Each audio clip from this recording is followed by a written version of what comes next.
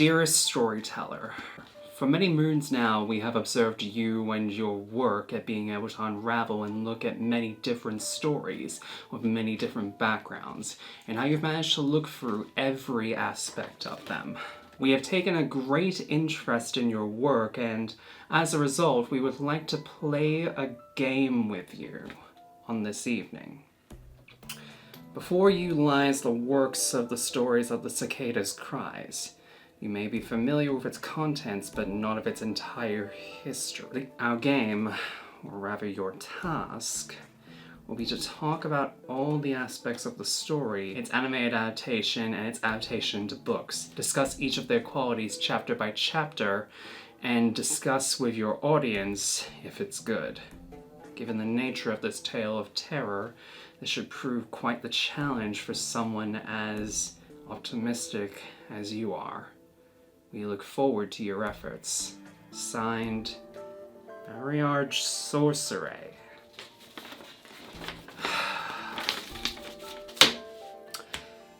Well, if we're gonna do this, we're gonna do this my way.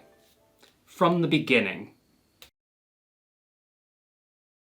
I think it's safe to say in terms of creatives in Japanese media, there's one name I feel that as soon as you say it, you may come to a variety of different reactions to, mostly for good reason, in Ryukishi 07. Some of you may know him as the writer for the upcoming Silent Hill F game, but for a lot of us in the online sphere of influence, we know him as the creator of one specific franchise that, for better or for worse, has garnered some major critical appraisal as it has controversy over the last 2 decades of being around. The When They Cry franchise. While many people today look at WTC as a pedestal of modern horror with Higurashi, and even one of the biggest and convoluted plots of the days of Yumi Neko, and of Sakurnia, which to be fair, the Dark Times kinda screwed over Sakurnia's hype. Maybe when Phase 2 eventually comes out, we may finally have its day come. Whichever way you choose to look at WTC's legacy, it's clear as day that the franchise spanning 3 separate series in total has had lasting impacts on the landscape of murder mysteries not just in anime and manga, but it also had lasting impacts across the likes of visual novels and the effects of works that come from one area in particular, Comiket. You've probably heard of Comiket if you've seen anime like Lucky Star or Genshiken, where the fandom of otaku in that generation considered it basically a holy land for all kinds of doujins and what have you. But the one thing that was laid out during all of this was people selling their own original wares as well. This being how the likes of Type Moon's Tsukihime was first released back in 2000, and how the likes of the Toho franchise was released even today, and especially how earlier works of Ryukishi and his collective, 7th Expansion, would release their works. But believe it or not, this wasn't exactly even Ryukishi's first idea for how he would go about telling his stories. As before he would begin creating visual novels under the 07th Expansion banner, he delved primarily into the likes of plays for theater acting, with his lone screenplay being one titled Hinamizawa Bus Stop. The screenplay focused on 2 teenage girls living in a small rural town of Hinamizawa, one of whom was a member of the head of family of the town, and the other being from a family of shrine maidens who attend the same school and await a bus together, as more people from the town who are working on a dam project join them.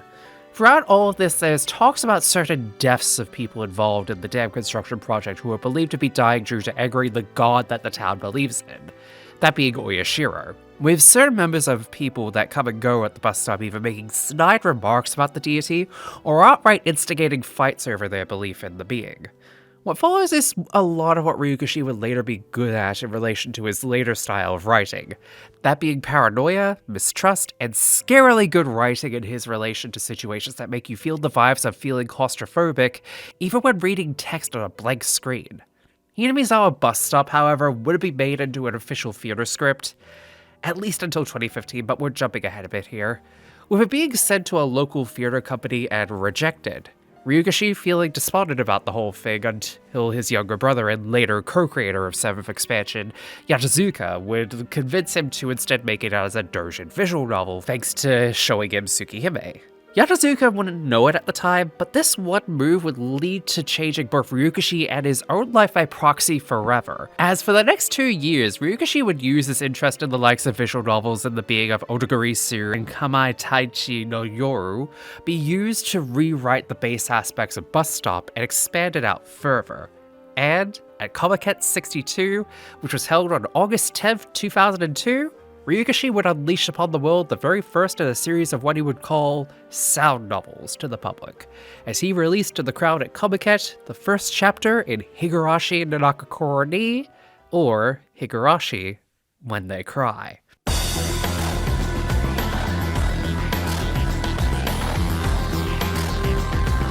With that long prologue out of the way, this leads us into the topic of today's video, Higurashi no Nakakoro ni, spanning over the course of 8 total sound novels split into question and answer arcs respectively, which would not only create the basis of our 07 expansion's first major success, but would completely change the game in terms of murder mystery across visual novels, anime, and manga as a whole. And we'll be looking at all of them today, as we not only delve into Higurashi the anime, but Higurashi the sound novel and Higurashi the manga, in order to give you a complete view of the story of Higurashi no Nakakoro ni, and remind some of you why this took its mediums by storm, and why Ryukishi is revered as a creative even today because of it. However, like my previous looks at subjects like Higurashi, I'm going to try and avoid spoilering most of it so that you can enjoy it for yourselves. That being said, I will do my absolute best to tell you all about what we're discussing here today, so there will be some spoilers sprinkled throughout this. As well as this, some of the things we'll be discussing here today are gruesome in detail and may trigger some viewers. So here's a quick content warning about what we'll be looking at, so you are well equipped about what we're going to be looking at throughout this. But before we go through and talk about the series itself, we do need to talk a bit more background as to what led to the overall creation of Higurashi. As while Hinamizawa Bus Stop was definitely a good base idea, the way that Ryukishi would expand it alongside creating his own collective alongside it in 07th expansion needs to be addressed. Now, we know about Ryukishi and Yachizuka already as the 2 of the members of the collective, as Ryukishi would be the main writer of the series and, also, unfortunately, the main creator of all of the art and the sound novels. We'll look at that later on, trust me. But there's a few other important members of the collective that need introducing. The composer of the music in Dai and BT, who would work on minigames for a lot of 7th expansion's works. Dai would become the main in-house producer for the music of Higurashi's OST, with his touch being felt on all of the collective's works moving forward after the fact and add to the atmosphere excellently. And while the minigames would be limited in When They Cry works post-Higurashi, the influence BT had on the gameplay aspect of the sound novels before his untimely passing in 2009 during Yumineko's production is felt in later works by 7th expansion. This is to say, all 4 of these would be very important not just to the creative process behind Higurashi, but also influence the future of their works as a collective going forward. Save for one we haven't mentioned yet, a member known as 4U, who would write the tips in the sound novel versions, which basically add additional bits to the mystery of each sound novel, and would leave after Higurashi's completion. The tips concept would continue later into the works by the collective, and be important to the likes of Yumineko and Higginbata in the future. It's in this one, however, where they were written almost entirely by someone separate from the main person behind the writing position of the main story, however. But speaking of the man himself and the writing of Higurashi, what was the process like in that 2-year gap between Bus Stop's stage play and the first sound novel? Well, Ryukishi took the aspects he initially wrote for Bus Stop and would apply aspects of stories such as the Blair Witch Project and works by Seishi Yokomizo, a writer of nerd horror mystery novels through the 40s through to the 60s. In particular, his book The Village of 8 Graves has been cited by Ryukishi as being a direct inspiration for his work on Higurashi. He also mentions being inspired by the works of Key, the creators of Canon, Clannad, and Air, as well, in saying that he analyzed a reason as to why they work so well, as they go from happy-go-lucky everyday scenarios to sad, melancholic scenarios, and that he felt inspired by how Key handled such works into his process in making Higurashi. And all I have to say to that is that to think that Canon and Air inspired goddamn Higurashi to be made is such a scary domino effect to consider given how things have turned out for both of those collectives. He also modeled the time frame of it being set in 1983 and the concept of the conflict surrounding the dam being built in Hinamizawa due to the fact that at the time of writing it, he felt that given it was only 20 years ago for him, that it wasn't that long ago and that many younger people reading it would consider that time to be very ambiguous as a result, as well as a time of very delicate balances between murder cases and curses. In relation to the in-universe dam project for Hinamizawa, it was based on a real-life experience with the Miboro Dam project in 1957 to 1961, which resulted in the relocation of 1,200 residents in Shirakawa, and further resulted in over 200 houses being submerged as a result. A fact of which you can feel the eerie echoes of throughout the Higurashi series as a result of that. But with all this inspiration from other sources and real-life events coming in through in the background, how does it all come together in practice with the story of Higurashi itself? Well, let's let the summer heat roll on in and hear the cicadas begin to chirp. There's no way to avert this tragedy, nor the story that unfolds. All that we can do is watch it all before our very eyes, and dive in head first into this story ourselves. So the first scenes of our story is...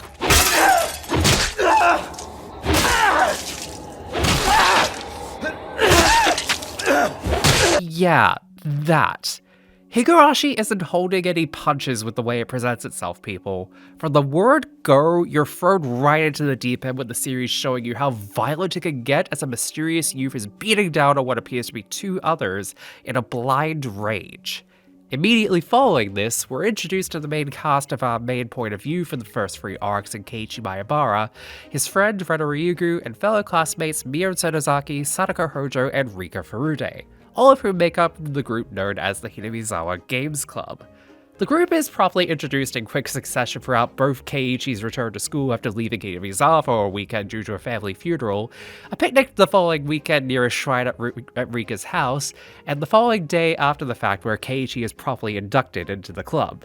And while Miyo gives a big ol' speech about the group's existence that could essentially boil down to, we live in this society and fuck the rules surrounding it and we make up our own, the easiest way to sum up the existence of the group is... I think what she's trying to say is all we do is sit around and play games. No, it's starting to make sense. Well, you may think that this is just an easy way to ease us into the status quo in the world of Hinamizawa, as well as introduce us to our main set of characters.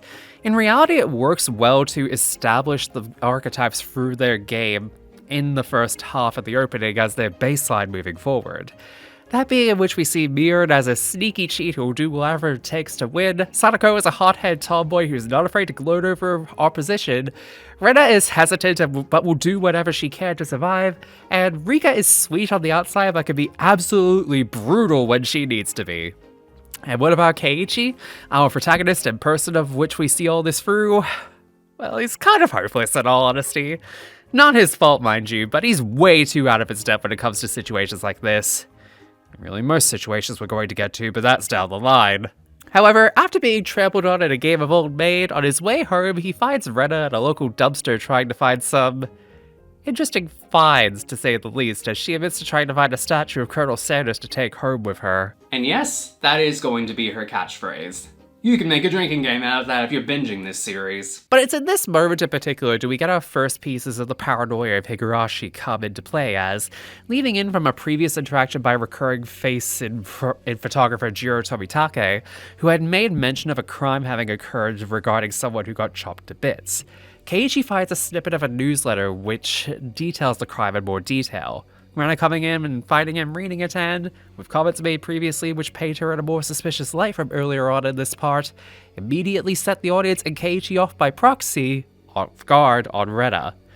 However, playing into the idea of paranoia as the main theme of Onikakushi, Rena immediately does a 180 from what was implied to be Keiichi's belief as to what her intent was, and that was to threaten Keiichi by brandishing her cleaver.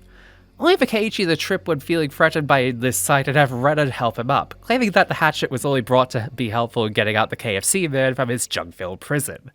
The next day, all seems well and good as the build-up to the Watanagashi, or Cotton Drifting Festival, is talked about. This being the first of many, many mentions of the infamous festival throughout your stay in Hinamizawa, so I hope you don't get too tired of them talking about it. The festival is an important set piece, that being said, as both during and after the events of it in each telling of this story, it's where things begin to get very fucked up for either Keiichi and one or several members of the club, or those associated to them. And during every single one of those nights, we get introduced to one mere Takano, who in this version of events introduces us to the idea of Oyashiro's curse for the first time, instilling even more paranoia into the mind of Keiichi as he's told about how murders happen each year on the night of the festival.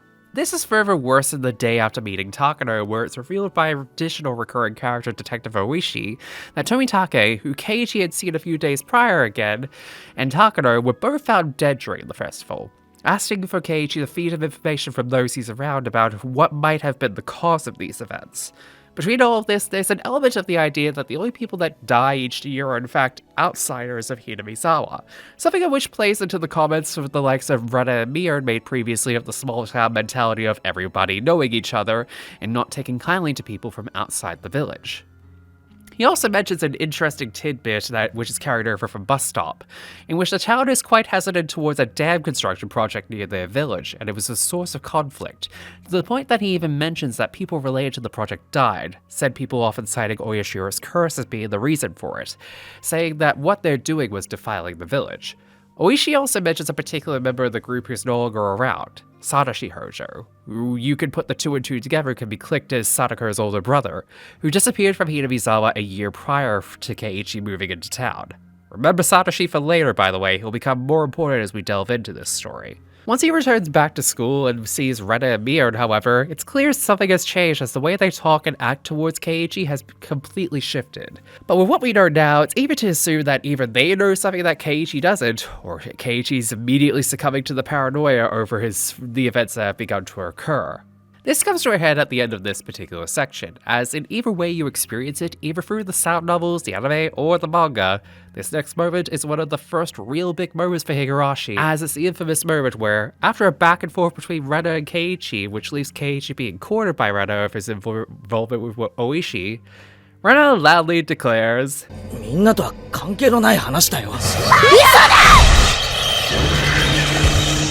Some say the sound novel is the superior way of experiencing it, so you have the paranoia-inducing soundtrack that drones into your brain as you read the chilling descriptions given by Keiichi as to what's going on. Some say reading it in the manga, where you slowly begin to see Rena and Keiichi's faces begin to twist and distort, being given a brief moment of peace, before being flung with a full-page color spread of Rena's face going absolutely batshit. Hell, despite the issues most people have with the anime adaptation not being the best in terms of the overall pacing and missing several story bits here and there, but even they have admitted the absolute total switch and the delivery from either Mai Nakahara or Mela Lee respectfully do a damn fine job. However you choose to view this scene, it's one of the first signs that the series will keep you on edge at many different chances how it can, and how more often than not do it to you without warning. And it's honestly where I feel you will either love this series, or begin to feel a bit turned off by it due to how sudden the turns can be at times. But like everything in Onikakushi, I'd argue that it works well to establish the main concept behind Higurashi's question arcs. That being the idea of paranoia as the main driving force behind all of these events taking place, and how it is just one main element of something we'll be covering as part of the greater mystery surrounding Hinamizawa and its residents. Speaking of said residents, however, once Keiichi has returned home, he's greeted by a phone call from Oishi, who wishes to confirm what he discovered today. Believing that it only affects outsiders, he believes Rena to be the next victim of Oyashiro's curse as she had moved away previously, Mion believing she will be safe given she returned home. However, Keiichi finds out that Rena was possibly eavesdropping the entire time on his conversation with Oishi right outside his bedroom door, having found out from his dad mentioning her entering the house earlier, something of which Keiichi hadn't been privy to. All of this, alongside the idea that Keiichi is a replacement for Satoshi, worsens his decline in mental stability, and as such, Keiichi ends up not attending class the following day, and suddenly meeting up with Oishi at a staple of Hinamizawa, Angel Mort Cafe. We'll be returning to this bit later on. He reveals more about the incidents and previous murders that have been dubbed under Oyashiro's curse. That has been going on for 5 years, and notable victims of it include several aforementioned dev supporters, of whom Mion was fighting with before they had passed. Sadako's parents, of whom were supporters of the Dead Project, died in the year following, alongside Rika's parents in the year following on from that, and finally Satoshi Hojo and Sadako's aunt the year prior to this current year in the story, implying that all the victims are linked to members of Keiichi's friend group in one way or another. However, when Keiichi mentions that Rena having been absent from that discussion, Oishi mentions an incident from where she lived previously, as she had reports of violent tendencies and mentioning Oyashiro to several psychologists who looked into her case, mentioning how it was like a ghost was following her wherever she went. Concluding their talk by saying that Rena may in fact know more about what's happening than she's letting on, and that due to Tomitake's death with him being an outsider, it's heavily implied that Keiichi might be next on Oyashiro's hit list, as it were, making him fear for his life and beginning to distrust Rena. Later on the same day, however, he's paid a visit from Rena and Mion, citing care for him being away from school that day, saying it's not like him to be missing school. Keiichi still being paranoid over the both of them, leading to his belief in them being around for not so genuine reasons, as they drop off some homemade food for him. This is only worse than when he's questioned about Oishi, implying they spied on him while he was there talking about the aforementioned murders, and that they are aware that he is speaking to the police on the matter, almost threatening him to attend school the next day. As you can imagine, Keiichi already not doing too well mentally with the facts being presented. Oishi immediately flips his shit over recent developments, and seems to get closer to a panic attack by the minute as he feels like he can no longer trust his only friends in the town. But just as he thinks he's just feeding into conspiracy theories surrounding Hinamizawa and Oyashiro, as he takes a bite out of one of the ohage that they made for him, does he get a very sudden surprise as he finds a sewing needle in all of them. This seems to be the straw that breaks Keiichi, as he now fully believes that Mio and Rena are planning to kill him, and if this wasn't their attempt in doing so, then it was a warning that they would continue to do so. Even despite this, however, Keiichi decides to attend class the next day in an attempt to seem like things are normal. And much to his surprise, despite his paranoia over Mio and Rena getting the better of him throughout the day, he's made to believe that it's all in his head, as even Rika and Sadako are worried about his strange behavior since Watanagashi. Keiichi still mistrusts them, however, leaving a note in case he dies under said circumstances and begins to prepare himself to retaliate as necessary against them, even carrying a baseball bat with him to school and swinging it in full view of Mion and Rena, who still wonder what's going on with him. As he continues to ditch the club activities and leaves early due to his conceived notions of them by this point, he finds Rena behind him on the way home, afraid for what has happened to him, and Keiichi frightens her off. Rena questions why he has Satoshi's bat, something of which was hinted at earlier by Rika asking him not to touch it as he grabbed it out. This leads to Rena making the comparison between the two, revealing that Satoshi went down a similar path in his actions like Keiichi is now before his sudden disappearance a year prior, only feeding in further to the paranoid mental state of our protagonist as he now begins to hear footsteps and breathing behind him when nobody is there. This combined with being left alone due to his parents leaving for Tokyo due to job issues, and suddenly not being able to find the needles when he thought to have swallowed previously in the ohage when speaking with Oishi, Rena suddenly makes an appearance at his house to check in on him after the day's events. However, his suspicion over her bringing him dinner, not knowing his family would be away according to Keiichi, leads him to lie about them being there. Rena immediately calling him out on this and his perception with her being angrier over this, escalating into Keiichi crushing Rena's fingers in the door as he begs her to leave, all the while Rena feels remorseful about her prank going too far. The entire scene being made clear that we're not sure who we're really meant to believe here, and in all honesty is the first true sign that something may not be right with our main man. Then, following on from the continued conversation with Oishi where he revisits the previous events of Rena's life in which it mentioned her feeling like she was possessed by something, believing that it may actually be related to Oyashiro's curse, does Keiichi notice Rena outside his window, constantly muttering how sorry she is again like she did before. The next day, Keiichi prepares himself for the worst after the previous day's events, and when called out on it by Mion, Keiichi snaps at her directly, saying he knows about Satoshi and everything else they hadn't told him and found out on his own. Bitterly, the interaction ends with Keiichi declaring the club to not be his friends, Miura leaving in tears as Keiichi believing a parting word from her that she wishes death on Oishi. Once again, like the previously mentioned Rena situation the day prior, it's easy to see this from both sides as it becomes much clearer that Kei-chan may very well be in the wrong here. This then continues on that same day with Rena confronting Keiichi again on the walk home, dragging her hatchet along with her, claiming she's found an item to dig up the construction site. Keiichi immediately calling this out, and Rena following up with this response.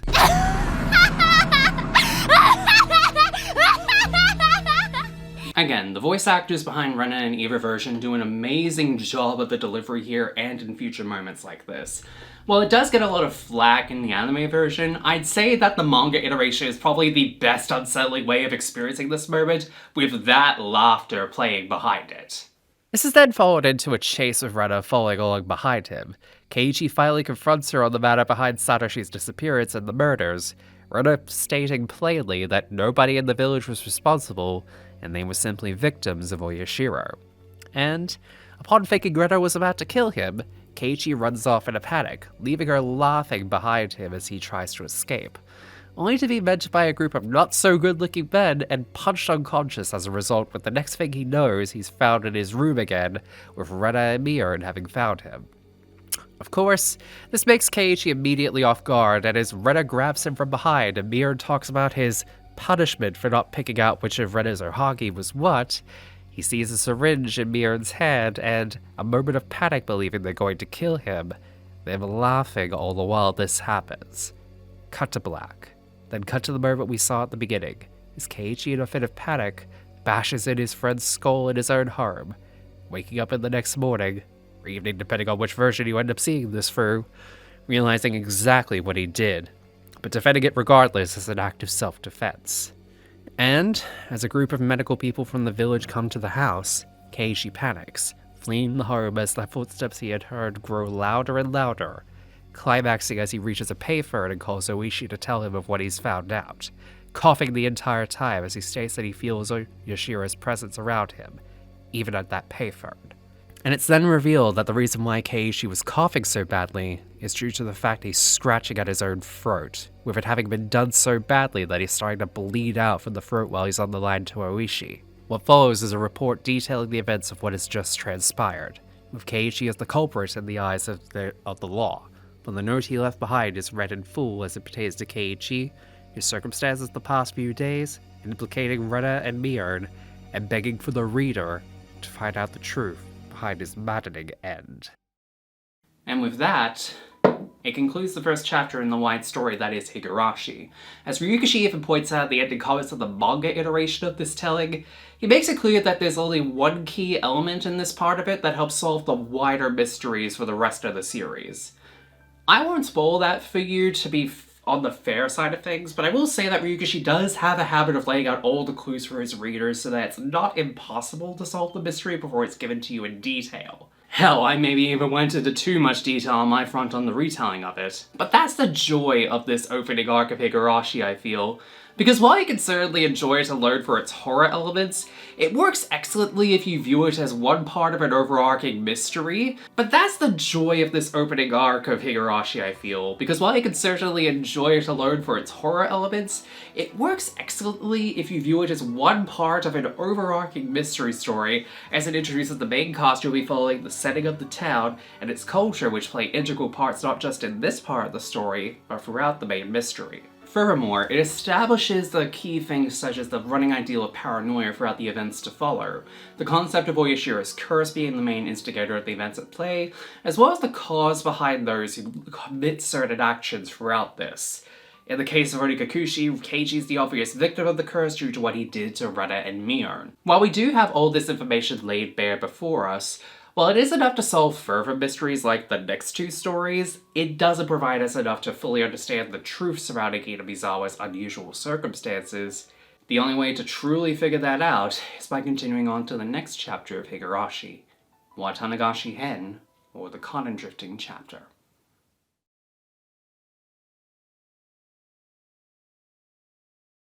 Unlike the first chapter of Higurashi, Watanagashi starts out on a much more lighter note compared to Onikakushi, as it begins as though Keiichi never left Hinamizawa like he did at the start of the last chapter, and has seemingly been a member of the Games Club for at least a month by this point. It shows him in good spirits and much more friendlier towards the members of the club like Mirror, Rika, and even Satoko, despite him calling her a brat as he talks all about them. Despite losing the club's after-school game, much to Keiichi's embarrassment over the entire affair, as he's caught up by his artist father, who immediately uses him in a draw me like one of your French girls scenario.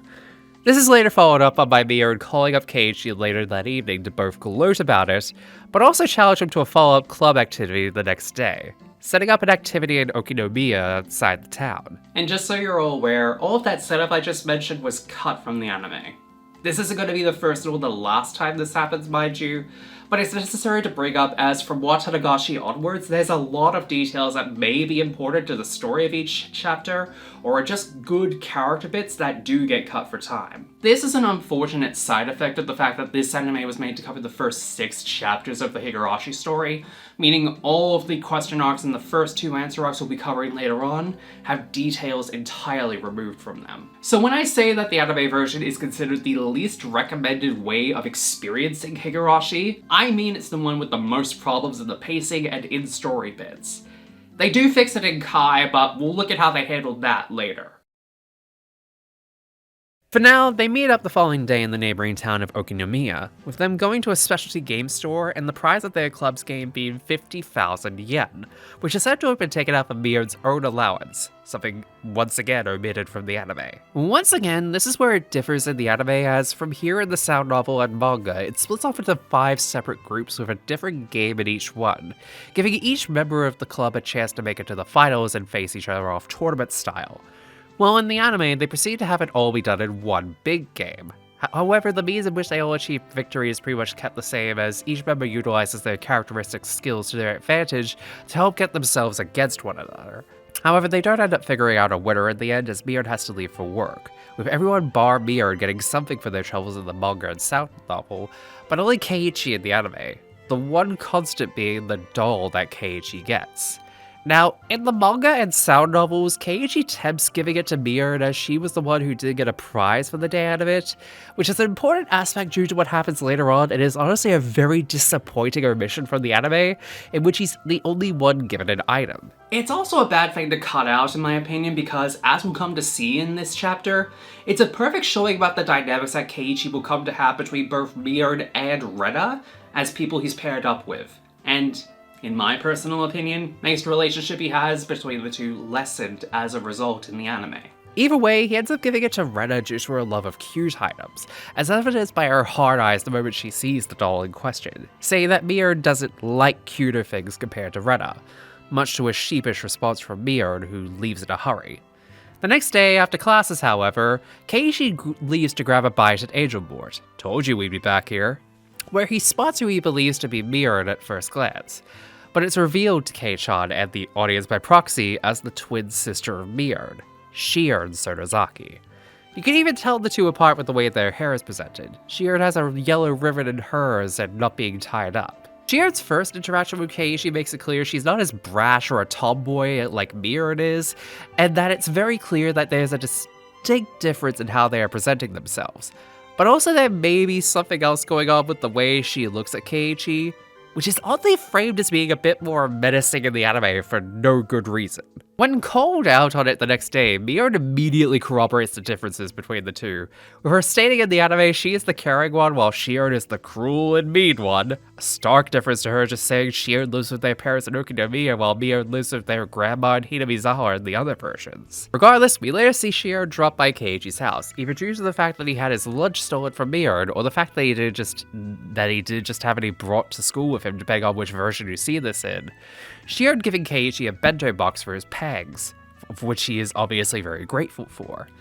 As this happens, the lead up to the Watanagashi happens once more, with Rika making comments of needing to leave the club early, followed up shortly by Keiichi going back to Agelmore to return the bento box to Shion, where he's ambushed by a biker gang all of a sudden. However, but before anything bad can prematurely happen to our protagonist, we got our first showing that while Shion is definitely the kinder of the two Sonozaki twins, she's not to be trifled with, as made clear when Kei-chan talks with her after the fact during their conversation at Angel Mort. Shion mentions about the Hinamizawa Dam Project, in which the village banded together in order to stop a dam project which would have submerged the entirety of Hinamizawa underwater. This calls back to the previously mentioned moment in Onikakushi where Mion had been mentioned getting in trouble with construction workers. This being the exact series of events that caused that conflict to happen, and Shion's telling this as if she was there herself. This being an example of Shion saying that the villagers of Hinamizawa all come together for other members of the village, this including Keiichi according to Shion, even though he only just moved to the village properly recently. This will tie into a theme of sorts for the remainder of Higurashi later on, so keep this in mind as we continue throughout the story, as we will come back to this particular moment. The point, however, here being, we're almost to Watanagashi, and it looks as though Keiichi is having a much better time than he did leading up to it previously. So how in the hell does it go to hell this time is obviously your next question. Well, small little hints of me are not exactly handling things well. Keiichi and Shion getting together are hinted at by Rena prior to the festival. While it's a subtle 2-page deviation, it does make Keiichi wonder what exactly the nature of the two is. He's unable to really focus on it for much long.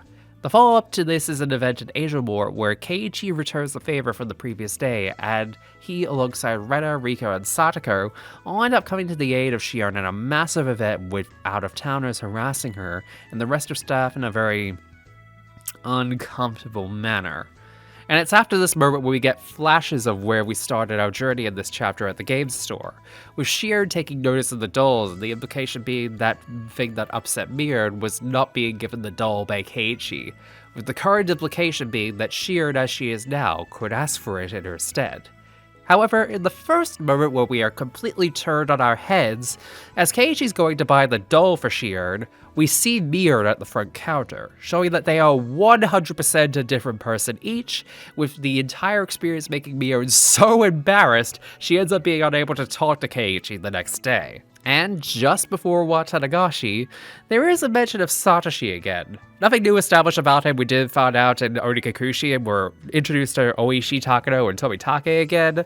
Much like last time, they play a similar role to how they did with Oishi being the detective filling Keiichi on new information, while Takano and Tomitake are seen as an outside item for the villagers.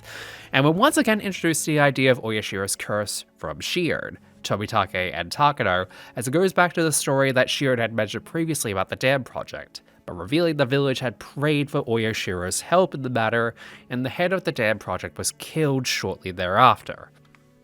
This is then followed up by 2 other members of the dam project being maimed or killed as a result of this, corroborating it with what Shion mentioned before about how the village looks out for each other, except being seen as the negative side of the coin in that matter. This, however, is where we are introduced to another part of the legend of Oyashiro's curse, not mentioned in Onikakushi, wherein the legend dictates that for every person that has died, another must disappear, with the example of the abusive aunt of the Tojo's death, Satoshi disappearing shortly thereafter, properly explaining to us that, as per Oyashiro's curse, Satoshi paid the price for the death of his aunt by his hands. However, while trying to process this information, Watanagashi itself occurs, and Keiichi is distracted by the cult's shenanigans to be properly able to reflect on the new information given about the village, as well as his friends again. However, he's once again dragged along during Rika's ritual dance by Tomitake, Takano, and Shion, this time to the ritual tool shed, which can only be properly accessed by the Furudes. And in this very tool shed is a statue of which is called by Takano to be the proper manifestation of Oyashiro, alongside it telling the legend behind Oyashiro. That being of a bottomless swamp where demons came out known as Onikafuchi, where Oyashiro then turned all the demons from the swamp into humans to coexist with the villagers, said villagers being Hinamizawa. Takano further going on to state that the demons who integrated with the village would kill and feast upon human villagers once per year, calling it Onikakushi. Sounds familiar? Yes, Takano is once again here to drive a paranoia wedge into Keiichi's mind on the matter, and make everything worse as a result. Although she isn't the only one doing such a thing this time around, as Shion is, inadvertently at least, feeding into the same kind of anxiety with her mannerism during Takano's entire speech about how Hinamizawa is messed up at its core. Keiichi ends up calling out Shion on this, given her skittishness during all of that, leading her to admit that she thought she had heard something within the storeroom, mentioning it as a child's footsteps in there, furthering not just Keiichi's own paranoia, but potentially the viewers and Shion's as well. Granted, she tries to brush it off as a prank on Keiichi given how spooked he was getting on Takano's story, but we can tell that despite the rest of the club fighting him after the fact of wanting to celebrate the rest of Watanagashi with him, that he's probably not doing too well mentally after all that. And it's followed up on the next day at school, when Miard asked him if he saw Tomitake and Takano the previous night, and he, instinctively wanting to forget the whole ordeal even happened, but Miard is adamant on getting a reply from Keiichi on the matter, almost seemingly to a familiarly scary degree. Now, once again, this could be seen as Keiichi's paranoia on the matter surrounding the previous night's events, but it could also be another entirely different matter at play. For the moment, let's do as Miard does in this regard and leave this as it is until later. Upon meeting up with Shion the same day, we're given our prerequisite moment from Oishi where he further doesn't help matters by, once again, insinuating something happening by questioning Keiichi on the free as well, with Shion calling to tell him Tomitake and Takano are dead during a conversation the same night.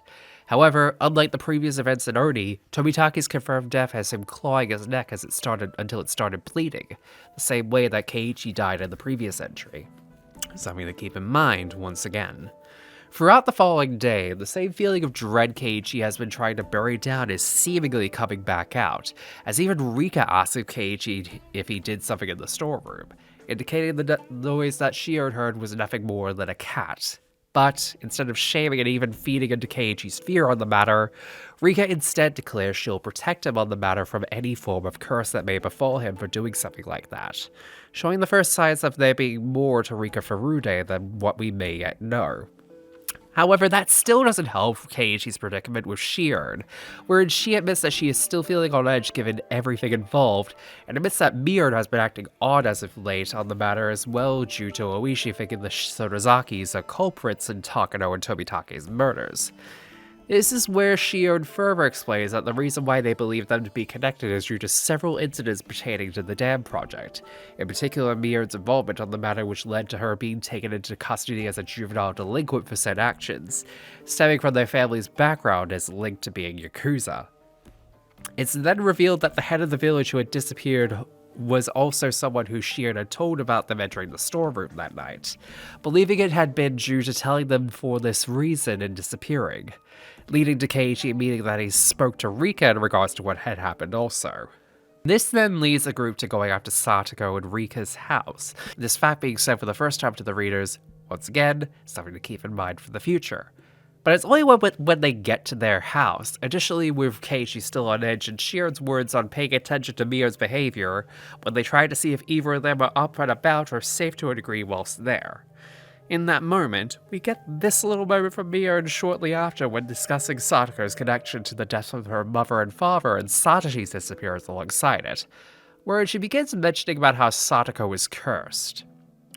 And then this lovely image comes up as a result. I said that girl is cursed. Satoko Hojo is a cursed little girl who's been stained by Oyashiro's curse! Once again, in either manga or anime, this is freaky to look at as the entire mood of this situation twists into Miard having some kind of vendetta against Satoko as she shakes the ladder Keiichi is on in the middle of it. To say the least, it's quite the shock to suddenly have Miard act like this. At least, it's a shock for first-timers going through with this. You'll understand what I mean in a bit, cause it's moments like this that make you begin to second-guess everything you know about the two Sodozakis so close to the end of this arc. However, once they get into the home for Satoko and Rika, they can't seem to find them anywhere, Rena realizing something must have happened to them given there was a pot on the stove. As Keiichi continues to break down further over this revelation, Rena confides in him that no matter what he says, she won't disappear like they did. However, when Oishi ends up coming up to the scene, everyone immediately turns hostile on him. which is fair given that he's done fat little good but provide further anxiety to Keiichi on this matter every time he shows his face around, only proven further as he continues to prod on the deaths and disappearances that have happened since Watanagashi, and prodding Mion being more suspicious than usual. Oishi then concludes he knows Keiichi et al. All went to the storeroom that night, and, rather violently, tries to make him confess as to what he saw in there, blurting out that Shion also had disappeared as well when all that had happened. The implication being that Mion has been posing as Shion since the day following those events.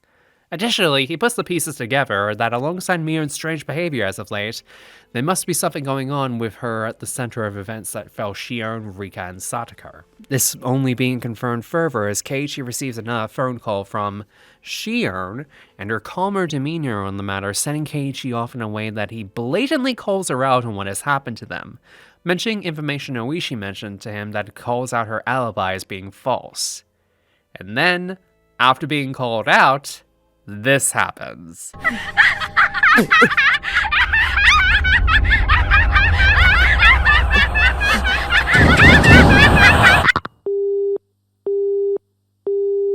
In any version once more, be it the newer visual novels, the anime, or the manga, this scene makes it clear the mask has completely fallen off for whoever is pretending to be Shion. As they laugh, the visual of her creepy deformed face in the visual novel, or just the visual of Keiichi hearing the laughter and a pair of eyes in the dark on the opposite side. This then leads to Keiichi and Retta going to the Sonozaki residence on the face of Keiichi apologizing for entering the tool shed, but seemingly also to confront her over her stranger behavior as of late, with Retta directly calling out as to what she had spotted in the kitchen to Mion, directly mentioning a note left at their house in regards to soy sauce for leftover tofu they had. The note in particular mentions it being returned to the Sonozaki residence, Mion taking this revelation about as well as you'd expect by this point.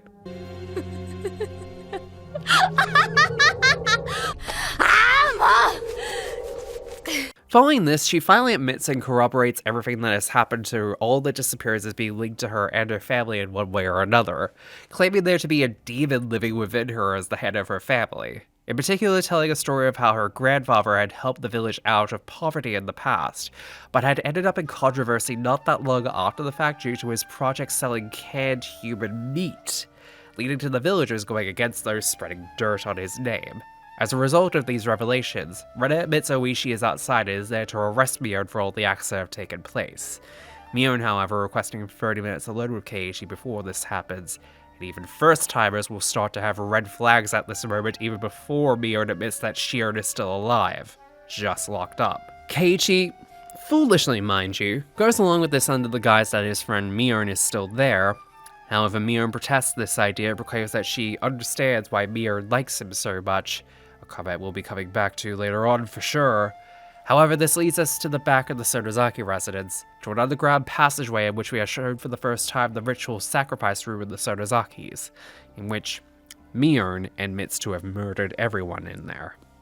It's then we finally see Shion, locked up in a cage, calling out for Keiichi to save her, not at all realizing this distraction proves to be a perfect one for Mion to come up from behind, tasing Keiichi in the neck in the manga and visual novel, and knocking him out with a boulder in the anime. This is then leading to Keiichi being set up on the ritual table, Shion still begging for Keiichi's life as he begins to realize that whomever the person masquerading as Mion is, it certainly isn't the friend he's held dear. As he defiantly yells and calls her a demon, declaring for her to return the real Mion to him and his friends, Mion only laughing and declaring that said demon has been inside her all along, declaring if she had been given that doll, all of this would have been avoided. Bit unfair to Keiichi, sure, but that is a bit messed up of Mion to be doing this over being rejected a doll. Keiichi, however, bargains that if his life is forfeit, Shion is released and whoever is taking control of her to release her. Even trying to appeal to her one last time, but trying to make her laugh by appealing for his life. Keiichi fortunately is spared due to this, but the fate of Shion is left ambiguous as he's shocked one last time before Mion declares for him to not go near her after that day. The chapter then ends with the follow-up, with Shion and Keiichi recovered, but Mion has gone missing. Shion being mentally scarred over the incident and paranoid over Mion. Keiichi is going to be moving away shortly thereafter and feeling remorse for the whole situation, wishing for Mion to return so he can make amends in some way. And, as if like a sign from God answering his prayers, he sees Mion out at the front of his house in the middle of the night, carrying the doll with him. He attempts to confront her one last time, but this one action cost him dearly as the warning she gave him on the matter was ignored.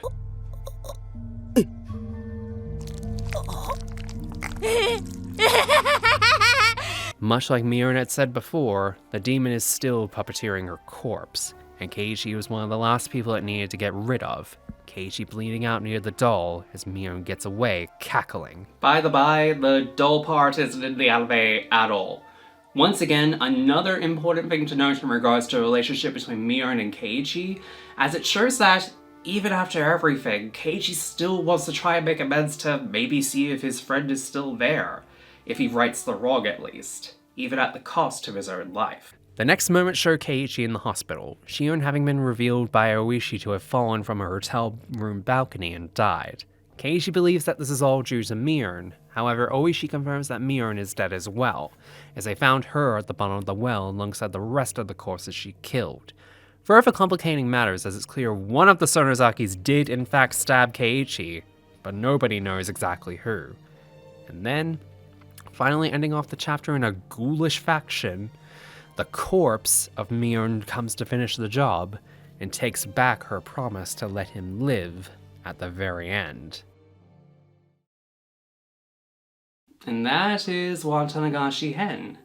Kind of an interesting scenario, all things considered, in terms of the tone, something of which I feel works as being one of the stronger arcs in Higurashi, especially given how it introduces new aspects into the fold with Shion and furthering the mysteries of the Sonozaki family. Speaking of the Sonozakis as well, it makes for a perfect starting point at which examining the relationships that Keiichi will have with each individual member of the Games Club, as much as he does the rest of the villagers within Hinamizawa, as his relationship with Mion is shown for the first time as a focal point in this chapter, as the events that began the tragedy in a way surround the supposed mistake that Keiichi made by not giving Mion the doll due to an idea that he didn't think that she would appreciate it or like something cute like Rena would.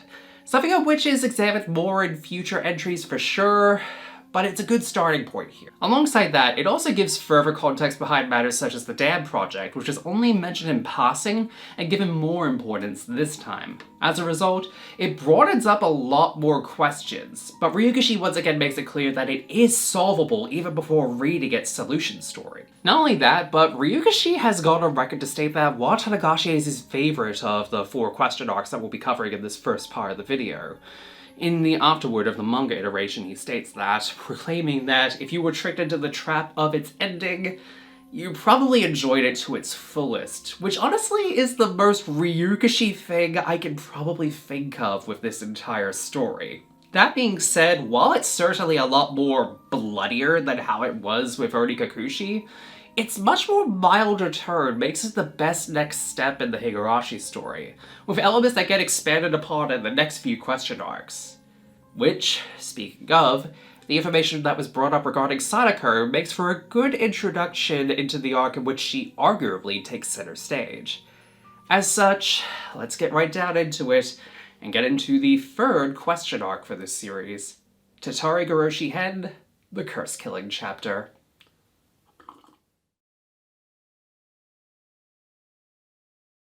Like the previous 2 chapters, it once again begins with Keiichi's return from a few days out of town, his experiences getting into the Games Club, and his everyday life with Rena, Mion, Rika, and Sadako. However, it's ended up learning how her pranks and whatnot work by now, only to immediately become a victim of one of them not that long after. The reaction he gives between the 2 of them following on from this, however, shows a side of Keiichi that we haven't really seen up until this point, portraying him as a kind of a teasing older brother type to Sadako's bratty little sister type, an intentional decision on Ryukishi's end given what ends up happening, and the parallels it brings to one individual. But we'll get to that eventually. You'll notice as well that as we look at every subsequent chapter that, unless there's any marginal changes to how the establishing of how everything is as it's been shown previously, that I go over the opening moments of each part less and less as a result. This is partially to save time between each chapter as we continue on, But it's equally so that I'm not retreading onto any ground we haven't already covered, and this will apply to the likes of over Takano and Tomitake's involvement in these earlier chapters, as unless it's like in Watanagashi where more is revealed about the town's lore, it's basically the same beats from chapter to chapter. This is perfectly shown in the after-school portion as he's once again trapped by one of Sadako's plans, and once let down, seems to be raring to get revenge on all 4 of them for tricking him, instead getting lost finding a construction site and Tomitake alongside it snapping a picture. Not only that, but he once again mentions about the various deeds that have taken place in the village, in particular the lynchings and killings in Hinamizawa that have been previously mentioned, setting Keiichi off a bit earlier than expected. However, as information is reiterated about the dam project, Sadako is noticeably a bit more downtrodden immediately after. As we have established by now, her family was involved in said project after all. And then that is immediately whammied into yet another trap by Sadako at the shrine, so that feeling doesn't last for too long. This early part as well is where we are also introduced to Takano as a member of the Irie Clinic, in particular showing off its head of medicine in Dr. Irie, someone who is less a figurehead in early parts of the story, but will come back to him later on. Takano does her bit about Watanagashi and then we move on. Yes, this chapter does seem to be covering over familiar ground, until we finally get to the point of Keiichi's parents being out of town and him panicking about having to cook for himself, a matter of which Keiichi has never done for himself before when looking at everyone else's lunches they've made for themselves. And as he's seemingly about to make the dangerous mistake of himself by insulting curry for being a basic food, the group then challenges him to a 5-way cooking contest, a matter of which is completely ignored in the anime version as it just skips to Keiichi cooking for himself believing to be a master chef, right before almost burning down his house. Thankfully, Rika and Sadako have arrived to help him out with this matter, with Sadako immediately berating Keiichi on his living conditions and his failure at cooking something as basic as miso soup, taking charge much to Keiichi's annoyance, with Rika having to say to him directly not to get involved. This is a marked change from the mischievous Sadako we've seen up until this point, showing that for as much a bratty troublemaker that lays out traps she is to the group, she does have a much more serious attitude to things such as cooking, a matter of which Rika makes it clear to Keiichi in this moment. So yes, if it wasn't clear, this is in fact Sadako's arc in full force to show us that she does have a much more serious streak to her that we the viewer haven't seen until this point. Maybe a bit more than that after the fact. And in case it's not being made obvious by now, this arc will look at the relationship dynamics between Keiichi and Sadako, much like Watanagashi did for Keiichi and Miurne, whereas it's less a romantic relationship and more a platonic pseudo-sibling relationship as we're about to get into here. In fact, once Sadako is finished up on the cooking, Rika makes a comment that she hasn't been this happy since her older brother was around, the previously mentioned Satoshi Hojo who disappeared a year prior. The correlation with Rika's comments being that Sadako may have a bit of a soft spot for Keiichi at her core because he reminds her in some ways of Satoshi, something on which he leads into a lot when he compliments Sadako's cooking when she expects to be teased by him over the comments she makes. Sadako even directly mentions how good it feels eating with Keiichi like this for similar reasons, in which he ends up reciprocating the feelings of being a big brother type figure in her life as a result, sensing she needs it now more than ever. Rika even telling Keiichi that he should let Sadako do this more often to him after today, something on which Keiichi seems happy to oblige it as Rika and Sadako head out for the night, declaring Satoshi should return soon however, as he can't be his stand-in forever. The following day, not shown in the anime however, the cooking contest does take place with everyone presenting their dishes, and despite Keiichi presenting the dish made yesterday by Sadako, it still seems as though he's been set up for failure, even appealing to the judge for his self-inflicted injuries while cooking doesn't seem to work. That is, however, until he turns the tables Phoenix Wright style and throws Rika under the bus for using a stolen lunch at the last minute, disqualifying her and sending her for the punishment, one of which Sadako and later Keiichi end up doing alongside her as to have her not do it alone. Following on from this, the three end up sharing a meal together and making Sadako embarrassed all throughout. That being said, she does get her revenge with a well-placed trap in the bathroom. However, as Keiichi's parents are set to return, Sadako is saddened believing these events have ended. Keiichi, however, is wanting to keep it going, promising Sadako they'll do this again, to which he almost calls himself her older brother in the process, something which Sadako notices but doesn't scold him for. However, it's clear that the relationship between Sadako and Keiichi is fully changed for the last few chapters, seemingly for the better. Following on from that, however, we have a sudden baseball game in which the Hinamizawa school team is being sorely trampled on. As a result, Keiichi is needed to come in at the last minute, at first with a golf club but later seen with a familiar-looking baseball bat, to save the day. And Keiichi does end up doing so, but not before persuading the star pitcher to fumble the game on purpose after some very convincing persuasion on Keiichi's part, leading to the Hinamizawa team's victory, as well as some more nice moments between Keiichi and Sadako to boot. It's during all of this as well that we're properly introduced to Irie as a character properly, as he doubles as the manager for the baseball team as well as being the clinic practitioner. Unfortunately, he does have some interesting comic relief streaks about him in his interactions with Keiichi, and especially Sadako and Rika, but let's just put that to the side and not talk about it. After the game, however, Irie and Keiichi discuss the information previously presented about Satoshi and his disappearance once again to us, as well as telling the history of Sadako's parents being killed, establishing as the reason why the two of them lived together, as Rika took Sadako in shortly after Satoshi's disappearance. Keiichi's resolve only deepening as a result of this information being presented to ensure that Sadako is kept happy and in good spirits. Shion overhearing this, as if mentioning Satoshi now is like her calling card to have her appear suddenly. Keiichi having apparently met her prior to these events off-screen this time. However, when discussing everything with Shion that was mentioned previously, she reacts very poorly to the comment of him being transferred out, almost acting possessed as she asks Keiichi where he heard it from. Granted, he could name anyone from the name cast, and he could probably be correct in that. But Shio's reaction on the matter does give an idea that there is more to Satoshi's disappearance than one may think. Things to consider for sure moving forward, especially given that it becomes quite a bigger mystery as a result, as we delve into the remainder of the series. That being said, as Keiichi questions Mion and Rena on this, they try to quickly dodge the subject, before they decide to tell Keiichi more about the events of Satoshi's disappearance, including the fact he withdrew all of his savings before he disappeared, his last seen place being at Nagoya Station, until suddenly Rena begins to freak out over the circumstances of this disappearance and proclaiming that it was actually Oyashiro's curse that did it, proclaiming that Satoshi had actually confided in her that he had in fact been hearing footsteps behind him, similar to how Keiichi was in Onikakushi. During all of this, Rena seems a bit like how she was during that arc as well, declaring that Satoshi's want to leave Hinamizawa was a direct causation with Oyashiro's curse taking him away, with Mion practically begging for her to stop saying all of that during these moments, ending with her slapping Rena right at the end of her tirade. But after all of that, as if to call back to how they were so secretive about Satoshi and Onikakushi, Mion basically says outright that they don't like bringing up Satoshi because of how the topic of his disappearance affects those in the Games Club. She then repeats what we already know about the Hojos being connected to the Dam Project, and their killings being seen as Oyashiro's curse, but making it clear to Keiichi that it's not them keeping secrets this time, and that it's something nobody really likes talking about for various reasons. However, Keiichi feels a sense of unease, like he's upset the delicate balance of his friend group by trying to bring up Satoshi himself this time, even trying his hardest to convince himself that he's not done anything wrong when Rika comes in later than usual with a much more despondent demeanor the next day, and Sadako is absent altogether. However, Rena does try to make things a bit less on ease for Keiichi, as she talks about how anything could happen to them to make things horrible tomorrow, so she makes a point to be nice to those around her in the present, a fact of which the anime almost completely glosses over entirely, and I feel is sorely missed because, like most things, we will be coming back to this.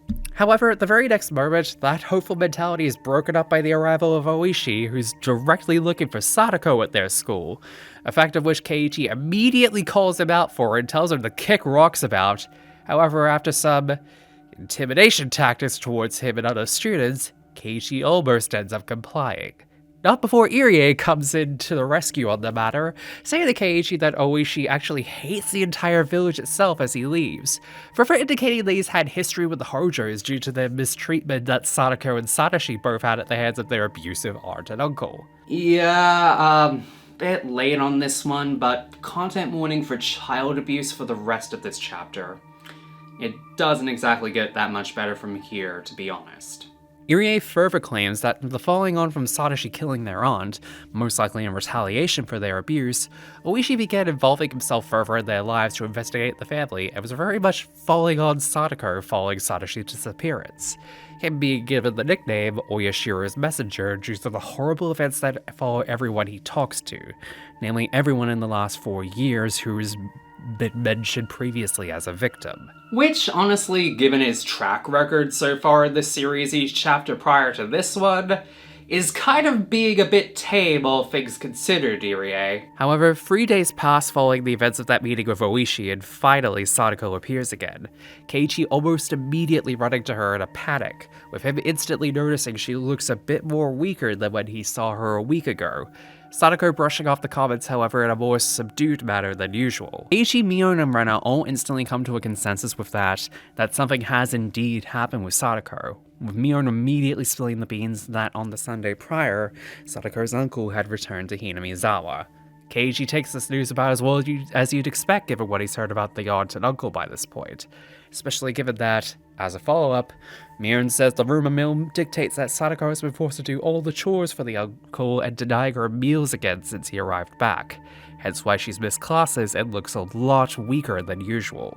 Not only that, but after Sadako leaves before the club activities commence, everyone immediately begins talking about planning something to try and get things made right, with them all planning to come together and to try and make a case for abuse from the welfare agents properly. However, Mion says they already tried that, and because they had to listen to both sides, the aunt and uncle made a case that got them to drop it. And despite going through every loophole they can in order to try and save Sadako in this in a legal sense, Mion shoots down every avenue as the law wouldn't allow that to happen. Keiichi immediately getting upset to a point of getting aggressive with Mion over her responses to his pleas. Eventually, however, the back and forth between the two turns into a yelling contest, which is honestly the most vitriolic we've seen the two get at each other outside of Keiichi's paranoia-induced ideals on the matter. To say that it gets intense is an understatement. This whole scene isn't shown in full in the anime version of Tatarigoroshi. There's hints of this instead in some parts of the anime version of Minagoroshi, but we are not even close to that. And Kai's anime is a whole other mess of things to handle, so for the moment, I'll just say the scene works excellently for what is to come. That being said, however, the following moments finally introduce us to the person in question who has been making Sadako's last few days and time prior a living hell. Teppei Hojo, her uncle. Keiichi is immediately incensed by the moment he sees Teppei for the first time, and hearing him yell out at Sadako as her and Irie come back with a set of groceries, of which Keiichi ends up helping with a sense of obligation to help Sadako's circumstances. Upon helping her, however, he instantly notices Sadako having burn marks on her hand, reacting intensely to it before Irie keeps him silent as to not cause any more trouble on the matter. Questionable judgment on Irie, potentially, but what can he do? However, following this is a sweet moment from Sadako where she claims that she saw Satoshi and Keiichi in that moment, even beginning to call her the same nickname she gave Satoshi before he went away, with Keiichi promising he won't run away like he did. Sadako's reaction to this is she smiles through tears, being unclear if it's a positive or a negative response, but it seems to have gotten through to her to keep her hope alive. As Irie drives away with Keiichi from the Hojo household, he recounts additional details about the money Satoshi had saved up and withdrew. It was originally believed to be for a stuffed bear for Sadako. However, the belief is that whatever changed in him made him use the money to flee Hinamizawa instead. Keiichi, however, still doesn't budge that Satoshi abandoned her so suddenly on the matter, especially the fact he disappeared so suddenly after the aunt's death a year prior. Irie once again bring up the child welfare laws in Japan of the time, stating that she could be separated under it in an emergency. However, Sadako doesn't wish for that to happen, believing that if she doesn't survive her ordeal with Teppei, that Satoshi will never return to her. Not only that, but they would put her in an orphanage and force her to be separated away from the friend group in Hinamizawa, so her reasoning is twofold for not wanting that to happen. In response, Keiichi makes a statement that if it comes down to it, he'll do whatever it takes to ensure Sadako's happiness, even if it means she hates him forever for doing such a thing. Irie only commentating on if he would be capable of doing such an unspeakable act. The next day, Keiichi feels uncomfortable attending school without any clear idea on what to do next. With Watanagashi on the horizon, Takano and Tomitage once again rear their heads to talk about the curse of Oyashiro once more, but relating it to the events of Sadako this time by mentioning how her parents and aunt were killed so close to Watanagashi 2 years in a row. This comment, alongside the idea that her uncle would have to be the next one in succession to befall the curse, put an idea into Keiichi's head that will change the course of everyone around him as a result of it. showing Takano's more malicious side for the first time in this chapter. Following day, Keiichi returns from his absence to everyone's shock over where he was, as well as continued messaging that Sadako is away again due to an ongoing cold, but everyone knows by now what has happened. The group decide to finally report the mistreatment to their teacher, Chie. Chie does make a promise that her and the headmaster of the school will look into it further. However, given the wording from her, Keiichi lacks confidence on anything good coming of it, and feeling like he is being made to force his hand on the matter, asks Mion for her help on the matter once again. Following classes that day, Keiichi goes to the Sonozaki residence and makes his intentions clear as he asks to speak with her as the heir and future head of the Sonozaki family, specifically naming Hinamizawa as Onikakushi village as it was mentioned in Watanagashi. Mion unfortunately mentions that what he has heard on the matter is incorrect. However, still hears out his request to make Teppei the victim of Watanagashi this year, going off what Takano mentioned of the heads being able to control their victims. However, Mion takes this as Keiichi calling her a murderer for suggesting such a thing, a fact of which Keiichi vehemently denies, saying that it wouldn't matter if she were a part of it. She'd still be his friend at the end of it all. However, Mion makes it clear that those rumors that Takano has had of are just that, saying that she cannot decide who gets killed by the curse. Keiichi then asks Mion to forget all about it, reassuring himself that he's done all he could for Sadako at this point. The following day after this takes place, Sadako is seemingly returned to school. As everyone immediately checks in on her, she almost instantly tells them all that everything is fine, actually. And while the welfare check did happen, the same scenario as previous times still occurred. Additionally, as Rika and Chie point out in the midst of all of this that Sadako's father wasn't properly her father at the time of death, as their mother had been divorced and she brought them with her. And due to Sadako's past misdemeanors during that period where she didn't adapt well, the consensus is that Sadako had false flagged the abuse again, as this was the third report made in total for her. So while Rika does encourage Keiichi that the people from the welfare center will check in more often, it continues to not sit right with him given the situation Sadako is still in, believing all he's done is meddle in the affair more and more. As a result, he tries to keep himself in a passive role in the matter like he did before knowing of Teppei's return. However, as he begins to return the affection given as he did previously, Sadako's reaction to it turns into a violent response than what had happened previously.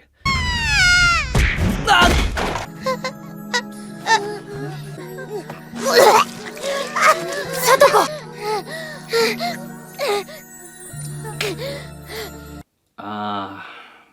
Make that a lot more violent than what had happened previously. The obvious implication is that the abuse that Sadako is facing has gone on to such a degree that she's developed a form of post-traumatic stress disorder, something of which has suddenly made what Keiichi and even before him and Satoshi had done as a moment of endearment into a trigger. Thankfully, this doesn't show up in that much further throughout the chapter as, honestly, it's fucking horrible seeing this happen in either version of the story, I won't lie. I skip through as much as I can at this part in any iteration due to how triggering it can be as a victim of abuse myself. However, this only emboldens Keiichi further, who knows the only answer remaining at this point left is what he can do instead of being powerless, and that is kill Teppei Hojo.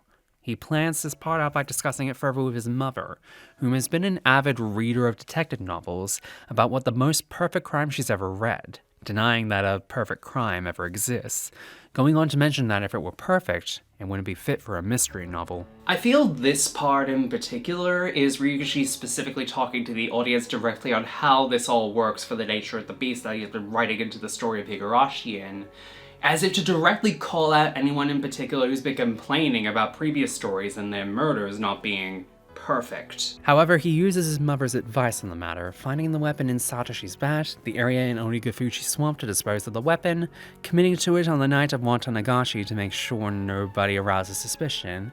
As such, he asks Mion to take Sadako to the festival in his stead, and once again, this differs greatly depending on which version it's shown in.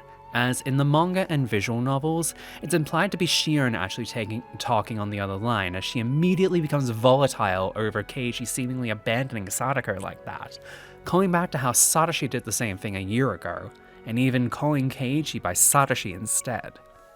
In the anime, however, it's clearly meant to be Mion on the other end, who ends up mentioning the same events happening in the year prior, but they both mention the fact that Satoshi did want to get the bear for her, but it ended up being sold out when he wanted to obtain it for her, dispelling the idea that he just abandoned her, but confirming in Keiichi's mind the fact that he did kill the aunt the year prior.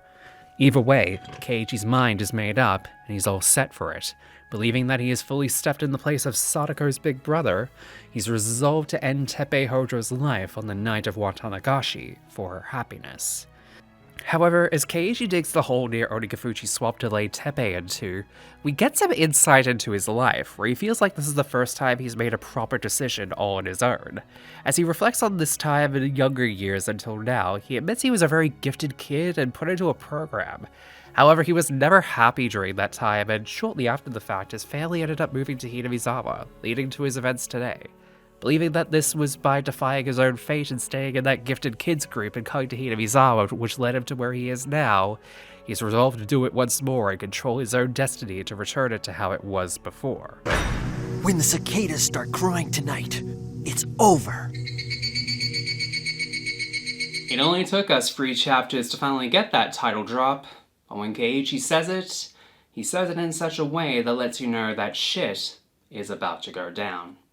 And, as he calls out Teppei to the swamp on his way to the police station, there's no hesitation in what he does, and in either version you view this in, the way that it shows Keiichi's cold, calculated assault on Teppei, as he becomes more demented throughout it, makes it clear.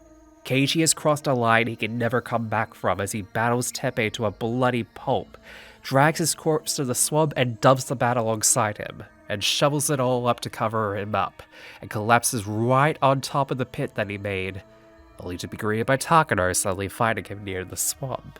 While Keiichi considers killing her to ensure she doesn't arouse suspicion, he relents on his bloodlust as Takano simply brushes off the comment as just a joke, something which he doesn't take too lightly on the matter right now. He gets dropped off at his house without any further drama. However, Keiichi does notice a folding bike in the backseat of Takano's car, implying it to be Tomitake's, with Takano only replying that she takes care of it while he's out of town. Keiichi continues to prod on it, however, leading to Takano beginning to show what may be her true colors on the matter by stating to him the two did not meet in an irritated fashion, a key turning point for Takano in particular, who up until this point had seemingly been a passive character. As Takano ends up leaving, Keiichi ends up cursing her to meet her demise over the encounter they had, specifically mentioning for her to burn for what she did. And knowing the fate of Takano so far, he may very well get it as he hears a familiar sound of footsteps behind him. However, as he returns to school in the afternoon the next day, he's greeted by everyone mentioning how they saw him at the festival the night prior, to Keiichi's shock. Not only that, but Sadako mentions that her uncle still abused her yesterday, implying that he is still alive. His mental condition worsening with this news, Keiichi immediately departs just as quickly as he arrived, checks himself to the Irie clinic, and quickly deduces that, unless everyone had been covering for him and believing his lie about not being around, someone had masqueraded him at the festival. Letting it slip shortly thereafter to Irie that he did indeed kill Teppei Hojo, detailing everything in relation to how he performed the deed, Irie only replies to Keiichi's panicked admission of guilt by thanking him for saving Sadako from her uncle, by admitting that Teppei had in fact been seen at Sadako's home, implying to Keiichi that he might have killed someone else instead. Seemingly, however, he keeps Keiichi's thoughts in a calmer state before leaving to fix him a black tea, and keeping him around is not to have him be more frazzled. But if we've learned anything about tea in these retrospectives, it's that not everything is as it seems within those little cups.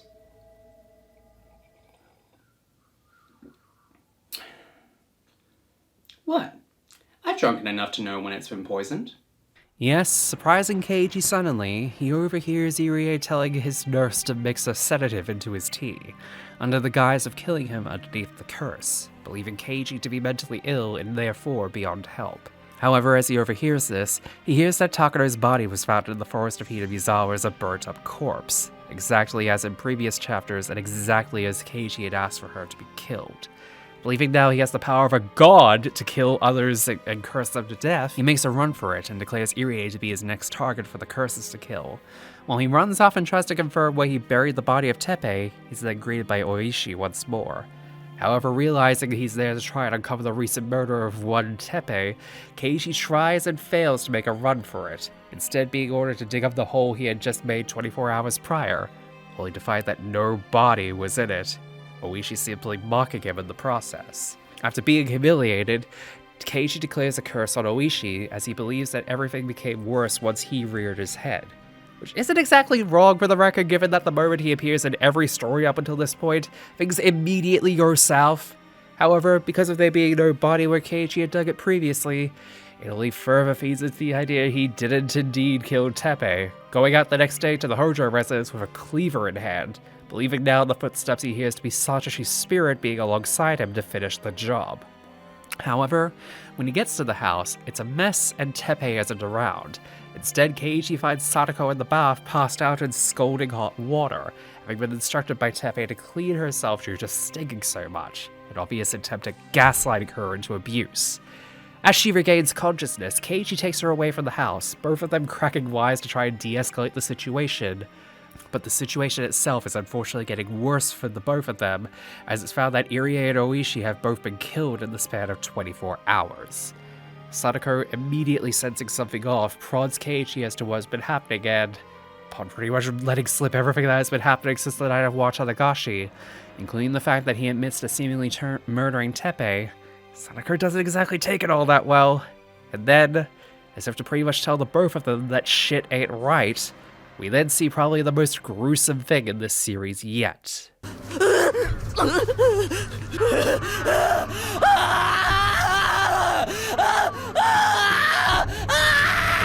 Once again, either way you see it, Keiichi's reaction to finding Rika's body absolutely mutilated, crows picking at her corpse, and her dead-eyed expression make this one of the most memorable moments in Higurashi. Just not for the best of reasons overall. And the moment Sadako sees it for herself, that's when everyone, readers included, know that nothing good is going to come of this, as Sadako blatantly calls Keiichi a murderer for what's happened, running away from him and leading both of them to a bridge in the middle of the forest. But the moment both of them step onto the bridge and Keiichi tries to calm down Sadako, leads to arguably one of the most, if not the most depressing ending to any of the chapters of core Higurashi, in my opinion. Because during all of this, Sadako essentially relents that she did see Keiichi as a replacement for Satoshi, basically on the verge of crying over what has happened, but now believes that, much in the same way Mio convinced Keiichi is nothing more than a demon or possessed at this point, Sadako believes now that Keiichi to be the same thing, pushing him off the bridge, and, in a moment where you could probably see her at her worst, in an entire chapter filled with moments that have pushed her over the edge, Sadako essentially ensures Keiichi falls to his supposed death even after he holds on. But not before, as he's being forced off the bridge, he just wishes for Sadako herself to have a better life after he's gone, only wishing for her to smile to come back as he plummets down to his supposed demise, and only wishing one more thing as he falls, that Hinamizawa itself perishes. Well, be careful what you wish for, Keiichi, because you just might get it. And this actually leads to one of the most egregious changes to the anime version, as both the visual novels and manga have an entirely different section take place from here, which omits what I feel is one of the best epilogues in the entirety of the question arcs of Higurashi. For context's sake, it shows what will become known as the Great Hinamizawa disaster take place, Keiichi being rushed to the hospital in critical but still alive condition, all the while Sadako's corpse is found amongst the rest of the game's club's bodies, ending shortly thereafter. And that, in my opinion, is kind of weak given what the actual epilogue of Tatarigoroshi actually entails. See, it instead picks up shortly after Keiichi's fall, having landed on a chair from a car to soften the landing, returning to Hinamizawa following the events of the disaster to find the school, with a lot of corpses and body bags outside of it, being labeled the only survivor living of the disaster and evacuated from the town. In either situation, Keiichi's wishes came true. Hinamizawa perished in its entirety, and combined with his previous times he cursed people in the town and wishing for them to die, it's pretty clear that his wish for the town to be cursed did in fact come true. And with this, he uses his power to try and have himself be killed as well, his fate seemingly being sealed as a result of what he's done, and wanting it all to end. However, that's not the end of this chapter, as it then jumps ahead to 2003, as an old couple finds a cassette tape of their son who had died 8 years prior in 1995, the tape of which being labeled with the date November 28th, 1993, and it being an interview with him and Keiichi Maebara, who had survived a disaster a decade prior. The scene itself is scary, seeing the once brash youngster we've seen all the way up until this point become this isolated, almost delusionally crazed madman who's the only survivor of the great Hinamizawa disaster, forced to tell the tale of how he survived to interviewers like this man who craved to know more.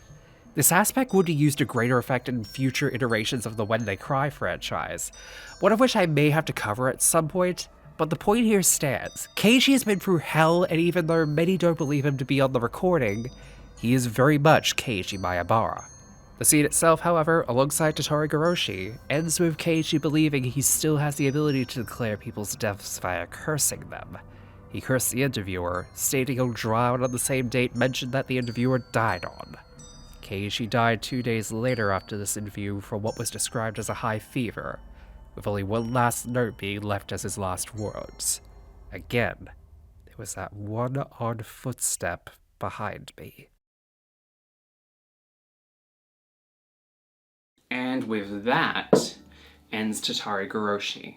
In retrospect, I feel this to be one of the more daunting and longest chapters of the core arcs to work through, it being the longest of the entirety of the question arcs in all mediums, for good reason. This arc introduces us to many different factors which will more or less be revisited throughout the answer arcs and be crucial to solving the mystery of Higurashi, to the point where it's argued by Ryukishi in its closing statement in the manga version that he's basically given the game away with this one. However, I personally feel like the final part of the question arcs is still necessary to put the last pieces of the puzzle together, and that without it, it more or less becomes harder to fully wrap your head around the real truth of the matter before the series itself tells you otherwise. I will say, there is a lot of bits here I do not enjoy reading for personal reasons. I 100% say that Tatarigoroshi is the peak of the question arcs, and deserves its length and intensity towards the end, and even makes you feel sympathetic towards the bratty little blonde in the group, given all she's gone through. But for what it's worth, the growth of the relationship between Sadako and Keiichi is very much lovely to see happen throughout, even if it does end in the most depressing way possible. Something in which you'll have to get used to as we get closer and closer to the end. The way that Keiichi's demeanor in treating Sadako changes throughout this compared to how he started out at the beginning, either being uncaring or annoyed by her antics in both Onikakushi and Watanagashi. It makes future installments showing him be more and more caring and brotherly towards her as a result, something to look forward to in each subsequent chapter, knowing what comes later. That being said, however, we still have one more of these to go through, and thankfully it's not as long as the ones that came before it. But its importance is still necessary regardless. It's time for Himatsubushi-hen, the time-killing chapter. Now, in a stunning twist, this chapter actually starts us out 5 years prior to the events of the rest of the series, basically taking us back to the earliest bits of the Hinamizawa lore through the eyes of one character in particular, a newcomer to the series by this point in Akasaka. Akasaka, who works for the National Security, is tasked with going to Hinamizawa following the Minister of Construction's son having been abducted, believing the events to be linked to a protest of the construction of the Hinamizawa Dam project. This scene reestablishes what we've known since Watanagashi. The villagers will do whatever it takes to protect the rest of its citizens, indicating that if the culprit who kidnapped the minister's son is a member of the village, they will protect them however possible. But given what we know about the history of the dam project and how it all happened, it's pretty clear that while the members of Hinamizawa are no stranger to doing drastic measures to fight off the construction team, it seems unlikely that they'd resort to that, right? Right? Well, in any case, Akasaka arrives at Hinamizawa and ends up at a bus stop of the place, and finding a very familiar-looking blue-haired girl at the bus stop in question, surrounded by the protest posters of the dam, sleeping peacefully. However, that sleeping only lasts for so long, as Akasaka sees her awaken, and either fall to the ground or peacefully awaken at the bus stop's slump to the side, giving us this for the first time.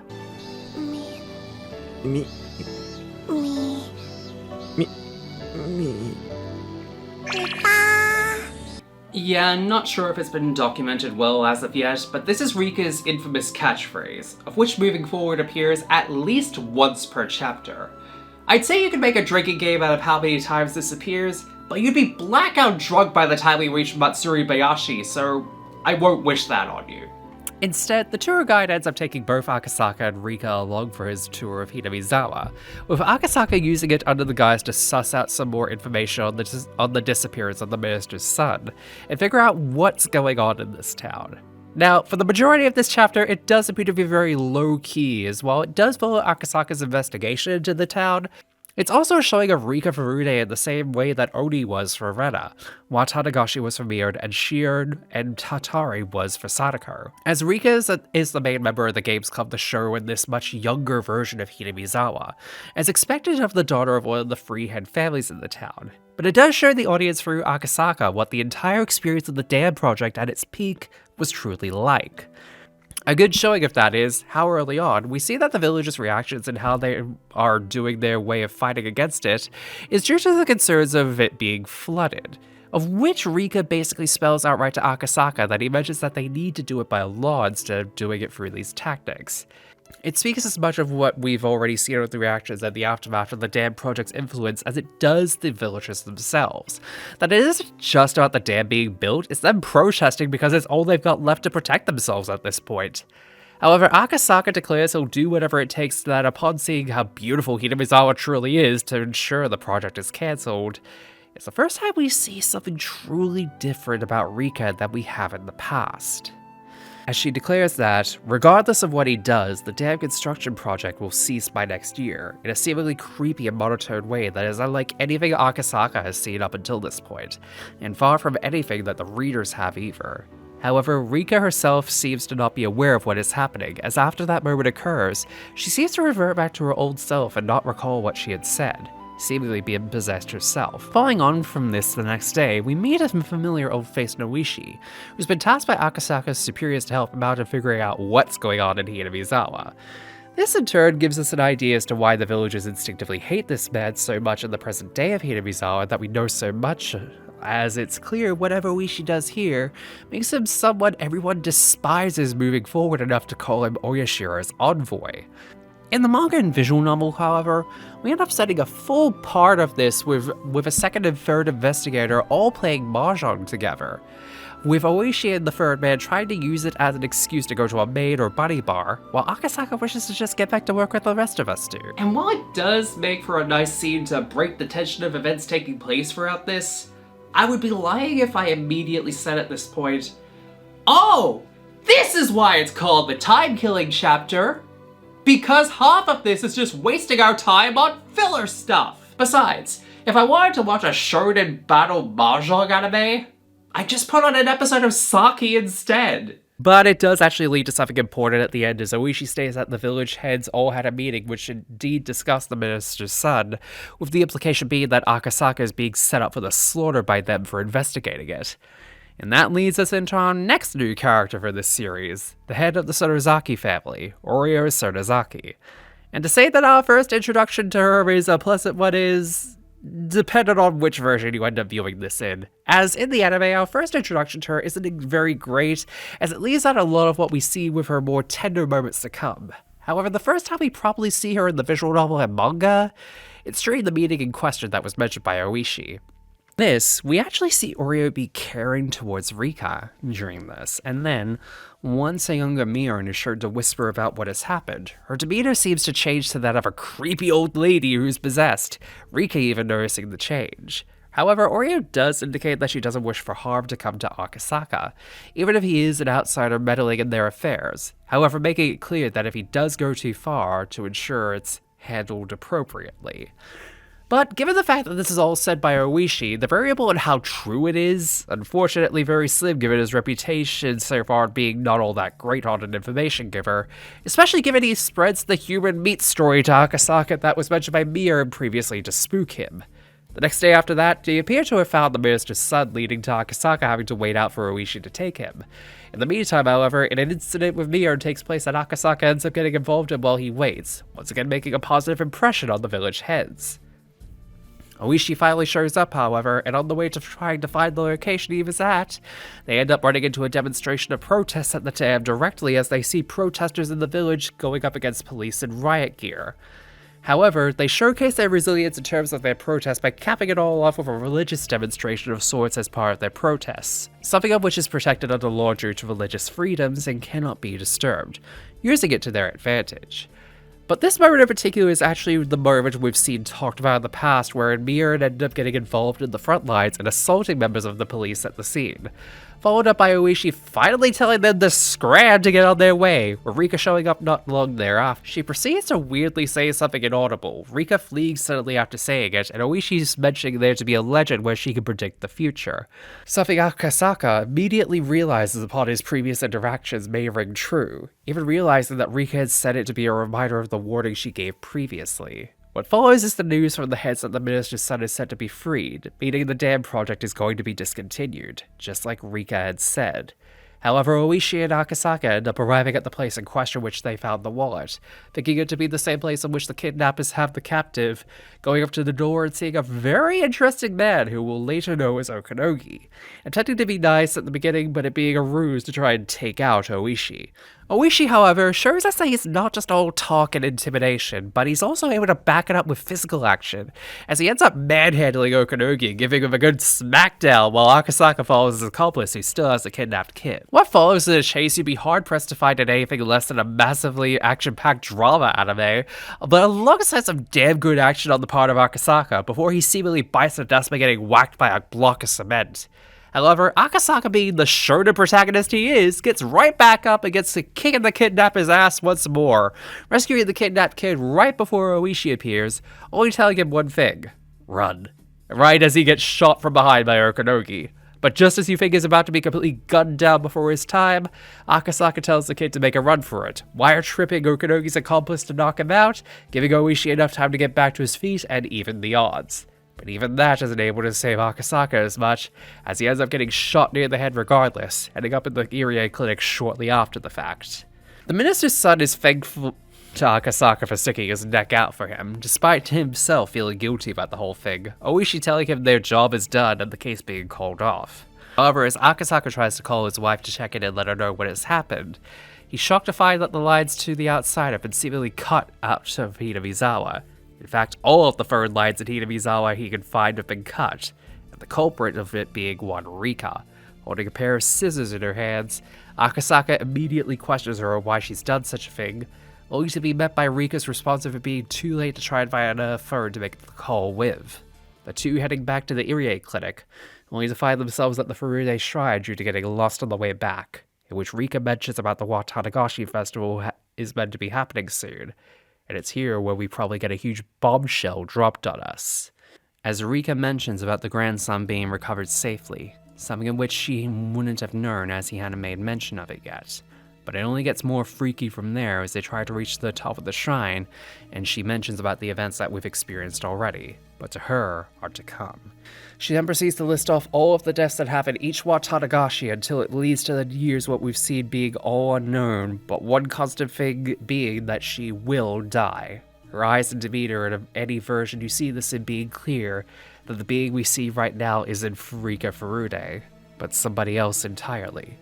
However, as the two continue talking about the events to come, Oishi comes in mentioning that Akasaka's wife had passed away, the warning of Rika's being for him to go back to Tokyo in order to save his wife from her death.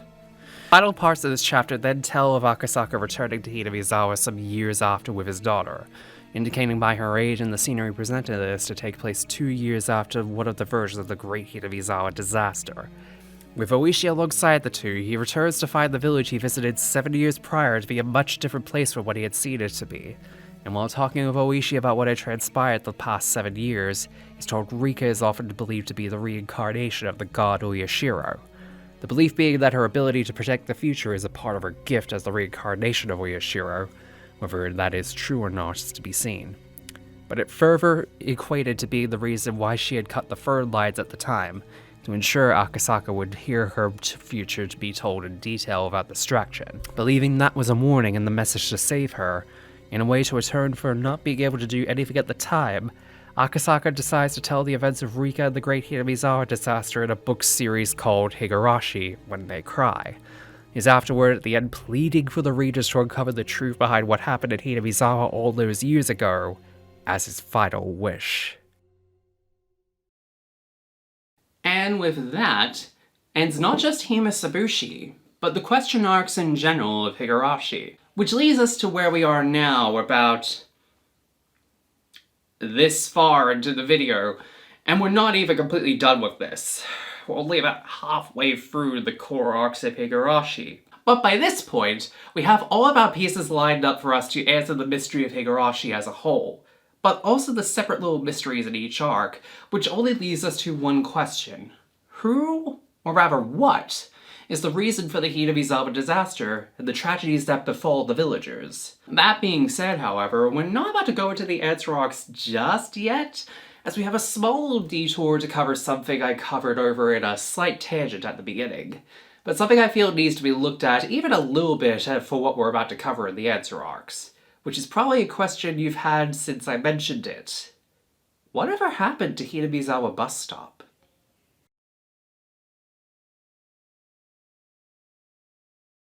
So I introduced Hinamizawa bus stop as the basis point which became the inspiration for what Higurashi would end up becoming. Yes, but what exactly ended up happening to the story that Ryukishi was originally trying to pen for theaters at the end of the day? Well, believe it or not, Hinamizawa bus stop would come back in multiple different forms over the years, comprising of a manga adaptation in 2012, a visual novel route in 2015, and eventually finding its way to a stage play in 2015 as well. The manga version is actually the first one that came, as Ryukishi basically took the initial script he penned down for the theatrical version of Bus Stop and adapted it as the last spin-off manga after the run of the core arcs of Higurashi had completed in 2012, making this the last Higurashi manga to be released before the modern versions when Go was released. However, the only issue is with this version is that if you're wanting to experience it for yourself, you're gonna need to look for a fan translation online, as this is one of the few Higurashi mangas that never made it stateside during the original run of them being translated by Yen Press. Like most of the manga, however, I would recommend tracking it down if you can find it, as the artist Tomozo did an amazing job of portraying the more down-to-earth style of what Higurashi would become overall.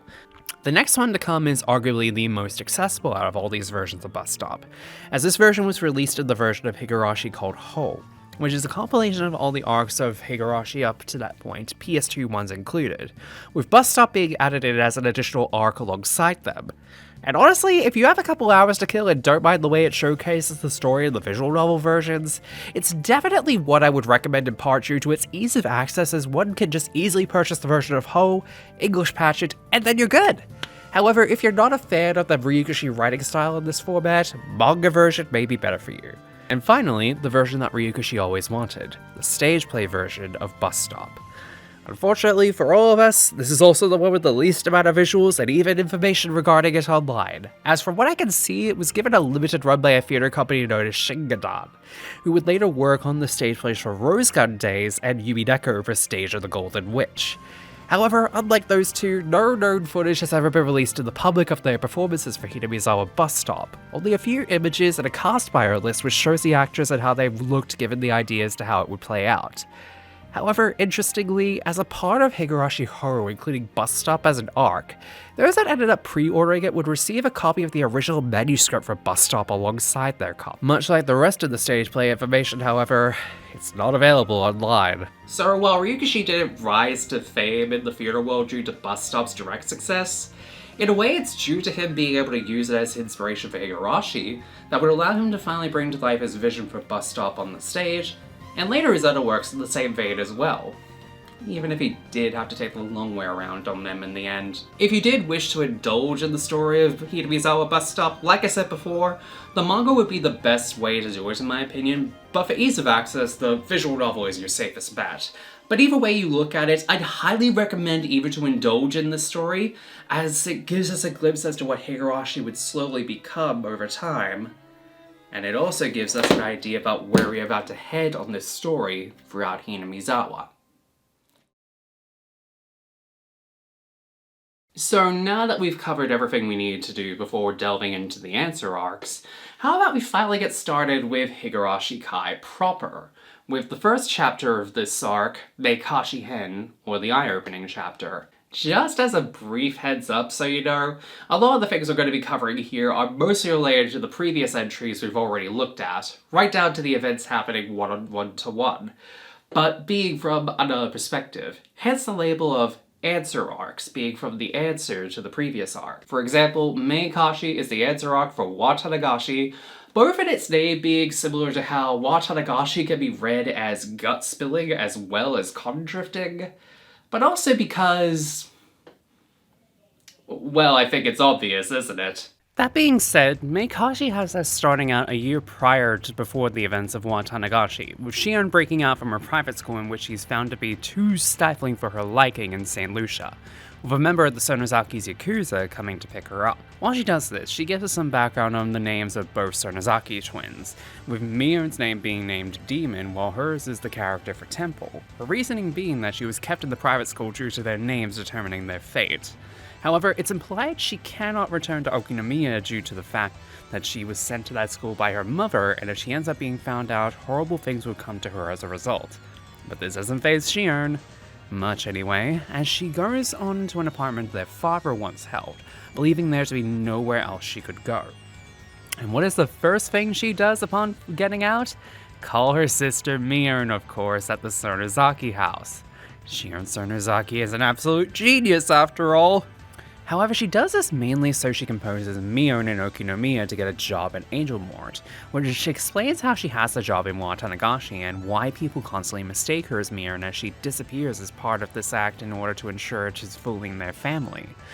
While this all happens as well, Shion is then informed about what has happened in the recent years with the murders happening under the guise of Oyashiro's curse, Mion brushing it all off as superstition or other accidental deaths occurring, confirming even the big families don't believe it to be any kind of curse. It is, however, during all of this that we see through Shion of Mion being a more mature of the two, what with her prepping to be the next family head once Oreo passes on. Shion believing it due to their separation and thinking Mion hates her for it, Shion only telling Mion she's doing good and she hated the separation as much as she did.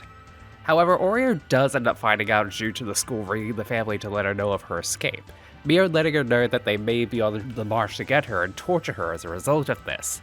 First time we've ever heard of this level of punishment being levied against one of the families. During all of this, Shion tries to live a life on her own without help from Kasai or Mion, which in turn leads to her being assaulted by the same group of punks from Watanagashi who harassed Keiichi. But instead of Shion telling them to back off, we see someone else in her place. Satoshi Hojo, alive and well. And while he certainly does get beaten the fuck up for his troubles, he does manage to ensure Shion's safety, something of which she's almost instantly smitten by and proceeds to pursue him after the fact, even despite Mion telling her of this relation to the people who worked on the dam project. This also establishes something that hasn't yet been shown. The fact that both Hojo siblings are colorblind, something of which is shown as Satoshi cannot differentiate broccoli from cauliflower when they do grocery shopping together. However, despite how he was previously, Satoshi is shown to be a bit helpless at the best of times, Shion having to help him through the grocery shopping and even signing up for the baseball team to help them out when Satoshi is alongside them, falling ever more in love with him throughout this process. But as Shion is falling more in love with him, this is also during the time of Satoshi's issues with their family, with him confiding in his issues and the footsteps he keeps hearing with Rena, who only tells him that it's a sign of Oyashiro being near. The physical condition issues mentioned to Tatari rear their head as Satoshi becomes weaker and weaker over time, Shion wanting to do anything she can to help, even if it is just doing what she can at her day job at Angel Mort. However, it gets to a point where he admits he cannot focus on the baseball team due to the home life issues, ending up leaving the team one day. This then leads to Shion meeting Rena for the first time, with the two of them talking about Satoshi and Rena bluntly asking if she loves him.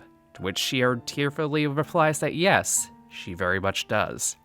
However, when she learns that the reason as to why Satoshi stopped going to practice was to earn enough money for the gift for Sadako, she ends up losing it a bit and believing that Sadako is the reason as to why she cannot be with Satoshi, not at all fully realizing the full story as to why this is happening. Rena, wide-eyed and creepily, calls out Shion for her comments, but also tells Shion that she knows how he feels in regards to the condition of Oyashiro's curse, as previously mentioned. But Rena then retells the events that we learned from Onikakushi in her own point of view, mentioning how she reacted the way she did because she felt called to return to Hinamizawa by Oyashiro, believing Satoshi is under his curse because he wishes to leave Hinamizawa. However, when Shion begs Mion to trade places with her for a day in order to see Satoshi and make sure he's okay, she not only ends up getting the cold shoulder from him the very same day, a complete far cry from who he was beforehand with her, but she is also there on a day where Sadako is having a meltdown in class, and the two events, mixed with what she's mentioned previously, lead to this lovely little moment happening between her and Sadako. Yeah, if it isn't clear by now for either way it's presented, Shion really fucking hates Sadako and practically resents her for seemingly getting in the way of her being with Satoshi, even if it's indirectly. Satoshi and Rika, however, quickly come to Sadako's defense on the matter, Satoshi only replying to question why they have to constantly be mistreated or bullied due to their parentage. Shion is thankfully, however, saved by Rena coming to her aid to try and let cooler heads prevail, showing that for as much of a creep or a cute boy of love she can be, Rena genuinely has a good heart at her core with these matters. It's during this as well do we learn that the Sonozaki and Hojos at the peak of the damn project issue basically were at war with each other. As such, even after that has happened, Oreo put out an order that they are to be mistreated, leading to what Satoshi said about this continuing. However, Shion fully disagrees with this and begs Mion to try and consider why this is happening, Mion only responding that Satoshi actually contacted her, thinking it's Shion, to apologize. Shion being given a number to call and talking with Satoshi properly, this time back to how he was beforehand. Satoshi basically admits that the people he was angry at may be related to her, but it wasn't her, despite Shion also feeling like she needs to apologize for what she did. Rightfully so, mind you. Regardless, this ends up being the call where Satoshi asks Shion to take Sadako to Watanagashi. And as we know from Watanagashi and Tatari, we know what's about to happen. Yes, with Satoshi clearly not in the right frame of mind, and him basically stating how he won't let them erase him to Shion on the phone, it's clear that something is happening to Satoshi to make him like this, and it was part of parcel of why he suddenly disappeared following the actions of that night. And so it comes to pass. Satoshi kills their aunt on the night of Watanagashi, as everyone seen thus far pointing out that this fate was destined to happen, including Rika, who tells Sadako of this herself. However, we do get to see what happens here following on from the events of that night, as Shion sees Satoshi after the fact looking at the bear which would be the thing he wants to get for Sadako so badly, with help from Shion ensuring that the bear is reserved so it can be purchased. Oishi coming around after the fact to try and get a confession out of Satoshi and raise all sorts of trouble early, but Shion is having none of that as she creates an alibi that the two of them were lovebirds at Watanagashi together. However, as part of the alibi, she finally reveals herself as Shion instead of Mion in front of Oishi and Satoshi. Satoshi, however, taking it very well, while Oishi ends up taking her down to the precinct to his place for questioning. This ends up with Shion being found out by Oreo, taken to the Sonozaki family compound, with Mion waiting at the front giving her a cold stare as the head of the Sonozaki family.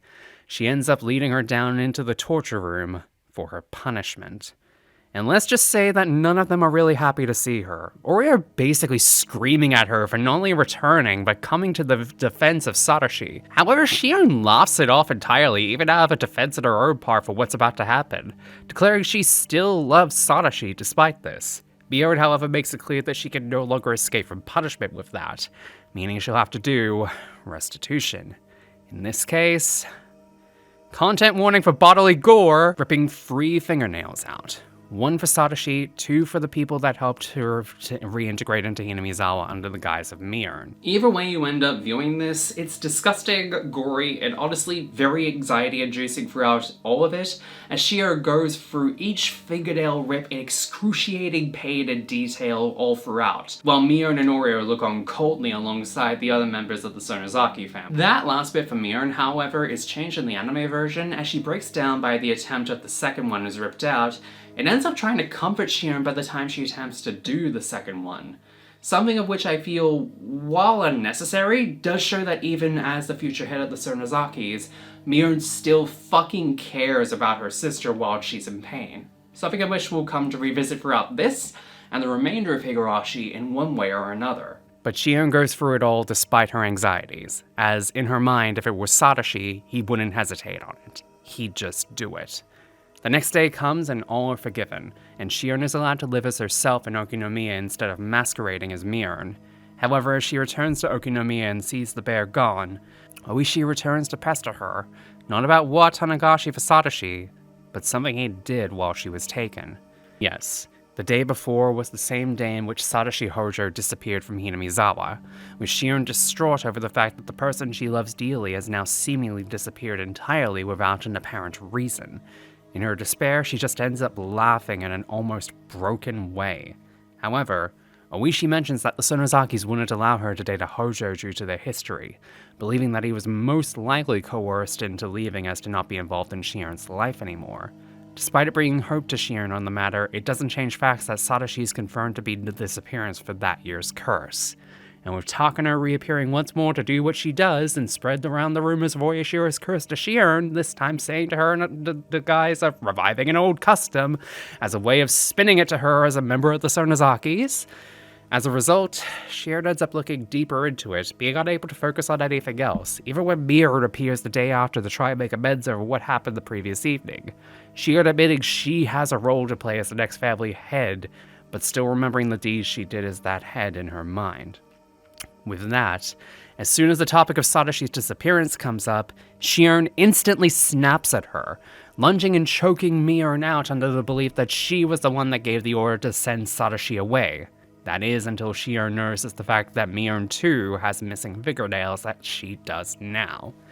Mion then makes it clear that she too feels guilt over what had happened, not because the Sonozaki has had anything to do with it, but because she was made to go through with that alone at that period, the bond between the two sisters being made clear at this moment in time with this one gesture. However, in the back of her mind, there's still a lingering thought that makes her question if this is true.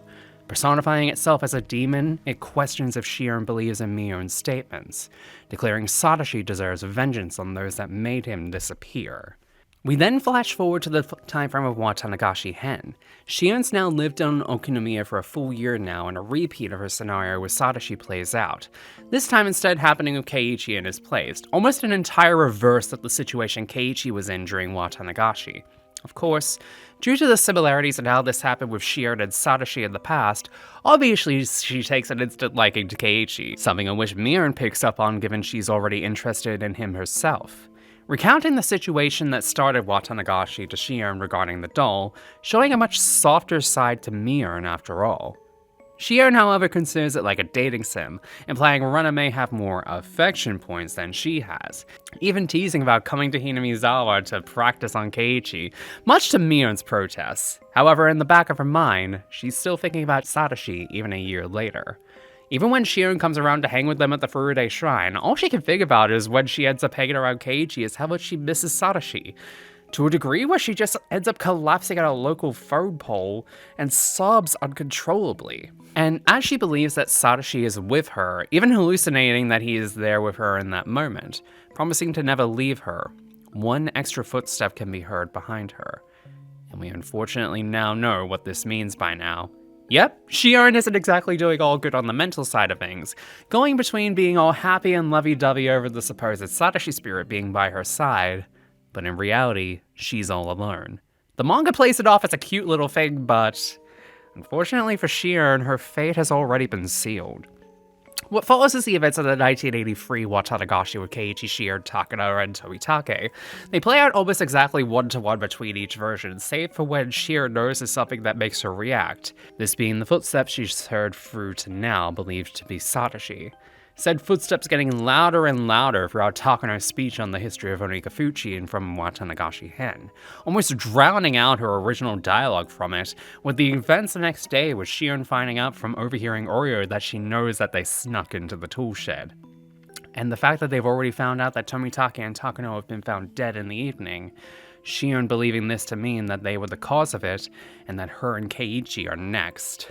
In that moment, Mion is there noticing her listening in, and as her guise at the Sonozaki head is in effect, she grabs her by the collar, keeping her close as she takes a call indicating to the person on the other line to take care of silencing them. With this and Mion's confirmation that they did in fact meet with Oyashiro's curse, Shion takes a step that changes everything we knew about what happens in Watanagashi moving forward, and she takes out a taser from her skirt and zaps Mion in the neck, fully believing the Sotozakis were the reason for Sadashi's disappearance, and that she would be next. In the following moments, it's implied that she also shocks Oreo as well, dragging them both down to the underground Saiguden, with Mion trapped in the cage we supposedly saw Shion in at the end of Watanagashi. But the implication of this is clear. Shion was the one who locked up Mion, taking her place throughout the entirety of Watanagashi. And her demeanor has completely shifted now.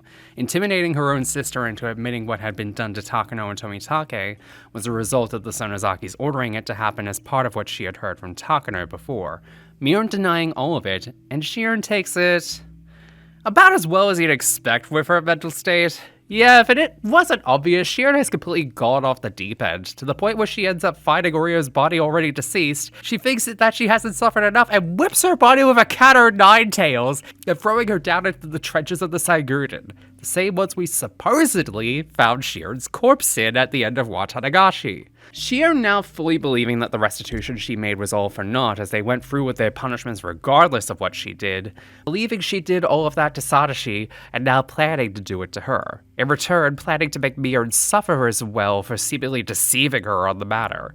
Now taking up Mion's persona fully in order to keep the illusion that she is around, answering the phone as her and taking several calls to both Mion and herself to keep the illusion up.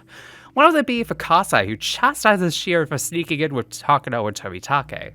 Upon hearing that, Shion immediately ends the call, convincing herself that she's come this far and she's unable to turn back now. From here, we see the events of Shion taking Mion's place throughout Watanagashi through her perspective, confirming the fact that she was the one questioning Keiichi about having seen Shion under the guise of watching over Keiichi to ensure his safety, however twisted it may be by this point. The events continue to play out through Shion's perspective on things this time, up until a deviation occurs through the reappearance of Oishi when she attempts to meet with Keiichi as herself, as she attends a meeting as Mion in the Furude Shrine in relation to the events at Watanagashi, re-establishing what we now know regarding Takano and Tomitake's fate. As they reveal the reasoning as to why this all happened, the council erupts in a frenzy over it, with Shion putting up the front that herself and Keiichi should receive punishment as part of what has been done, leading a ruse to take the leader of the council to be abducted. Seemingly, however, he tries to ensure to Mion that Shion will be okay. But then she mentions Sadashi, and his tone quickly changes on the subject, not being able to confirm if he would be safe, and Shion having to realize Sadashi was not forgiven for what she did after all, and that it was for Mion instead as repentance. And to say that Shion doesn't take this realization well would be an absolute understatement, as she now believes that what had been said that the Hojos in general are all targets of Oyashiro's curse due to what they did, and that essentially seals the fate of Kimiyoshi as he's tasered and abducted entirely. Now expanding her targets to not just her own family, but to the rest of those in Hinamizawa that were the cause for his disappearance, Shion begins her rampage in secret under the guise of Mion, doubling up as herself in the process. Kimiyoshi, having already been abducted and kept in the torture room, trying to get as much information out of him in relation to Sadashi's disappearance as much as she can. But it's all for naught, as despite Shion's prodding on the matter, no straight answer comes from him as a result, aside from information that we already knew from the previous instances, including Oishi mentioning that someone revealing that he was the culprit only revealed to be a scapegoat for Sadashi, stating that if he was disposed of, he'd be at the bottom of the well in the Saiguden. Going to Mion to confirm this is the case, Mion doesn't exactly give a straight answer on the matter either, stating to Shion that if she were around during anything regarding Sadashi, she would have done something to stop it. Shion responds appropriately.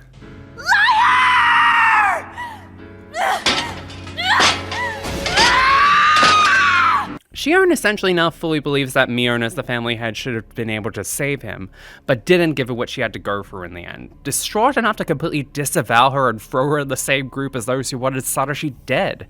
She's absolutely gone off the deep end. Following on from this, the next day, under the guise of Mion, she sets her sights on Rika as well, protecting Keiichi further, directly asking her if she knows what's going to happen with her and Keiichi, Rika only replying that she doesn't care as she isn't privy to that kind of thing, even if she's the next head of the Furudes. Rika continues to give the same speech she gave to Keiichi in this regard, but doubling down by saying the only reason nobody should go in there is because of the torture devices kept within it, not for any curse reasons, even declaring it as Oyashiro's priestess. Shiro takes this the only way she knows how by now, through violence, slapping Rika for her lack of a response, declaring this all happened because she wanted a simpler lock on the tool shed, this being bait to lure out the same people who seemingly did the deed to Takano and Tomitake over Keiichi. Later that evening, Rika comes to the Sonozaki residence, returning the soy sauce bottle mentioned previously in Watanagashi, but given everything we know about Rika's sudden disappearance, we know what's about to happen isn't good. And quickly, it begins to deteriorate, as Rika instantly changes to the same persona we saw her back in Himatsubushi, spraying Shiro with mace and throwing her to the ground, a syringe in her hand with a seemingly unknown substance in it. A fight then breaks out between Rika and Shiro, with Shiro managing the upper hand on whatever is taking hold of Rika's body, tasering her like she's done to so many others, literally kicking her while she's down and injecting her with the syringe she came in with. And what happens next shocks both Shiro and everyone reading, as Rika slowly gets up off the floor, following her violent reaction to being injected, calling out a phrase, "Hanyu," before taking the knife, declaring that she will not be taken by Shiro's torture, calling her a fiend in the process. And then...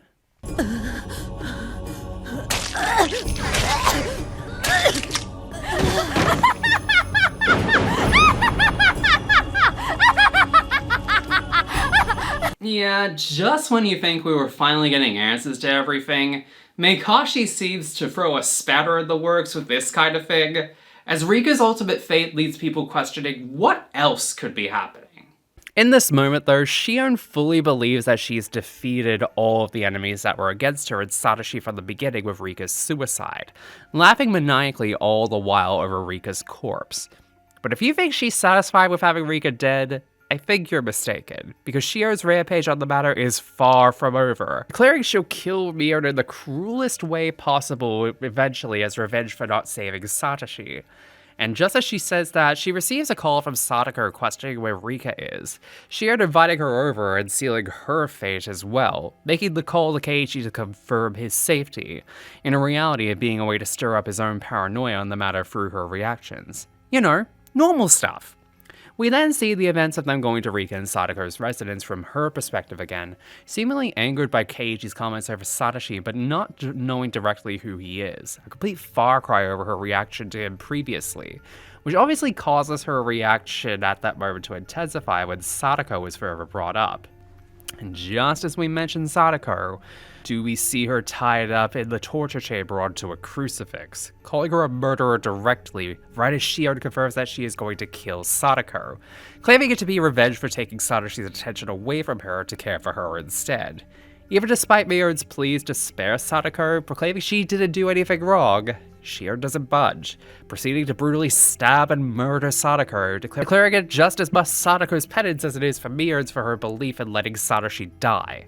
But just as Shion is about to deliver the final blows to her, Sadako relents on it and admits he did care and spoil her too much, reiterating her reason for keeping up throughout everything to try and make sure Satoshi can return and see that she can take care of herself. Shion, however, is fully committed to the idea that he's dead, laughing right in Sadako's face and delivering the final blows to Sadako, even as she says that she will keep it up and try to do it to ensure Satoshi returns, defiant until the end, bleeding out on that cross. Shion, however, almost as if in a moment of clarity on everything she's done, realizes that one of the last promises Satoshi asked for her to do was to ensure that Sadako was kept safe even while he's gone, as well as realizing that the feeling she's felt up until this point isn't Satoshi, but herself as a demon. Feeling fully abandoned at last, realizing that the only thing she has left is the bottomless pit of despair now known as her heart, Shion takes Sadako's death at her hands falling on from this realization. Very well. Declaring herself an unfeeling demon, she says that before she kills Mion finally, she'll kill Keiichi right in front of her because of how much she loves him, and then finally kill both her and herself after the fact, leading into the finale of what we saw in Watanagashi. The call to Keiichi happens, Shion directly thinking to herself that Keiichi is acting similar in a way that Satoshi would. The laugh at the end being the calling card needing to lead him to the Sonozaki house, and then everything we saw at the ending of Watanagashi takes place. Keiichi and Rena talk to who they believe to be Mion, who we now know for certain is Shion, with Shion believing if they can discern she isn't Mion, she'll let them live. But knowing what happens at the end of Watanagashi, we already know he doesn't win.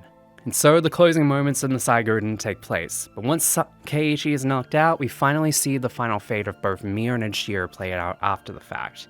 We then see Shion set Mion free, attempting to safely let her escape through the tunnels underneath the Saigurden. But given there's a corpse identified as Shion Sonozaki found in the well, we already know what happens once Mion gets her robes back. But Mion, just before she's sent to her death, finally says what we've probably known for a while, that the Sonozakis don't hold the power to make those decisions on who dies and who doesn't, confirming the Sonozakis nor any of the heads did anything regarding Satoshi's disappearance, but that it's someone else entirely. And upon realizing that everyone she's murdered along the way is supposedly innocent in the matters surrounding Satoshi, Shion tasers Mion as she's on the ladder, sending her falling down to the bottom of the well, telling her if she's truly innocent, she can apologize to Satoshi when she gets to heaven. Following on from that, she now hallucinates the footsteps following her to be not Satoshi or herself, but Mion's ghost haunting her, saying how she should be dead too, believing this to be a sign she needs to finish the job she didn't do. She sets out to kill Keiichi to get the ghost off her back. And so she does just that. Dressed up as Mion, she stabs Keiichi like we saw at the end of Watanagashi and gets back to her apartment. She hallucinates on the way up, believing the ledge to be her window, and she falls to her death. However, in the manga and visual novel, she's actually initially saved from her demise as she hits a fan a couple floors down, but upon realizing she wasn't dead, simply rolled over and accepted her fate, believing she didn't deserve to live after everything she had done till that point. And as she falls to her death, she thinks over everything that led her to this point, from the relationship with her sister to everything relating to Satoshi and the friends Mion made, as her sister one last time dies as Mion Sonozaki, wishing she were never even born to begin with. The last moments being seen is of a delusion as Shion lays out bleeding of her being surrounded by the games club, Mion included, thinking that she lost consciousness in a car accident a year prior as she enjoys the life with all of them like one big group, as she's found dead on the ground, asking if it's truly okay for her to want something like that, before apologizing for ever being born. And, well, that was our first answer arc. Being honest and upfront here, Meikashi-hen is a bleak chapter in the core arcs of Higurashi, to the point that I listed as one I return to the least because of how brutal it gets and how depressing it is in its finale, especially given how it starts out. But in terms of figuring out the story of Higurashi overall, it does give us our first hints that the heads aren't the ones causing this, and it's a separate entity altogether causing the murders and disappearances, while also feeding us new mysteries into the mix for future entries. In addition, the answers it gives us in regards to Watanagashi as to Shion really being the culprit all along and taking over Mion's life and killing all she believed to be a part of Satoshi's disappearance before ending up killing herself at the end trying to get back. Meaning, of course, that the being that Keiichi saw in the hospital room was in fact a delusion in reality caused by the stress and trauma of the situation he had been through, with Shion being long gone by that period of time. And as much as it is a deeper dive into the family politics of the Sonozaki family as it is the heads of Hinamizawa, it's also very much focused on the relationship not just of Shion and Satoshi, as being hinted at in previously in Tatarigoroshi, but also a look at the relationship between Mion and Shion. As even if it does become twisted at the very end, the beginning parts show that the two care for each other very deeply despite the issues and trials each has to go through, and that even if they both should suffer, they needn't suffer alone. something of which we'll be returning to as a running theme for this moving forward. This, however, will be the only answer arc that directly correlates back to the events of the original arc one-to-one. As moving forward, each answer arc will seek to bring in new factors into the stories that they are answering for, as well as leading us into the answer of who the mastermind behind the great Hinamizawa disaster is more closer each time. And in my opinion, the next one, Tsumihoroboshi-hen, the Atonement chapter, is one that, in my opinion, is the best way to start our final stretch of the core arcs of Higurashi off, as it takes us right back to the beginning of Onikakushi as its answer arc, but also begins to unravel more about the core issues behind Higurashi's main tragedy, as well as one character's untapped backstory.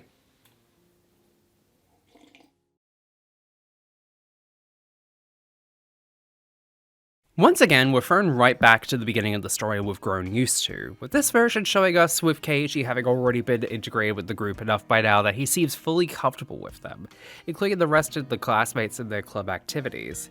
However, this time, he seems to have a variable partnership with one Rena, whom is shown to be the sort of his second in the games club as a team to take everyone out. This showcases, much like how Meikashi was a focus not just on the relationship between Keiichi and Mirin, as well as Shion and Satoshi, but how is very much about the bonds between Shion and Mirin as the main two of the story in both Watanagashi and Meikashi. This being a telltale sign that what we are about to be looking at is as much an exploration and a deep dive into Rena's character here, as much as it is looking at her bond with Keiichi overall throughout this, which, spoiler alert, is a major focal point for the rest of the answer arcs in Higurashi, as it begins to show you it's not just about the tragedy of a single village, but its real meaning as being a story of bonds amongst one village comes into play. The water pistol fight, however, comes to an end between Keiichi and Rena being the final two involved in it.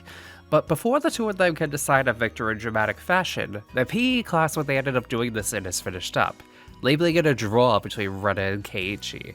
However, the rest of the group does end up proceeding to perform a punishment game, as Mirin, Rena, and Sadako all cosplay an Angel Mort, serving Keiichi and Rena as the victors in the process. Shion reacting appropriate upon entering Angel Mort to see this for herself. Alongside them as part of her day job, making this one of the first instances we see the group all together in good spirits. Certainly not the last, mind you, but this makes for a very good entryway into the beginning of what I mentioned before. Yes, everything appears to be going well for the group so early on.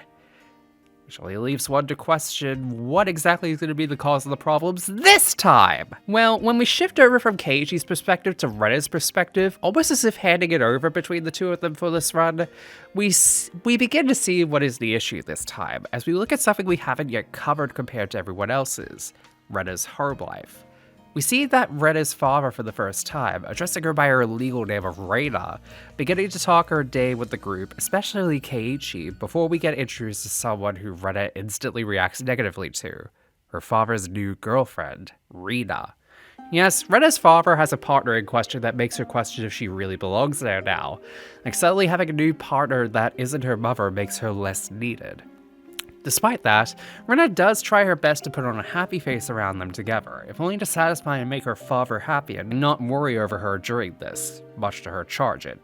At first, it doesn't really seem like there's anything wrong with Rina, well, except for the fact she doesn't really get why Rena is out collecting all that stuff from the dump and why she calls herself Rena instead of her birth name, but we'll get there eventually. But it does seem like there's something going on with Rena mentally, as when she begins to go out to collect more stuff she likes from there, feeling a scrape she had earlier in the day begin to itch really badly. Really late content warning again, but content warning for entomophobia. She ends up believing that there are maggots crawling around in her body that cause the itching, believing them to have stopped due to her coming back to Hinamizawa and being happy with being back there. See, this reveals that Rena was indeed born in Hinamizawa, but had to move due to situations surrounding her mother's work forcing them to leave, which in turn led to her becoming more and more busy as a result, and over time slowly becoming worse for Rena and her family. This colliding into two main moments which would shake up Rena's life to where we are now, as one day her mother, after a day out with Rena, states that she wishes to leave her father, having met someone at work who Rena was introduced to that same day, The divorce ends up happening shortly thereafter, Rena believing that because she didn't reject her mother's new partner, that it was her fault her parents broke up in the first place. This is when the events reported by Oishi begin happening, as Rena begins to act out and see a psychologist regularly following on from her violent tendencies in the aftermath of it happening, mentioning being drugged a lot and not remembering a lot of it clearly. However, what we see play out is very similar to what has been mentioned previously. The violence against others, the smashing of items and windows, this being where she began to see the maggots coming out of her body, believing it in that moment that this and everything that happened to her was Oyashira's curse. Following this, they returned to Hinamizawa as she believed that to be the thing that would return things to normal, discarding her birth name and going by Rena instead, leading to the life she has now with the rest of the club.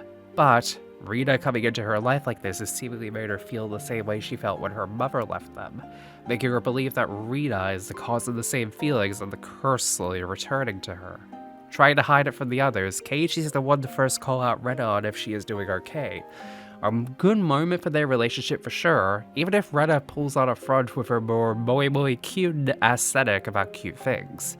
Keiichi, however, unconvinced, tells Rena not to keep that sort of thing in, and that she can trust her friends and him even when things get really bad, believing they should stick up for one another. This is an important moment between all involved, as it's the first major showing about how much the group means to each other, especially given all that they've been through and all they are going to go through until the end. However, this moment is broken up by Rita showing up, asking for her to walk with her alone for a bit, bluntly asking Rena if she hates her. Rena struggles to tell Rita how she feels, but Rita can figure it out with how she doesn't exactly like her being around.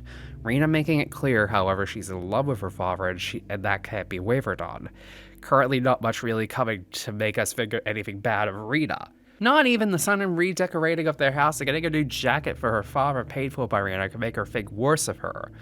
But it's when we see a familiar looking Hawaiian shirt do we know that there's bad news afoot. Yes, Teppei Hojo is back, and he's got Rina around his arms, calling her by a different name entirely, Ritsuko, with the two of them talking about Rena's father and how they're going to clear him out and leave him in debt. The shoe finally drops. Rina isn't all that she's cracked up to be, and Rena now knows it. She now has the perfect reason to hate Rina, declaring that she won't falter like she did previously with her birth mother. She'll protect her father and their peace. However, it doesn't look like she'll need to do it alone, as she and Kasai end up coming in as part of this and telling them both about what has transpired. Kasai confirming that they are both con artists, confirming Rina has a record of marriage fraud schemes underneath her belt.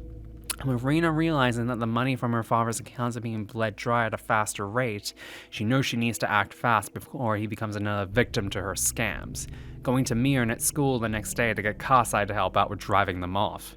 However, when that fails, she ends up leaving before the club activities can begin.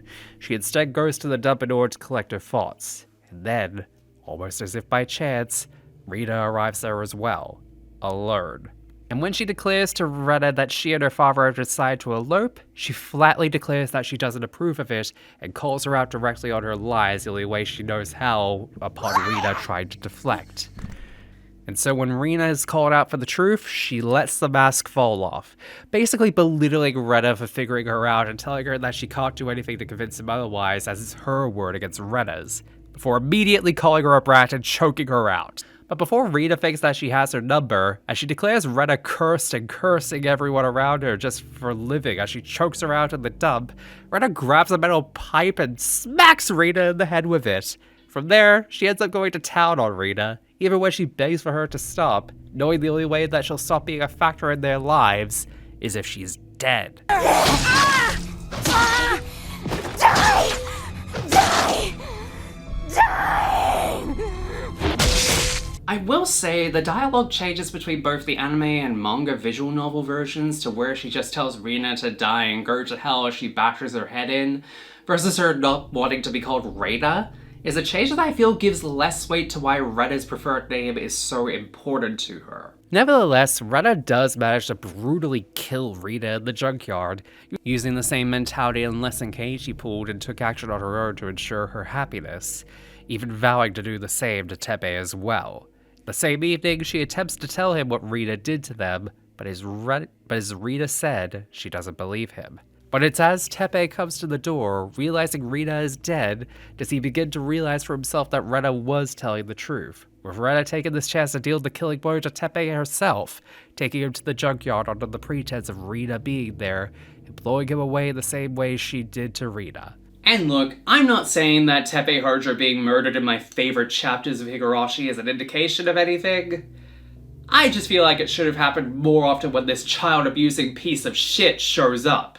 Rena, however, returns back to her home and comforts her father after the whole ordeal, happily embracing her and feeling like the weight has finally been lifted from her life once more. However, she quickly remembers she still has to dispose of the bodies so that they aren't found, even being distracted in class as to being reminded of this.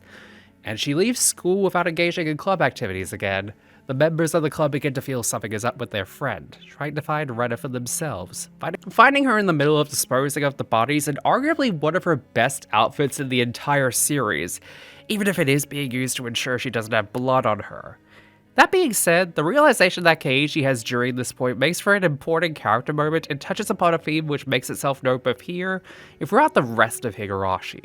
The importance of the bonds of those around you. It's been made slightly present in a way that people like the Sotozaki twins and Rena all talk about how Hinamizawa bands together for one another in times of crisis, like we saw during the Dan Project issues and during Watanagashi at the beginning. But the way in which the focus is squarely placed upon the group in this arc and moving forward from chapter to chapter until the end, places a much bigger idea of this being that the bonds this group has are important and are needed more than they may think. And it shows in this chapter that they may be key to being needed to avert disaster. Especially in the way that Keiichi immediately realizes that he's the only one of the group that hasn't had some major tragic backstory happen with his folks, and they all came together as a result of their separate tragedies and became a pseudo-found family as a result of it. And this kicks Keiichi into gear to get the group to try and help Rena as a result, with him using Rena's love of cute things to lead them to find her, and when they do, while they are obviously in shock as they find her in the middle of chopping up bodies, they still stand by her regardless when she explains what had happened. But the only thing they question about it all is why she didn't just come to them in the first place before doing it on her own. When Rena's only response is to simply deflect on it, Keiichi simply doubles down on it and tells her that they are her friends at the end of it all. Even when Rena uses Sadashi's experience to deflect once more, it doesn't do anything but make it worse for her, and the more she goes on thinking that they couldn't help her, eventually leading to her breaking down in tears over the idea they were all powerless to help her because they couldn't help Sadashi. And Keiichi takes offense to that idea, rebuking her idea they couldn't help her by saying if he were there a year prior, he'd have done what Sadashi did in his stead so that he'd be able to live, shutting down every idea Rena has until he makes her admit that she was afraid to console her friends.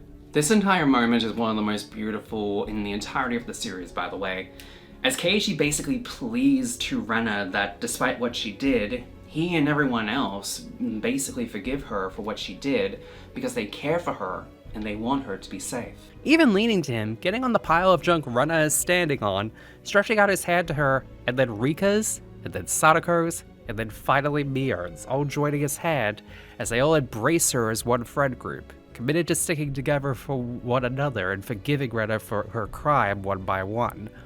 And they all embrace her, helping her clear up and dispose of the bodies and then commit to leaving this all behind each other. Yes, the moment itself is very weird to have it all happen and then show them all helping out stringing bodies in the forest for her immediately after this lovely little moment. But it's still a turning point, as this could have easily been the moment Rena goes off the deep end, but instead, it solidifies the group's bond overall.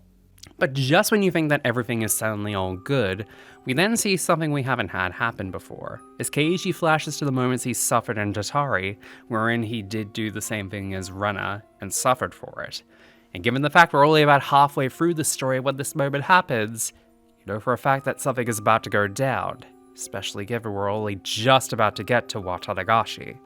Of course, just around the corner from when Rena realizes this is who else but Takano, come around to spread the same news of Oyashiro's curse to Rena as per usual, as she gives the same tired speech and information as per every chapter until now. Rena even telling her she's apparently met Oyashiro during all of this. She refers to what we know of her backstory, Takano stating her beliefs on the matter are only a theory, leading to her giving Rena a file labeled File 34, detailing all of her information regarding what would later be dubbed Hinamizawa syndrome. it being eerily similar to what Rena has felt. As usual, Watanagashi takes place in the usual events to follow. Oishi showing up to the school to, instead of harassing Keiichi, go to Rena instead to inform her of what happened, really for due to her contact with Takano just before Watanagashi.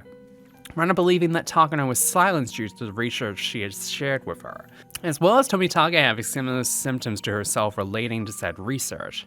As a result, believing that she has the research, she is next on the hit list, as it were. Due to this, she goes through the entirety of Takano's file, retelling all of Takano's collective information about Onikakushi Oyashiro's curse affecting you if you leave the village, and how it manifests in scratching at your throat and the body in the exact same manner that Rena, Keiichi, and Tomitage suffered. The following day, Rena is absent from school, everyone wondering what has happened to her since Watanagashi, mentioning previously having had a fever that didn't seem to go down. However, on the standard walk home, Rena is found to be calling out to Keiichi. Disclosing to Keiichi what she has looked into with Takano's report, she admits that Oishi came to her door to try and interrogate her again for a secret investigation they're doing on them. Rena hesitantly wanting Keiichi to believe her, Keiichi standing firm that they can be trusted no matter what. Just then, a certain familiar-looking white van that showed up in every arc to this point appears, Rena believing that she's being followed by that same van, fleeing as soon as it appears and telling Keiichi not to tell the rest of the club about it until she has a better idea about what's going on. And would you believe it's only now where things begin to get fucky? Because, get this, apparently according to Rena, what she's found out from Takano's research, Hinamizawa syndrome is caused by an alien brain parasite. Yeah, I don't know what kind of research Takano was doing, but this has to be one of the wildest theories presented so far. All that being said, Rena indicates that the research says that the parasites end up simulating the hallucinations that cause the effects of paranoia related to Hinamizawa syndrome, and that it was actually the reason for why those who were a part of the dam project ended up being affected. The belief now that Tomitake was used as the test subject to try and test out the parasite of villagers on a wider scale, believing it to be the reason to bring the curse of Oyashiro back into modern times, eventually leading to a mass genocide of the entire populace. Keiichi, obviously frightened by this prospect, still places his faith in Rena despite all these claims to the matter. Begins to question if he is to start disbelieving in Miurne like he did in the past, deciding to confide in what he had been told by Rena to Miurne, keeping the faith in his friends alive. And while the turn of it does make you wonder if this is where Miurne begins her own mask-off moment once more, she just laughs it off as being a silly joke, referencing Takano is in fact just an occult fanatic, and that she's made several theories about Hinamizawa in the past, including the alien parasite one. Even calling back to what happened at Himatsubushi by stating it wasn't the Sonorizakis that ordered the kidnapping, but they still took credit for it. And the white van that followed Rena was just a landscaping company, making Keiichi look like a fool, but more importantly making what Rena has fallen for seem more and more like a conspiracy theory. However, Rena on the other hand is still firmly believing that they are here to get her for spreading the truth, even believing that Chie has sold her out for them, making a run for it almost instantly, soon after believing that Keiichi was the cause of it because she told him about it. Now firmly believing that even her friends have betrayed her, she runs off. The club meeting up to convene on what Keiichi had brought up to Miurne earlier, confirming that Rena wasn't at home. Instead, she's following Keiichi's footsteps from Tatari again, finding the bodies of Rina and Teppei missing from where they were buried. And almost exactly like Keiichi in the past, she reports this to Oishi, scratching at her own neck as she does so, Oishi especially making mention of the fact that the Sonorizakis are out looking for her, only adding to her paranoia on the matter. But further complicating matters is that during all of this, they mentioned that when they found Takano's body, it was confirmed that the body itself had been dead for at least 24 hours prior to being found, indicating that Takano had died the night of instead of the night after Watanagashi. Word of the police in Kasai looking for Rena reaches Keiichi and Miurne, who go on the lookout for her themselves. Miurne confirming that the bodies were removed by the family due to a deforestation project being done in the future, and not wanting the bodies to be uncovered in that process. Miurne even declaring that she'll utilize the resources of her family to ensure Rena's safety on the matter, once again reaffirming that they'll stick up for her however they can. If only Rena were to believe in that, however. Yes, in an unfortunate twist in the tale, they do manage to find Rena at the junkyard even after everything, including leading the men at the junkyard looking for her away from the area to keep her safe. And Rika is the first to find her at the junkyard, with a familiar-looking syringe in her hand. Yeah, I haven't been mentioning it as much as I should have, but Rika has actually been lamenting to herself for quite some time about how she's gonna die and how these events keep happening, all the while drinking wine as well, indicating that she knows about the looping periods of time and the events of the past chapters. Which explains why she was ready to attack Shion and Meikashi, and why she's showing up here with Rena, in an attempt to try and prevent the tragedies by her own hands, even if it's to her own detriment as a result. With Rena calling her out on it and Rika immediately letting her act slip in a similar fashion like she did with Shion last chapter. However, Rena in her paranoid state simply believes her to be a clone made by the parasites. In actuality, it's something deeper than that. In fact, it's more deeper than any of us realize, as Rika reveals the syringe she holds actually has the cure for what killed Tobitake. Rena disbelieving it immediately and lashes out at her. The entire interaction only furthering her depths of insanity as Rika gives up on this version of Hinamizawa and Rena. However, much like a lot of things, this entire interaction between Rena and Rika only takes place in the manga and visual novel versions of Tsumihoroboshi, with this entire interaction between the two being cut out from the anime and instead going into the next events. Part of me feels like this is due to them not wanting to give too much away about Rika's overall persona until Kai, with it being a major hint leading into that, but it does flow a lot better given what comes next. It feels like it benefits more from Rika instilling that paranoia more into Rena, despite her intent. As Keiichi does end up fighting Rena shortly after the fact, obviously terrified and clawing at her neck during all of this. However, Rena isn't exactly in a talking mood, as she immediately sees Keiichi as hostile given everything that has happened. And as he attempts to try and convey the information that he had gotten from Mion, Rena immediately rebukes it as simply firmly believing that the Sonozakis are out to kill her, and the parasite aliens are going to clone her and take her place. In instance, once again, she has gone headfirst into the deep end. However, in the manga version at least, Keiichi tries to literally slap Rena out of it, reminding her that they are friends and they believe in her, but calls Takado's File 34 out as being a sham to instill paranoia in those who read it. But Rena only reverses him by saying he's kept secrets from the group. She then mentions about how, before he moved to Hinamizawa, Keiichi shot at a bunch of girls with a BB gun, this actually being part of the backstory behind why they moved to Hinamizawa in the first place, and was part of Keiichi acting out in the height of being in the genius group. However, it resulted in a young girl being blinded by him shooting as she turned around, the move happening shortly after as he confessed to his parents and the police, and being a direct action that led him to moving to Hinamizawa. But to Rena, this is Keiichi hiding something important from them, bitterly saying to him in a familiar way that he is not her friend. The next day comes, Keiichi is crushed from the previous night's events, and everyone noticing it as they prod him over what's troubling him, in which he reveals exactly what Rena had revealed to him to the rest of the club. While the air does become tense in the aftermath, Mion simply asking if it's so wrong to keep some things from their friends, even saying that if everything is needing to be known about someone and their past to be a real friend, she doesn't need a friend like that. The rest of the club almost immediately telling Keiichi if he already admitted to his crime and atoned for it, he doesn't need to have to apologize for it any further. Sadako even saying that everyone has secrets to them. But as everyone assures Keiichi that no matter what has happened in the past, they still see him as their dear friend regardless, Mion telling him to hurry up and get better soon, triggers something to Keiichi, that being of a memory of him beating down on her and Rena like we saw in Onikakushi. And this is where we finally see the true events of what happened back in Onikakushi. That being Keiichi being in the same situation of Rena currently, at a high stage of Hinamizawa syndrome, and believing his worst delusions of Rena and Mion being out to kill him. Further revealing that Keiichi during that and most of the question arcs was in fact an unreliable narrator, as his version of events were under the hallucinations of being at that high of a level of Hinamizawa syndrome.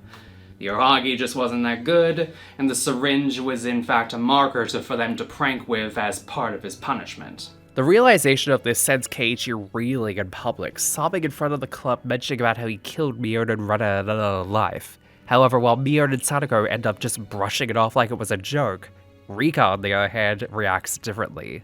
as she confides in him that he has atoned and done right for the Mion he killed by ensuring she is safe in this version of events, forgiving him for what he had supposedly done then. But upon realizing that what is happening is abnormal, almost like a miracle occurring, she confirms what Retta is experiencing now is what he experienced in that timeline. And knowing what he knows now of the truth of those events, where even though he was fully believed to assume the worst, Retta never gave up on him, even outstretching her arms to him as though she was getting bashed in, Keiichi resolving to do the same thing with Retta and not give up on her. Rika backing him up, her faith in this timeline being somewhat restored due to Keiichi's resolve to protect those around him, both wanting to ensure the tragedy that has befallen each timeline before now doesn't occur here. But almost as if to mirror their resolve, Retta declares she'll save them all from the parasites she believes are infesting Hinamizawa, even if it ends in tragedy. The endgame of the Atonement arc has arrived. Mion convenes with Oishi to dispel the rumors in Takano's notebook, revealing to them several versions of the same notes, each detailing a different conspiracy theory surrounding the Sonozaki, making it clear it's all fraudulent. Oishi then turns it around to try and make them out to be Takano's killers, with Mion only retorting that if they did, they wouldn't have found their bodies, which really gives away how sloppy Shion was at disposing of them in Meikashi. Oishi and the others leave, completely defeated for the first time ever in the series, Mion and the others ensuring Retta has the police off her tracks to keep her safe. But, in a moment excluded from the anime, Keiichi actually meets with Retta the same night outside his house, seemingly in a more saner state of mind as she is remorseful for the events of the prior night, apologizing to Keiichi for her actions. Keiichi taking this chance to try and properly talk some sense into her. However, Retta is still convinced she needs to save Hinamizawa from the alien invasion of the parasites. Keiichi, however, ensures that even if he cannot say it's not true, that he will stand by her once more, as she leaves to do what she perceives as the final move in her game with them. Following this, Keiichi's dad mentions that he feels he made the right choice in moving to Hinamizawa, as he says that Keiichi has become, in his words, a man who tries so desperately to help his friends when they're in trouble.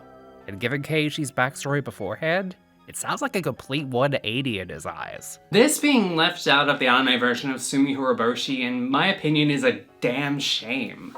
Because this moment makes what comes next in the finale that much more sweeter, and also gives attention to Keiichi's family, which is very much important to the story, as well to show the growth of Keiichi as a person. And this is honestly where I feel like the bits and bobs that don't get adapted become way more egregious. I feel like Dean wanted to focus more on the horror aspects of Higurashi, more than focus on the bonds that make Higurashi so good at its core. But before I get too bogged down in the details, we head to the next day at the school, Chie coming in to tell them that she received a call from Retta telling her to meet her outside the village on her own, leaving Mion in charge of the class. And just before everything seems to be somewhat normal, instead the other shoe drops when Retta comes into the school, cleaver in hand holding one of the kids hostage. She led Chie on to get her out of the picture and is enacting her plan to turn things around, as she had mentioned before, creating a hostage situation where she makes it clear she won't hesitate to kill anybody in the room who doesn't comply. Oishi quickly catches wind of this and tries to reassure Retta that everything is okay, actually, by using Keiichi as a way to establish a situation from inside without disturbing Retta. Oishi at this point finally does something useful throughout this section, as he delegates police in counteracting the hostage situation, even if it doesn't do more than encourage Retta further, at least, that he's doing something proactive this time around, more than fear-mongering. As part of this, he wiretaps Keiichi to be his man on the inside proper, keeping him in the loop on the outside. But as Keiichi walks back in, he sees Retta dousing everyone in what appears to be petrol. That means gas, you filthy Yanks! Basically, she's decided to go full nuclear option as her plan A, declaring if the police don't comply or try to force themselves in, she'll burn up the school and everyone else in it in retaliation. Adding into complications of the matter is the fact that Retta has given an ultimatum to Oishi to give her the information to arrest the Sonozakis by 7 p.m, or she ends up doing it anyway, with her letting it slip that she set a bomb to go off at that time should it come to pass. With this being found out at the 1 hour mark before it goes off, now having a time limit over their heads, Oishi and Keiichi are out of options, especially given Retta is now assaulting Mion inside the school. The visuals in either version once again showing how brutal Retta has become in this moment to Mion. And, as if to once again appeal to reason, he defies Rena's instructions, moves closer to her, and reiterates what he knows from the past. His intention's clear to stop her no matter what, taking a blow to the head from her cleaver for his efforts. This, combined with a warning of the bomb from Oishi when Rena steps away, gives the others a chance to try and fight back. Keiichi enlisting Sadako and Rika to try and find the bomb Rena has set up. Even as Sadako has her doubts on Rena still being her friend, Keiichi ensures she's still in there, pleasing Rika further. So they put the plan into action. Keiichi, using a distraction to get out and using Sadako's faults in the matter, proceeds to find where the bomb is located in the storage shed, only to realize the cord was placed as a trap by Rena, quickly finding him in the shed. Rena reacts appropriately to this, of course. Keiichi, you suck! However, thankfully for Keiichi, Rika took the risk and lunges right at her, giving Keiichi a chance to get the lighter from Rena, Rika giving him it out to escape and find the bomb before it detonates properly. Rika making it clear that, instead of giving up, she should be fighting harder to ensure this world's safety. And this personally is why I think the moment with Rika in the dumps works so well, because it shows that while she was fully ready to abandon this world to the fate that others had gone into earlier in this story, that it was thanks to Keiichi's miracle of remembering what had happened and keeping his faith in his friends that seemed like it would make all the difference. As such, when Rika declares to Rena that she doesn't fear dying to her, given she's died many times already in other timelines, she's willing to stick her neck out for Keiichi if it means a good end will come. Rena only laughing as the two face off to buy Keiichi time. And it's successful, as with Satoshi's baseball bat in hand given by Sadako, he manages to deduce that the bomb is actually on the roof of the school. However, Rena quickly takes down Rika and proceeds to follow up to the roof as he manages to start his way up. However, Sadako lays a trap for Rena to slow her down, giving her and Mia time to get everyone else evacuated, ensuring that no matter what happens, it won't have anyone else harmed as a result. So the timer ticks down until it's right down to the wire, and as you just think that Keiichi hasn't got it and the school building is about to go up in flames, Keiichi finds the cord, pushes it off before the countdown hits, stopping the tragedy. But Keiichi knows it's not over. There's still the matter of Rena Ryugu herself to contest with as she arrives up to the top, scratching her neck badly with her cleaver in hand, ready for the showdown between the two. Provoking Rena by believing he thought her ideas were far-fetched from the beginning, he declares one final game between the two of them, in which the winner will be the one whose truth will prevail over the others. And so, the battle between the two commences, and for the first time in this so far, I will honestly say that the manga is the definitive version of experiencing this, as the visual novel's static imagery and text fails to convey the best moments of the action, and the anime's animation of it is honestly just very much a bummer in action. Either way, however, the duel commences, Keiichi stating that if he loses he'll believe what Rena has said about the aliens, proceeding to have a fight that honestly seems straight out of a shonen battle manga in all honesty, given how well it's portrayed. The battle becomes evenly matched, calling back to the water gun battle that started this arc off in the first place, even down to the two deciding a fitting punishment for the both of them. It being the loser has to be put into a maid outfit, something which almost seems to get to Rena in a sense. And Mia, Rika, and Sadako all realize what is happening, cheering on for Keiichi like it's a club activity, the two going full circle in the battle they had before, and this being the decider at last. Everyone cheering on the both of them, and finally getting through to Rena that she isn't alone. This entire moment, I feel, is justification for why the previous moments I mentioned that weren't in the anime are vital in this one. Because without them, the emotional core behind this arc is lost as a result, and moments like this one are lessened as a result. I'll go into my thoughts on Tsumihoroboshi shortly as a whole with this one, but without the moments previously mentioned, it makes this moment where Keiichi gets through to Rena come out of nowhere, given she had no signs of getting there until this point. But it makes it so much better if you have that context. But the duel has to end at some point, and the two of them know it. The two of them consolidating a reward for the winner. The Rena only asking that if she wins, that Keiichi greets her every morning and says goodnight to her as they depart, simply asking that they always be together no matter who wins. And so the finale happens. Keiichi and Rena lunge at each other and Keiichi's bat swings into the air, Keiichi on the ground. Rena is the winner in the end, Keiichi not declaring it until she brings the cleaver down on him. But she can't bring it down on the friend she holds so dear. her remorse over the matter becoming clear. Her head no longer affected by Hinamizawa syndrome, she tearfully breaks down over Keiichi and apologizes for her actions over the past few days, in a way asking for her own atonement on the matter, to which Keiichi and the rest are happy to give her, Keiichi embracing her wholeheartedly. Keiichi and Rena then declare, hand in hand with the rest of the club cheering them on from the outside, that no matter what tragedies may befall them, they'll never doubt each other again and tear them all to shreds. And, once again, like in Meakashi, this is where the anime differs once more. As it ends up on Rika making a declaration that now she's seen a miracle occur, she'll fight against fate to ensure they'll survive and make it out of this.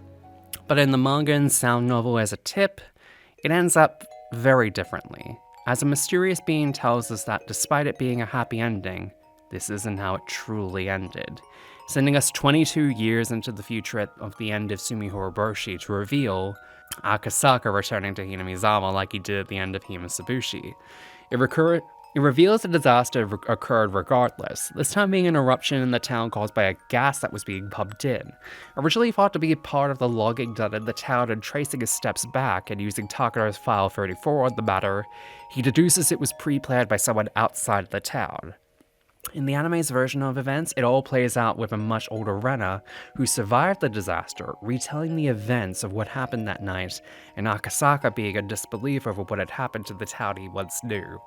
In either version, however, it ends with the confirmation that the Hinamizawa disaster was indeed bioterrorism, dubbing Takaro's file the Devil's Script, as it was planned out and acted upon like a script for a film, and that the truth of the disaster is yet to be truly uncovered, despite some kind of miracle occurring in the end. Yes, even in a situation like this one where everything seems to be going well, we still can unfortunately not avoid a tragedy, because the real culprit behind everything is still yet to be found out. Such is the unfortunate truth behind Tsumihoroboshi. But that doesn't mean that its ending nor the story as a whole isn't good.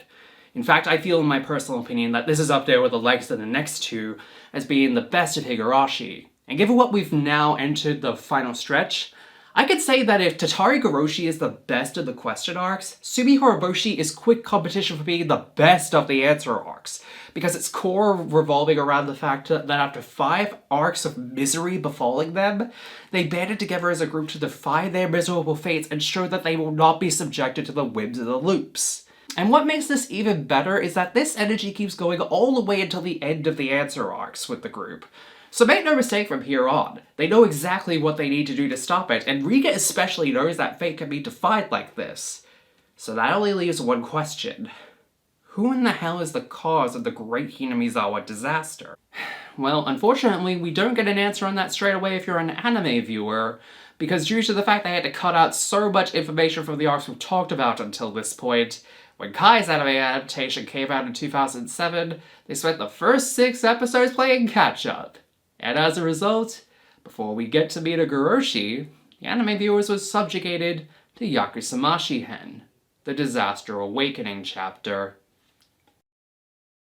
So this one's going to be a quick one, promise. Yakusamashi-hen was made as an anime-only arc to start off the 26-episode run of the Kai anime to bridge together information which had been left out in some of the adaptations up until this point, due to how they had to condense those first 6 arcs down to one 26-episode season.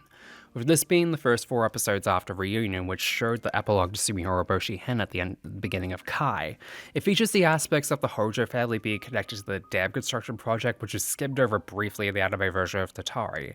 It also delves into Rika's true self showing herself more and more, much like how she's done since Himatsubushi, and especially as we discovered in Tsumihoroboshi, in which we see her lament constantly repeating time frames that she's had to go throughout the 4-episode run, including flashbacks to parts of the previous chapters.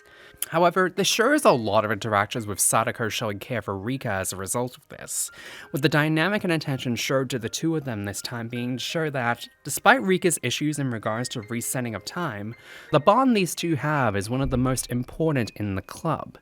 It also features certain aspects from that happened on the side as well, that being the zombie tag game from the beginning of Watanagashi, and the full extent of the baseball game from Tatarigoroshi in the first 2 episodes as main features alongside Rika's struggles.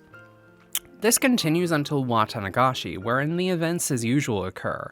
However, Rika attempts to try and defy the events for Tomitake by warning him and he and Takano will die, hoping by implementing that it will allow him a chance to survive alongside Takano. It doesn't save him, unfortunate as it is, and the great Hinamizawa disaster continues on as predetermined.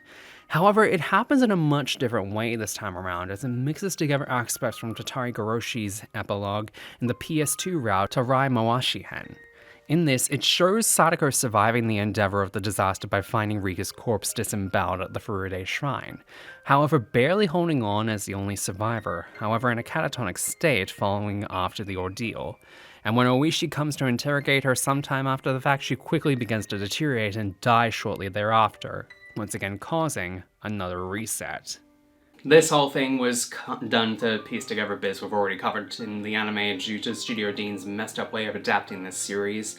It's good for anime-only viewers, but if you know the details in question that I'm missing, you can simply skip this and go right to Minagoroshi-hen. Either way, it's not as good as a standalone, so I won't be treating it as such, so let's get right to the penultimate chapter of Minagoroshi-hen, the Massacre chapter.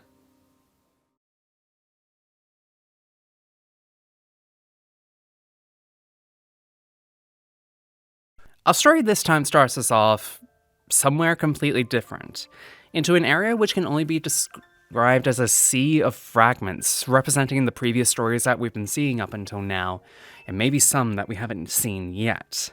Rika awakening within the sea to see them for herself, but also being greeted by someone we've been introduced to in a way, another more serious-looking Rika, but we finally have a name for this version of her, Frederica Berncastel. Explained that she's been overlooking the events alongside Rika, and that the story of Hinamizawa's tragedy has, in actuality, been repeating for over 100 years by this point, meaning the stories we've seen up until now have only been a drop in the bucket over what have been seen. Frederica establishes that Rika knows exactly what has been happening, explaining three set rules of the world she is seemingly doomed to repeat, and what she needs to ensure is avoided and solved before she can escape. The first one being is if they are left to their own paranoid delusions on the matter, the club will fail to protect each other and therefore end up killing each other and then themselves, as seen in Onikakushi, Watanagashi, Meakashi, and even some aspects of Tsumihoroboshi. The second one being that, no matter what happens, Tomitake and Takano as well as Rika herself die in each world, their deaths themselves being a mystery which needs to be solved before anything else, as the mysterious deaths which happen in each iteration are not an accidental occurrence and have no clear answer as of yet, but always lead to the results that occur in the first rule under assumptions that they would be the next ones killed as seen in the above, as well as Tatarigoroshi. Alongside this, it's implied that Oishi and Takano's continued influence is a direct causation that leads to the above happening, Rika declaring if not for them, this wouldn't be happening. And the third and final rule being that despite what the truth of it is, everyone in the story believes that the murders are the direct result of a conspiracy done by the Sonozakis.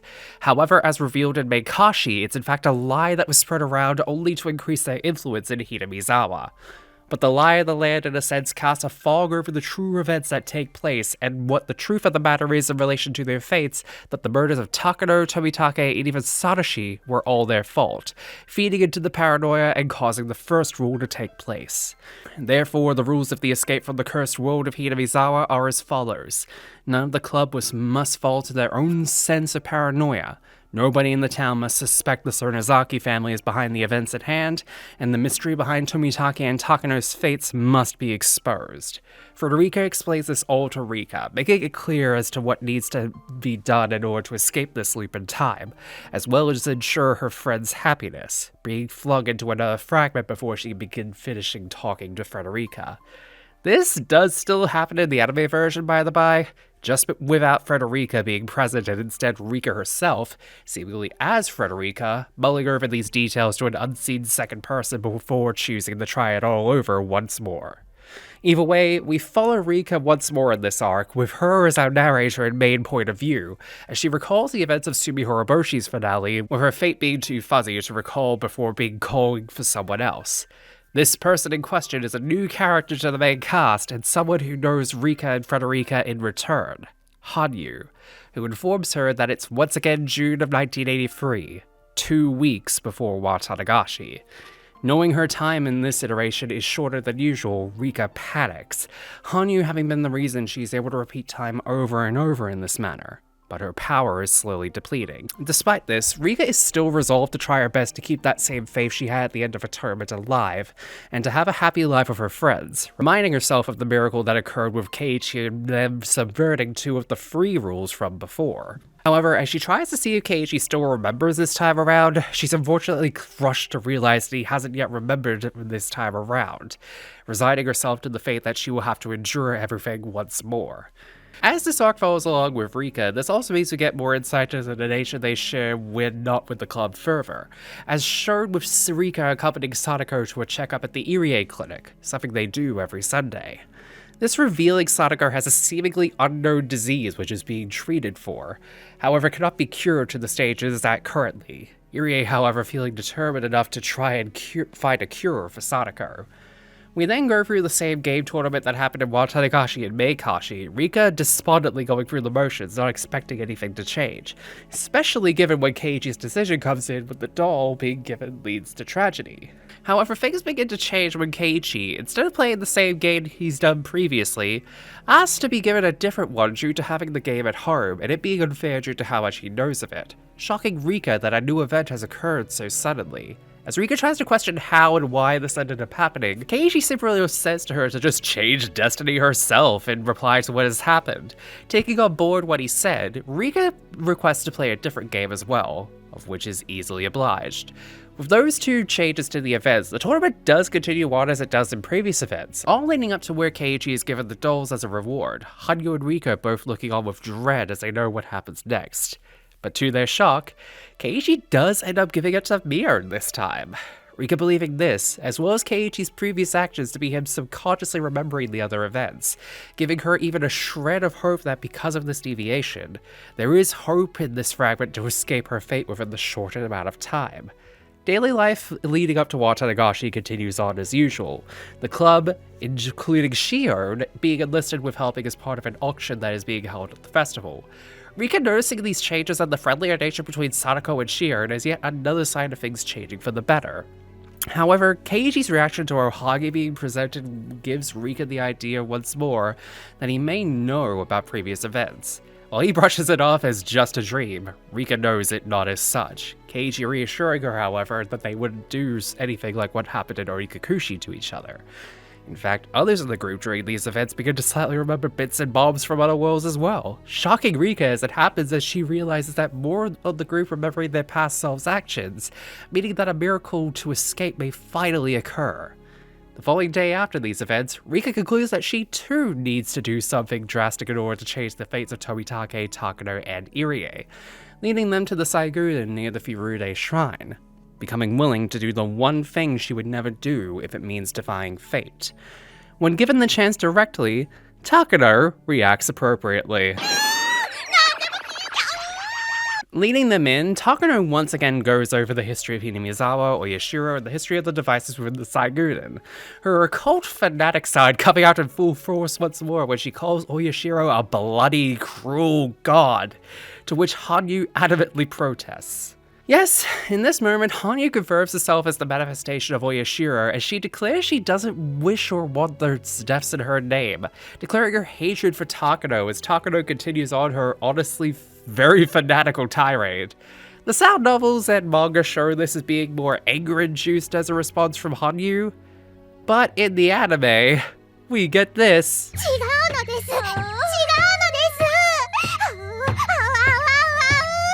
Rika, however, uses this chance to warn Takano properly of the curse of Oyashiro in an attempt to warn her and Tomitake that they will die on the eve of Watanagashi, hoping that this action will lead to a different result since they saw the Saiguden earlier than usual.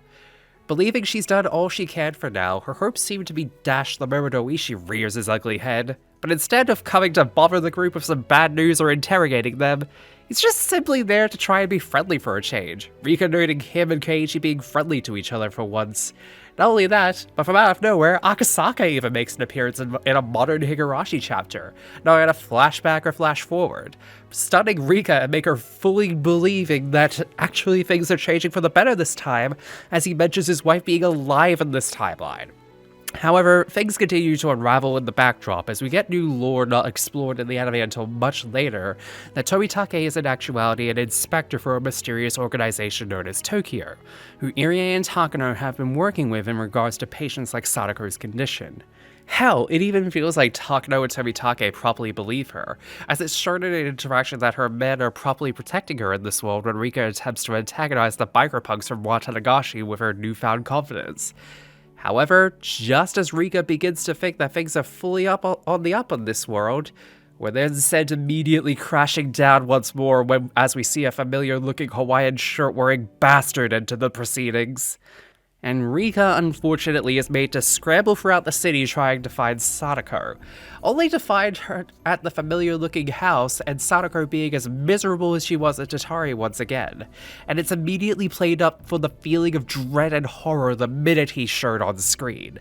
As even despite Rika's pleas on the matter, knowing exactly what will happen if she stays here, Sadako is so deeply traumatized by Teppei's presence that she says she'll stay with him, absolutely crushing Rika's spirit as she goes back to their home in tears.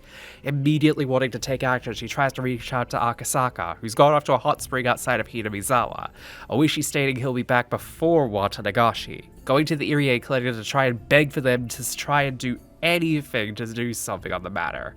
And while they do decline Rika's request despite her pleas, they relent and attempt to bring the necessary people in to get involved. However, the unfortunate news being that they won't be able to make action on it until after Watanagashi due to Rita's death making Teppei a person of interest to the police. Rika takes this about as well as you'd expect.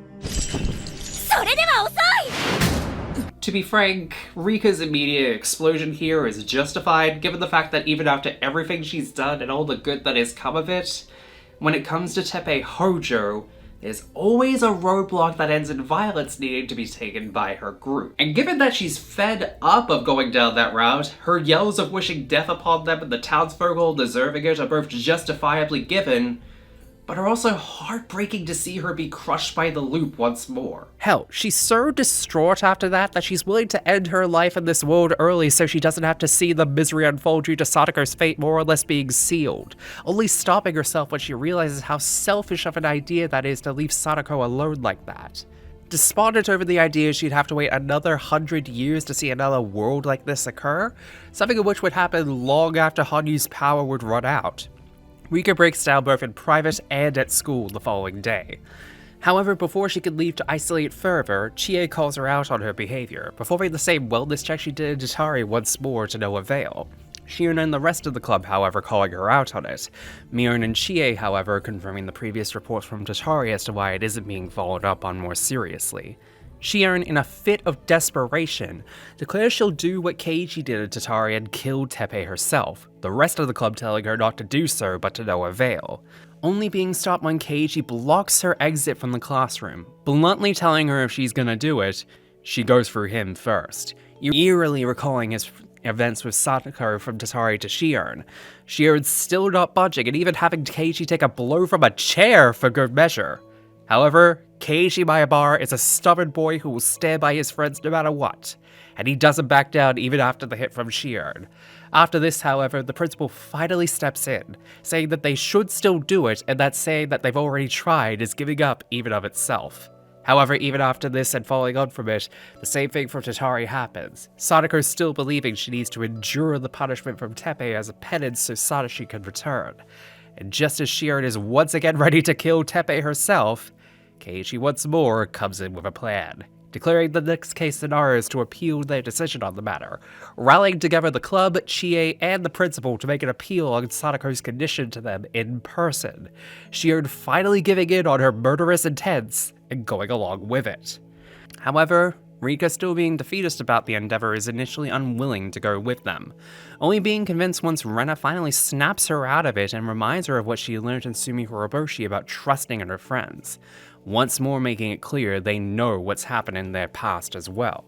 And when that doesn't work, Mion reminds her that the villagers literally all banded together to stop the dam project from happening, reminding us once again of what we learned in Watanagashi when they look out for everyone in the village, Sadako included. So they all make their way down to the consultation center and make their case to them. But they initially don't budge when it's stated they're still currently handling her case, even despite the group's pleas and corrections to them on the matter. Seemingly at the end of their rope, the group seems like they're ready to throw in the towel, even Keiichi. However, Rika's pleas on the matter to keep going spur him on to find one last solution in this sea of despair. Deciding if 5 of them isn't enough to convince them, they bring in the entire village to plead their case. And here's where honestly one of the highlights of the entire fucking story takes place. As the comments of Hinamizawa sticking up and looking out for one another finally comes to its logical conclusion as the club goes around convincing villager after villager to come and please support for Satoko. First, they go back the next day with her classmates in tow, where they admit they never received any reports on Teppei's abuse, and with their mentioned Sadako admitting there's no abuse on the matter, they say it may be an overreaction on their part. This doesn't deter them as the classmates go into their families and spread it around to them, as well as the club going to places like Angelward to spread it around to other members of the village and even their families as well, even getting the attention of Oishi as part of it. However, Oishi basically tells him that if he pokes around at it too much, it may cause trouble, indicating that the clinic now believes that the Sonozakis may be behind their need for action in this regard, something which Keiichi vehemently fights back against. Oishi, however, once again makes things difficult due to making it seem as though Oreo Sonozaki is now wanting to make it a problem against them. But after seeing Keiichi's resolve not waver, he finally relents that he wasn't really trying to stop him, but more to keep him going. However, just as they're all getting ready to go to the consultation center the following day, Sadako finally returns to class, once more deflated and looking weaker as she did in Tatari. And despite appealing to Sadako herself on the matter to have her trust in them to help her, Sadako once more denies it and says it's fine, even as they call her out on her act to keep things seeming okay and beg her to reach for their help. She still declines it, even having a repeat of the breakdown of Tatari occur when the principal comes in. This actually provokes Rika to ensure that she is taking her shots, as it's believed by this point that her condition is actually the same as Hinamizawa syndrome, and the shots she's been taking have actually been mitigating it, living with Teppei being a reason why she hasn't been taking them and her condition worsening. And then, being properly told the ultimatum given by Teppei to Sadako, which would include him destroying Sadoshi's room if she disobeys him, Keiichi once again is spurred on thanks to Rika to once more go through with their plan and appeal for a third time. And on this third time, they come with nearly the entirety of Hinamizawa as their support, practically not letting anyone at the clinic tell them otherwise to help out Sadako. It's just as Shion said, 1 stone turns to 2, and 2 turns to 4. With Rika even declaring to herself that if it doesn't work out despite all of this, she will give up on any further attempts to try and redo it, convinced that if a miracle doesn't occur after all of this, it will never work. When they still won't accept their pleas, Rika herself decides to go to Sadako herself to convince her. However, with everything seemingly feeling like something more is going on, the club goes one step above once they get told by Chie that they need to stop this as she's been blackmailed by a higher-up that the school would close down if this continues. Convinced that it's due to the elders of Hinamizawa making these ultimatums, with everyone else confirming once he presses the issue on the matter that it's due to the Sonozaki family's hatred for the Hojos, and that supporting Sadako is akin to showing weakness to the villagers. Agreeing on how stupid of the concept it is, Keiichi and Rena make it clear that they will go directly to Oreo to plead their case themselves, despite Shion and Mion's disputes against it, but eventually convincing them as well as they go to the council meeting and make their intentions clear. And while the village elders admonish them to try and keep going, they keep fighting back against them, even getting his father involved in the manga and sound novel events to back him up when they call him out on going against them.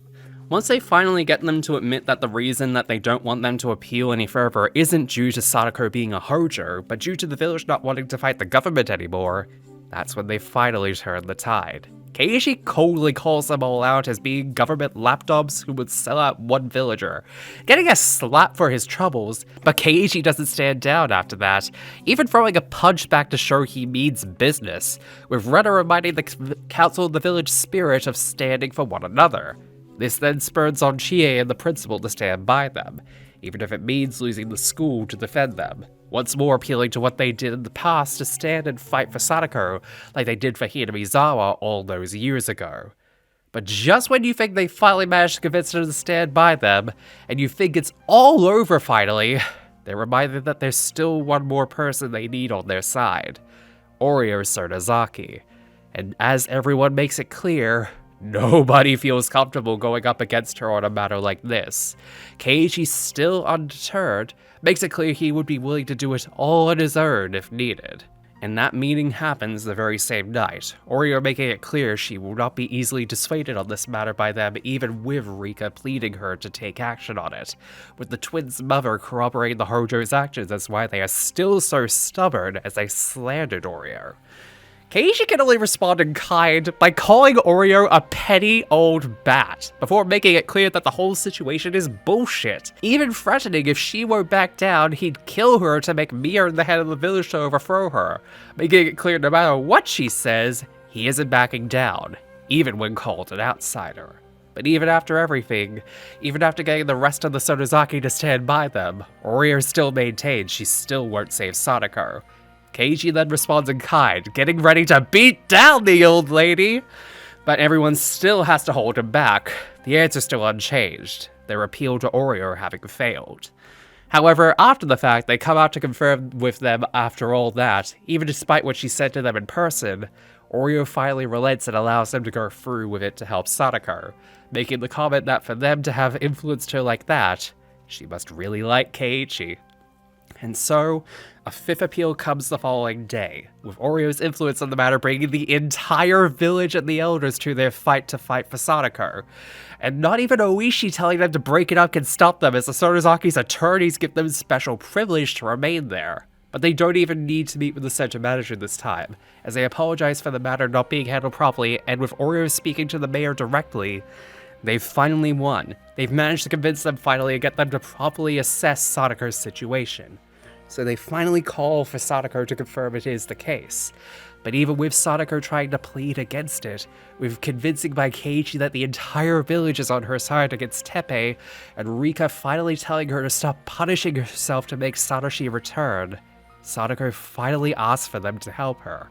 And even with Teppei going right for her and causing her harm as a result of it, she stands firm and finally stands up against Teppei to get him out of her life once and for all, just in time for the police to finally arrest Teppei Hojo for his abuse. Finally, after so many times and after all the attempts, Sadako is finally saved properly from Teppei without his death.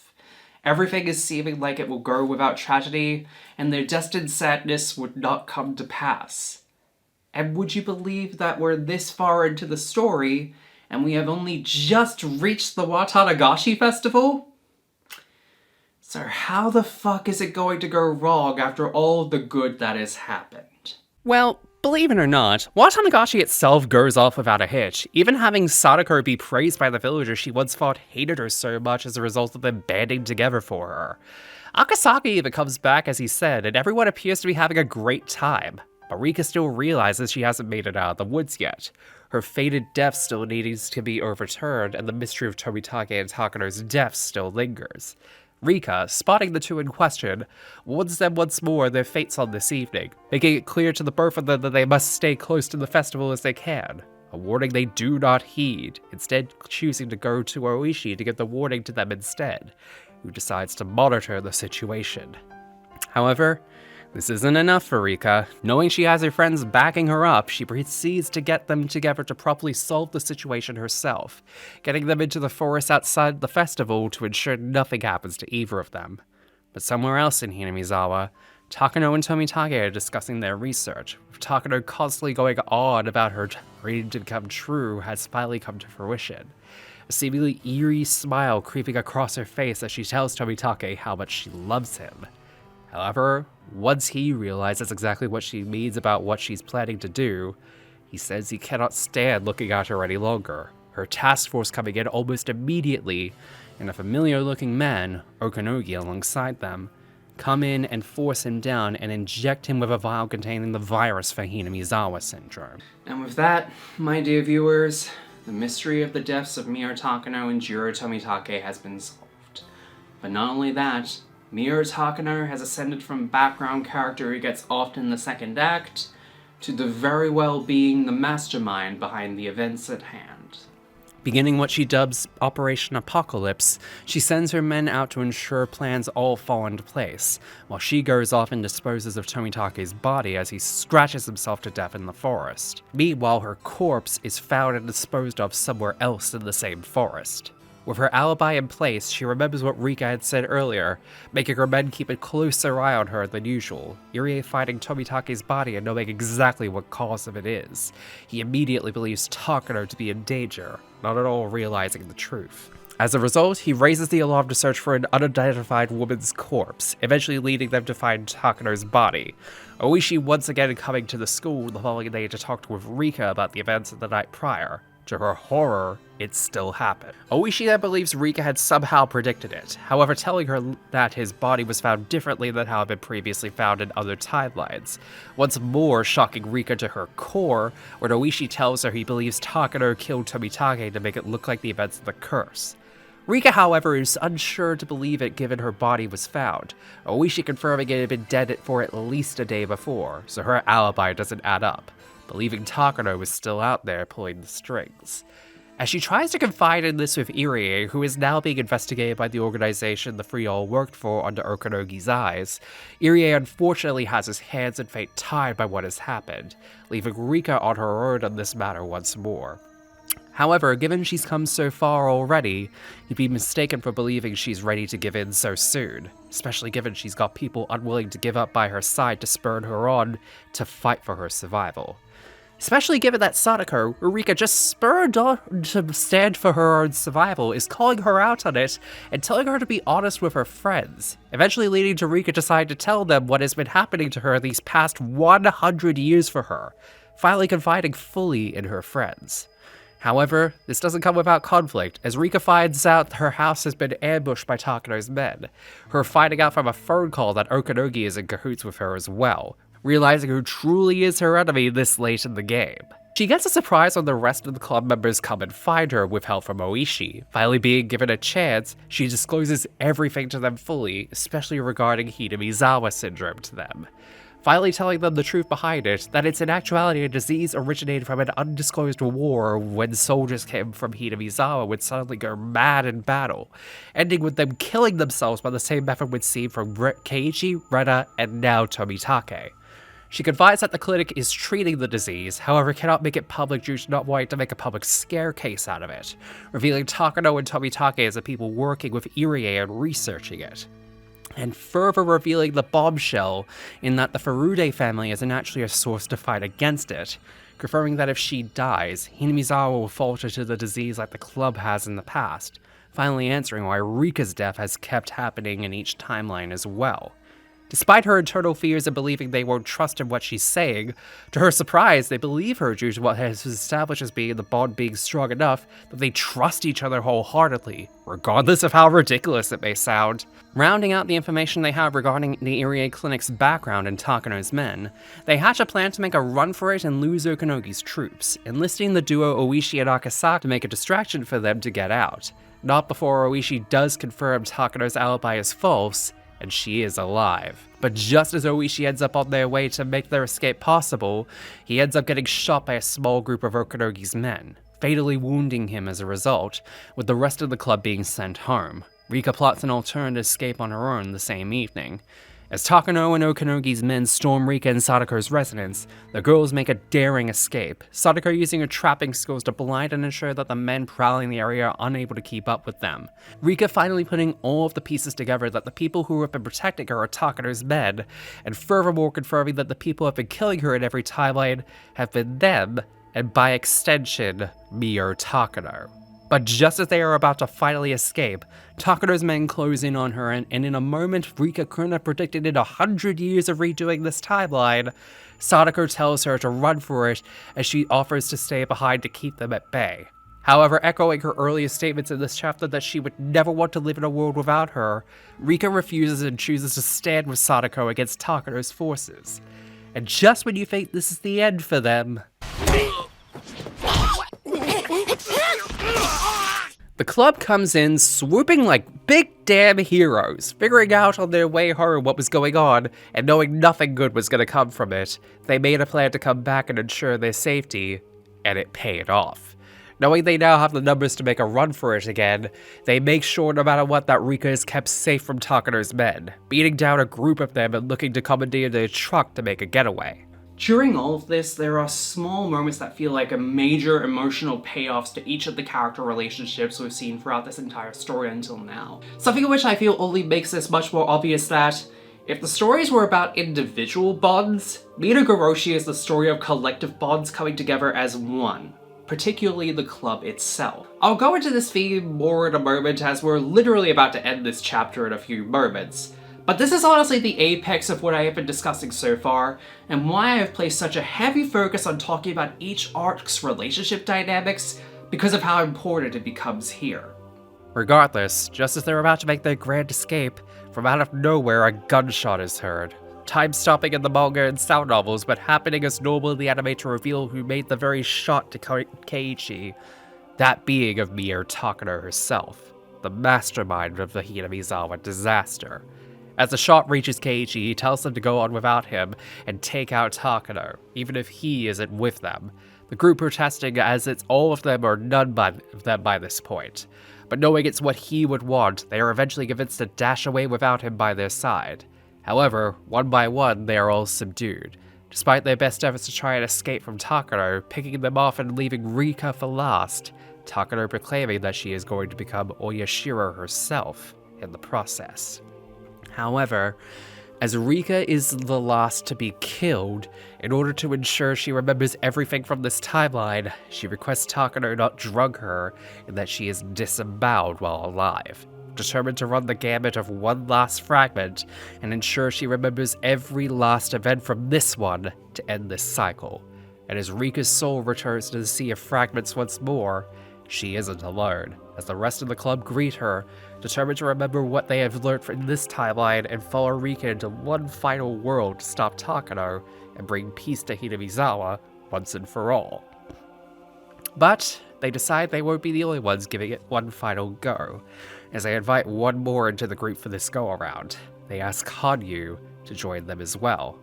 I haven't talked about it as much, but Hanyu has basically been commentating to Rika throughout this that she knows what will happen, and despite Rika's emboldened statements that her tragedy will still happen, saying she's powerless to do anything as she's only a spirit, not a physical manifestation. And throughout these events, Hanyu was very much lamenting this part, as she wishes to be able to interact with the club like Rika can. This moment being a payoff that Hanyu can finally join them, and may possibly be the final piece to the puzzle that will lead them to victory. However, as they all commit themselves to stopping Takano in another world, in the world they have now departed from, the great Hinamizawa disaster takes place, the villagers being poisoned under the guise of evacuation orders, and gassing them all in the school, just as it did in previous worlds. Takano laughing maniacally as the townspeople of Hinamizawa are either gassed to death or shot on sight if they try to escape, proclaiming herself that of a god in human form for bringing Oyashiro's curse to life. She ends this tale like she has ended many others, with her victory and supposed ascension to godhood. And really, it's only fitting that the chapter dubbed the Massacre chapter would end with us seeing the massacre all for itself, including the club members we have all held on to so dearly after an entire chapter of victory. But like Rika and the rest of the group, even if it is to end in tragedy, we the viewers shouldn't give up, especially this late into the game.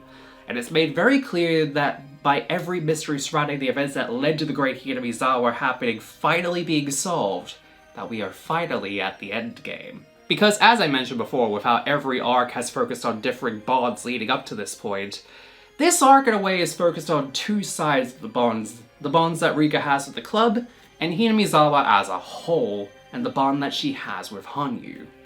With Hanyu, it shows that even in her despair and hopeful moments, Hanyu isn't meaning to be a cold and haunting spirit advisor of her past mistakes, that she is just as much tired as repeating these cycles, and is wanting to have a better life with the friends Rika has made. This, of course, culminating in the finale, where Hanyu finally gets her wish and joins the group alongside them in what may be the final world. But also, it's a microcosm of how the bonds Rika has made with the group through the repeated cycles, and the events that have happened have strengthened their bonds as well as her bonds with them all, which culminated in Rika placing her trust in them fully and resolving to face this fate one final time. Because after all that they've been through, they're not willing to give up a chance at happiness, and a chance to find a way out of this endless cycle of death and misery. So that leads us to one final world, the world of Matsuribayashi-hen, the festival accompanying chapter.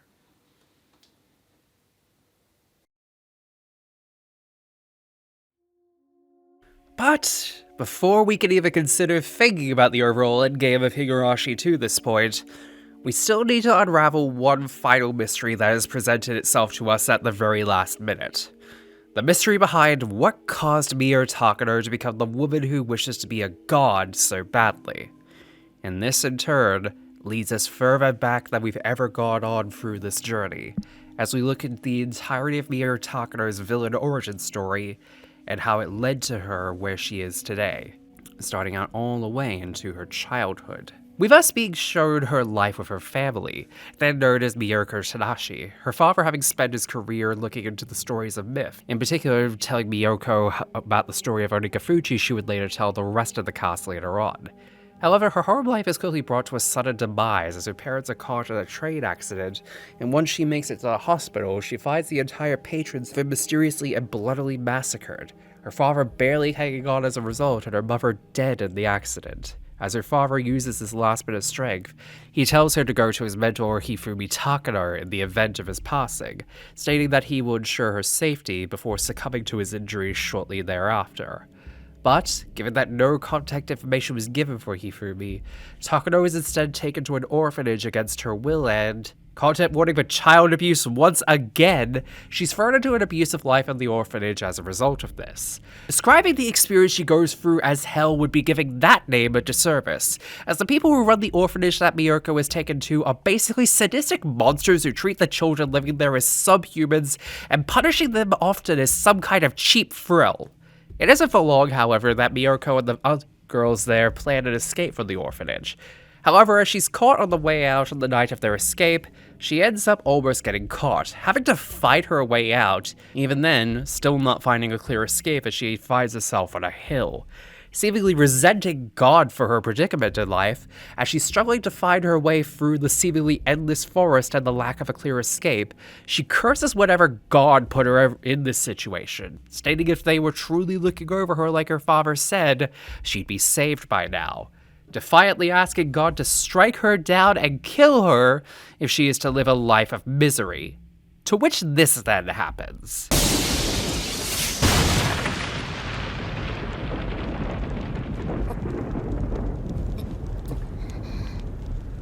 God is seemingly listening to her after all, Mio finding a phone booth to finally call for help on the matter, making out that her father's last-mouthed words were a phone number to call Hifumi and to make contact with him, Mio finally doing so successfully. However, as she ends up making contact, she's found by the people at the orphanage again. But when you think Mio is going to be trapped once more into the life she was previously living, Mio even having a nightmare of it herself, it's revealed Hifumi had made contact with the orphanage, found her and adopted her as her own. Even despite the very familiar PTSD that Mio has that as a result of the living conditions at the Institute, she manages to slowly adjust to a life living with Hifumi. During this time as well, it's revealed that her father's knowledge of occult stories actually came from Hifumi, as she ends up learning about Hinamizawa syndrome, as Hifumi is actually researching it himself. And this is where we find out that a lot of what we have been fed about Hinamizawa syndrome being a parasite illness is in fact true to a degree, and the background of it being some kind of hoax and atonement was more on point than most ideas until now.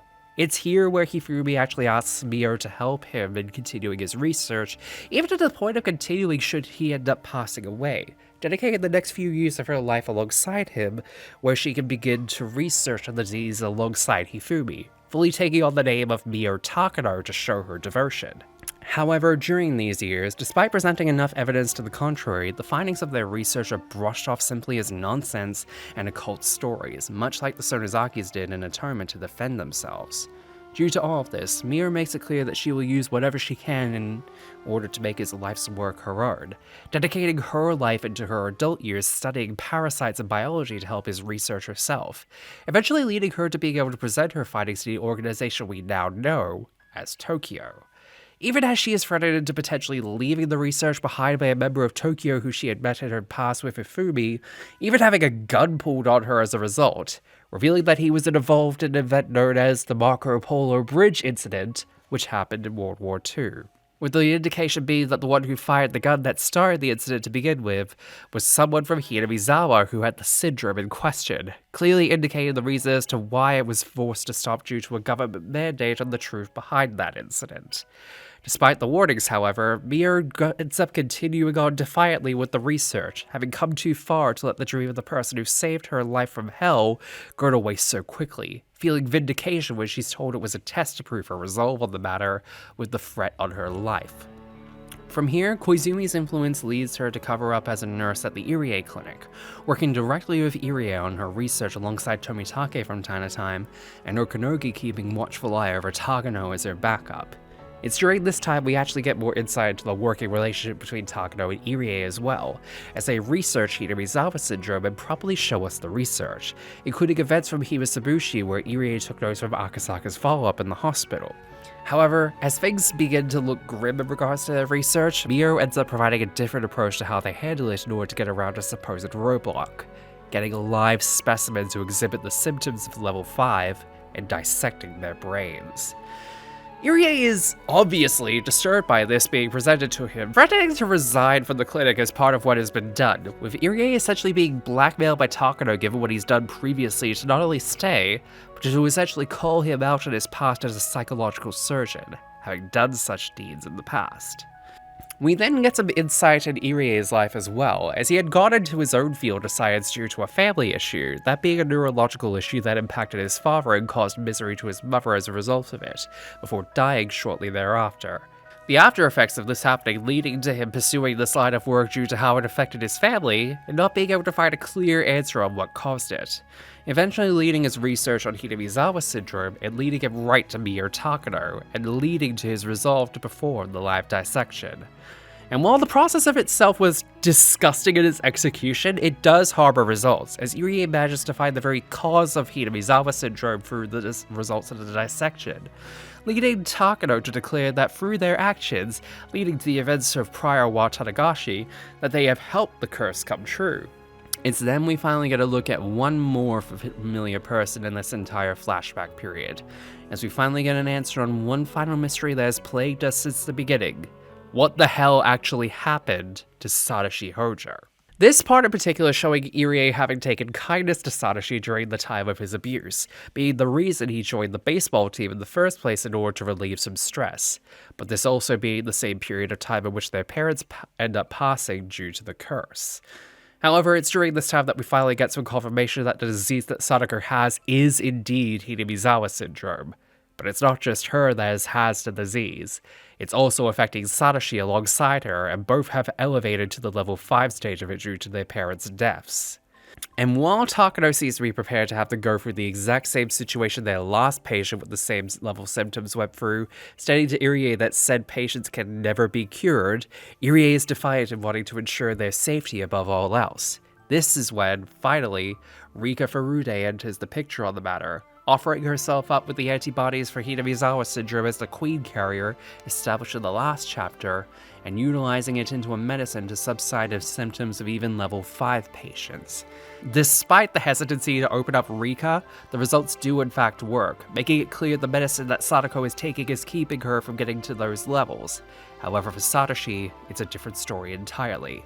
See, while Irie is trying to ensure the safety of both Hojos, Oishi is trying to pursue them on grounds of suspicion over their parents' demise, implying he thinks Sadako is lying about what had happened, and she actually caused their fall due to the symptoms of being at level 5. And this in turn has us finally know the truth behind Satoshi Hojo's disappearance, as, unlike his sister, he got to a stage of level 5 which couldn't be treated through Rika's antibodies, following the murder of their aunt in 1982. As a result of this, Irie keeps him in the clinic where it's unsure currently on his ultimate fate as of now, but don't worry, we'll eventually get to his ultimate fate. But it does prove one thing for certain: Satoshi didn't abandon Sadako, and his condition made it clear that he might still be alive. Between all of this as well, Rika's mother ends up finding out about the experiments done to her and essentially tells them to never use her for their experimentation as the Queen Carrier again, threatening her influence onto them as a result unless they stop. In retaliation, it's here where they find out her ultimate fate as well, as her murder was a plot done by Okunogi to take Rika's family out of the picture and make Rika more susceptible to further research as a result, answering one more mystery through this look back and Takano covering it up as part of the curse. Alongside this as well, Oishi has been doing his dirty work as to how he could look into it, but finally telling the audience why he's so invested in this, because a person who he befriended long ago named Oyasan was one of the members of the Dam Project who died in the first Watanagashi murders, with Oishi swearing vengeance on it and pinning the blame on the Sonozakis without proper evidence due to his belief that they did it to establish their will over Hinamizawa, even if it's been proven by now to be false on them. With everyone's fate slowly moving towards the inevitability of 1983 one more time, Oishi mirrored Rika and Irie all wanting the tragedies to come to an end once more. All but one person is looking forward to the year's events, as it's finally revealed why Takano has done the deeds she has done in every timeline. Killing Rika as the Queen Carrier and murdering the village of Hinamizawa, as after her mentor's death, Tokyo announces they plan to decommission their research and find a cure to erase the disease. Seemingly at the end of her rope in regards to the research, Takano makes a deal with a member of the inside of Tokyo's head, and with her help strikes a new plan of attack to use the curse killings to her advantage, and finally get Rika for her research once and for all, even if it means murdering all of Hinamizawa to get it. With this resolve, she goes to the Furude Shrine, defiantly challenging God to a battle once more like she did in her childhood when she was saved. But God doesn't answer her. This time, Oyashiro herself answers. Hanyu revealing herself and coming face to face with Takano, Hanyu stating she now knows what Takano has done and declares that this time, with everyone else beside her, she will stop her using her name as Oyashiro to allow the murders to happen. Takano will be laughing as she makes her intentions clear. She will become a god in one way or another. And so, having found out all the missing pieces leading us into the endgame, we finally reached 1983 one more time, with everyone's wills ready to battle it out one more time to try and save themselves from this fate once and for all. But of course, much like the chapters that have come to pass previously, there's obviously some changes to this world which we find ourselves in now, which are necessary to obtain a happy end at last. And as it was promised, Hanyu is in fact joining us for this last ride. So of course, it's time for some lighthearted shenanigans to start off our journey in 1983, after all of that serious build-up.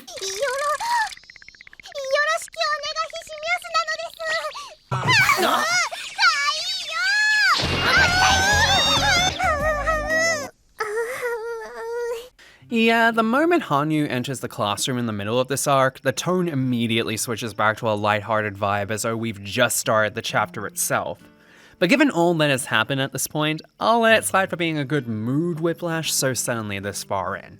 However, the mood immediately goes back to the serious nature of all involved, as Rika and Hanyu make it clear that for them, this is indeed their final world, and if they cannot win here, it's over, point blank. So while the club does manage to pull Hanyu into their ranks throughout these next few moments, it's done with the clear background of knowing sooner rather than later they will need to fight once again, so they are taking the moments of reprieve how they can. But it's during all of these nice calmer moments do we get some insight into Hanyu herself, as her horns have manifested into her physical form and as a result make people question if there's something more behind the scenes. In truth, it's due to the story of Onikakushi Swamp and the only mention in it being Hanyu's clan, and when Hanyu took on human form as one of them, her horns couldn't be hidden, and as a result allowed the villagers to kill her for repentance of her clan, of which was done by Rika's ancestor. This in turn began Watanagashi as for Rika's family's actions, passing it down from generation to generation until we have what we have now, Rika feeling more emboldened to make it happen so she can make amends for Hanyu and her clan by default. However, as Frederica comes into this Rika's body, a complication is thrown into the works as she cannot remember that Takano is the true culprit from the last fragment she was in. Realizing they're in the same predicament once more, it makes things clear Rika has to remember everything all over again. Hanyu, however, recollecting everything from Minagoroshi over to Rika, helps catch her up on the matter so that she knows what the deal with Takano is, and they don't make the same mistake twice, imploring for Rika to trust in them on the truth of the matter as early as possible so they can prepare.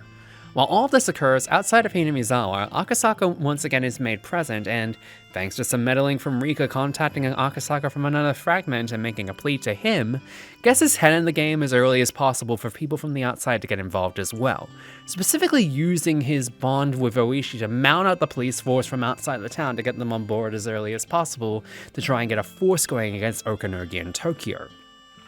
As the lead up to Watanagashi happens once more, so does Rika's attempts to galvanize the rest of the villagers in regards to it, finding out the events that led to the Hinamizawa disaster from Irie, dubbing it Emergency Manual 34.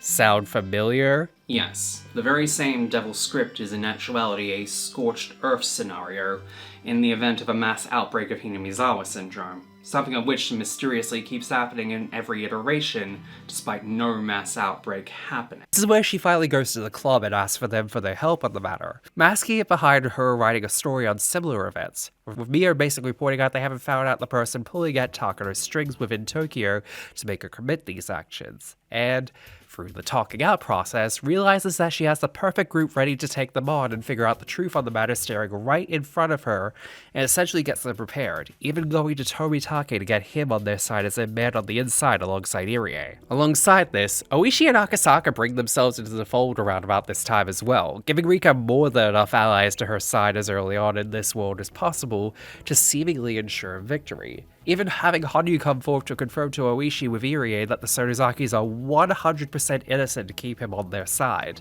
With all the pieces lining up together much sooner and the allies coming together much smoother than anticipated, so begins the attack to fool Takano and keep Rika safe, and finally end the misery once and for all, with Sadako and Rika staying at Miyo's house and Akasaka at their place. And once at the house, Rika comes clean the events of her manga are in fact true, something of which everyone takes on board very quickly as they figured it out before she could disclose it, everybody putting their best foot forward to enlist themselves into Rika's army of Hinamizawa. Then, putting into place a plan to try and disprove Takano's manual, they tried to have Rika be believed to be dead for 48 hours, the same amount of time it would take in the manual upon her death for the villagers of Hinamizawa to go mad from the syndrome and find out the true puppet masters. With their plan in action to have Rika be dead until after Watanagashi in motion, Oishi finally makes amends with the Sonozakis during this time, everyone seemingly being on good spirits with each other finally. Only one question comes into mind as Watanagashi rears its head once more. Will it go to hell like last time, or will we finally have a cotton drifting festival without bloodshed and misery? Well, as Operation 48 Hours goes into effect with the reveal of Rika's body having been found dead being leaked by Oishi, Tokyo and Takano scrambled to Hinamizawa to prove that the village is going to hell before they can find out that Emergency Manual 34 is in fact untrue. Okanogi putting out an order to find Tomitake, who had been missing from Takano's direct line of sight too long to start arousing suspicion. Oishi distracts the prefectural police from IDing Rika as being dead, even punching him out for good measure. Meanwhile, Takano's puppet master, Nomura, admonishes her for not realizing the manual wouldn't be enough to subside Tokyo's plan to cancel the research, telling her to handle the miscalculation as Takano becomes more and more paranoid over Irie and Tomitake, just as they manage to find Tomitake. With him being found out at a hotel in Okinomiya, he makes a run for it, feeling determined to stop Takano himself before she performs the unspeakable acts she's done in the past, and maybe change her mind. Unfortunately for him, he's captured and brought to Takano. Irie makes a distress call in secret to Akasaka to try and get help for Tomitake as soon as possible, with them meeting up with the rest of the club at the Sorizaki residence. The true battle for Hinamizawa starts here. Despite attempts from Tokyo to subdue Irie and Akasaka on their way to the Sorizaki residence, they make a daring escape with help from Shion and Kasai. Akunogi and his mad dogs make it to the Sorizaki residence with a fully armed squadron. As everyone makes their way to the underground Saiguden, the mad dogs are kept at bay by Sadako's traps laid on the outside. However, as they manage to make it to the door at the Saiguden, just as they manage to get inside, would the group have to make use of the escape tunnels that Mion had been thrown down in previously in Watanagashi and Meakashi to get out. Shion insisted staying behind to put some much-needed firepower against the Mad Dogs. However, this backfires as Shion is seemingly used for leverage to try and get them to cooperate, everyone having to now make a choice to sacrifice Rika and Irie for them, causing them to panic as Rika makes the choice to go up and it backfiring on her, until... Rika-chan! Yep, Akasaka ends up being one of the men who were a part of the group, finally making good on his promise from 5 years prior to save Rika in her darkest hour and ensure she nor her friends suffer a terrible fate, disarming the Mad Dogs and reuniting with the rest of the group. During all of this as well, he even delivers a beatdown 5 years in the making to Okanogi as revenge for the events of the Himatsubushi, delivering a one-sided beatdown so gruesome to Okanogi you'd think we were seeing a boss fight from JoJo's instead of Higurashi. In this moment, the final battle truly begins, as everyone begins to mount a counterattack against Takano and Okanogi's forces. All the while, Tomitake tries one more time to convince Takano to stop it once and for all. However, he cannot bring himself to convince her even as she pleads him to do so. Fully realizing she has nothing left in her life worth stopping now, even a lover, Takano says it's all or nothing, mobilizing the Mad Dogs and Okanogi to kill the Hinamizawa gang and take Rika alive for their research, leading the group for one final showdown in the forest. And it's here, with everyone present, do they mount a counterattack with everything that they have, from traps to using the mountain's leverage to their advantage to even baiting them all out further. One by one, they manage to take out the Mad Dog group in succession.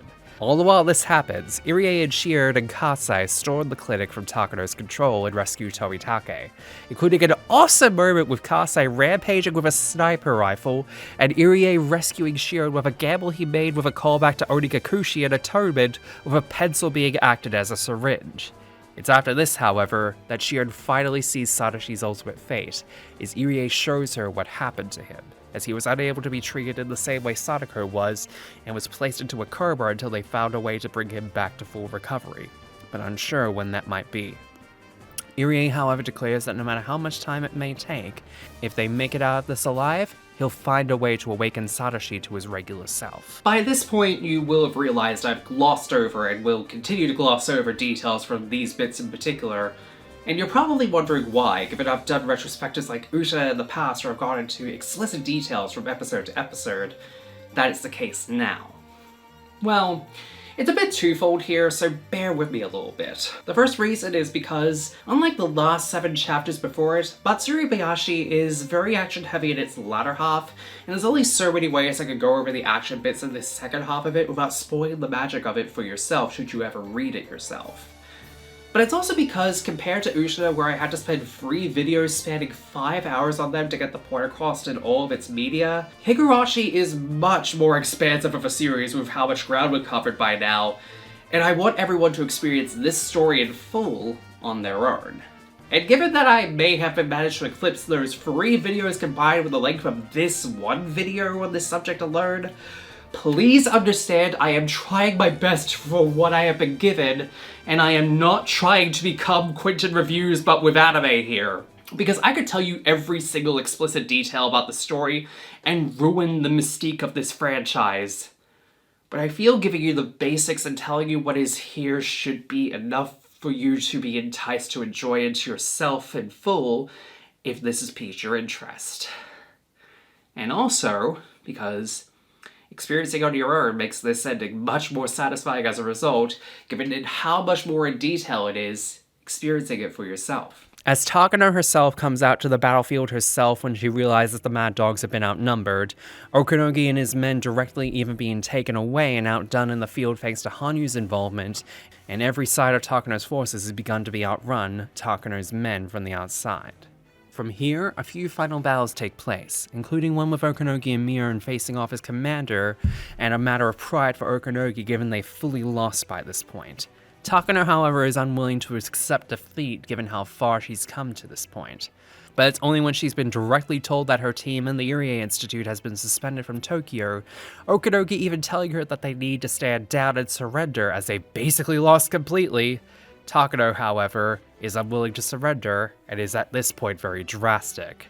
So, when she's told to kill herself and make the ending of everything look believable to their superiors, she instead shoots at Okunogi and the Mad Dogs, making a run for it before coming face to face with Hanyu once more. Hanyu, coming to her not as Rika's friend, but as a god Oyashiro, makes a clear statement to Takano that the only way she can cleanse her sins is to sacrifice herself if she truly strives for godhood, even forgiving her at the end of it all for what she's done. Takano, however, taking offense to this, tries to shoot Mion in one last act of defiance against the god she has been fighting against all this time, as well as to try and at least get one kill over the people who had ruined her plans. Hanyu, however, steps in her place to take the bullet, much like she took the strike from Rika's ancestor all those decades ago. Rika, however, pulling one last miracle, stops the bullet from reaching her chest in the nick of time, declaring that, in this ideal, final world, there will be no tragedy in any matter. And so, Takano is arrested by Tokyo, Tomitake taking her men into custody himself, and seemingly one final act of mercy being declared that she may have advanced form of Hinamizawa syndrome to spare her from the cruelty being ended by the organization she trusted herself to by the man she's come to love after all this time. And, on the very same day that the Watanagashi festival is to begin, tragedy has been averted at last, and when the cicadas cried this time, everyone survived, and a miracle occurred for everyone, including Hanyu, who is convinced to stay with them as their sixth member, at last. The festival occurs without misery occurring, and life in Hinamizawa village goes on without tragedy. The curse of Oyashiro broken once and for all. Life goes on after the fact, as, for the first time ever, Rika Furude and the rest of the Games Club are able to live in a world past June 1983, and, one by one, the lives and futures of the Games Club and the surrounding allies of all of them assured, as an ideal world of peace is finally shown. Even Takano showing that she is still alive with Tomitake, and in a much better state, even if she's out of the public eye for so long. Thus, after seemingly 100 years of misery repeating itself en masse, a hard-fought happiness is celebrated forever. For when the cicadas cried, true happiness was found at last.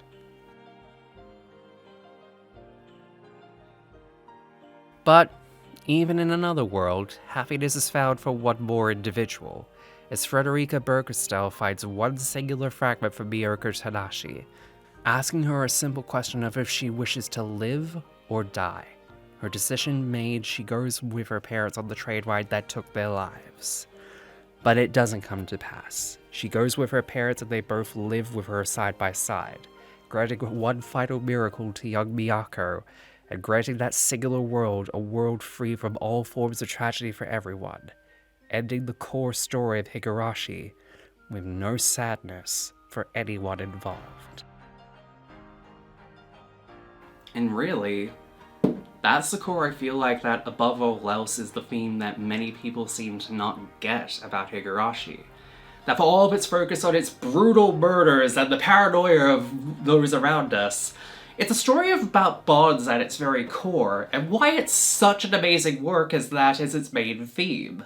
Because for every iconic murderous laugh, or every blood-soaked killing spree or torture shown throughout this, it shows that without the strength and love of bonds and friendships to carry us through life, we suffer and become lost as people and as collectives. It's something I feel that later works in this particular series don't get as well, instead focusing on either two people's bonds specifically as a focal point, or flat out ignoring the idea of bonds entirely in place of recreating the same old shit for an audience who only cares about gore and murders. But Matsuribayashi-hen's ending shows that The apex of everyone coming together fully and creating a miracle, not just as one, or even within our main group, but as one collective unit against fate to fully obtain happiness they all seek. Even if the world itself isn't all perfect, it's more ideal than any other. And that, personally, is why I feel Higurashi deserves to be seen in its entirety. You come for the murder mystery and the gore, but you stay for its heart and soul and the reason its very existence as a story of bonds and its importance throughout everyday life. Which is why I personally feel like, if you haven't experienced Higurashi for yourself, if this video hasn't convinced you enough, I implore you to check it out for yourself and experience it in full with your own eyes in any medium. But I'd personally give preference to its manga or sound novels as recommendations. However, there are two more forms of Higurashi story that we haven't really covered. As while the anime, manga, and sound novels are very much the more popular ways of experiencing this story, there are two more ways which this story was told, and which need to be discussed for a comprehensive look. That being the portrayals of its audio dramas, and the infamous live-action versions of the Higurashi story.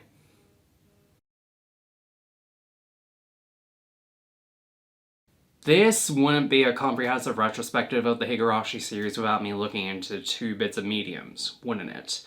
And while a lot of people are quick to sweep those two adaptations under the rug as easy as that, I'd argue that looking at them is important because of how different they both are at the end of the day. And, in a way, they both provide a bit of importance into the overall story of how Higurashi was presented as a whole. As a presented first-time iterations of members of the cast we know today, while also giving a different way to experience them away from just anime and manga. In the case of the audio dramas, they were released near the middle of the total run of Higurashi in 2005, beginning their releases shortly before Tsumihoroboshi's release, making these the first non-sound novel versions to be released as it predates the manga's beginning by a few months. These are also important as well because of the fact that they are the first appearances of the main voice cast of Higurashi, whom at this point in release have almost been the seiyus from the main cast for almost 2 decades by this point. So this marking their first foray into the roles of the cast of Hinamizawa is an important feat in of itself. However, given the fact this is the first time the cast is putting themselves into these roles, the polish from later performances from them isn't there yet, and in some cases the way they are presented more often than not ends up coming across as being more foreign than what we are used to today.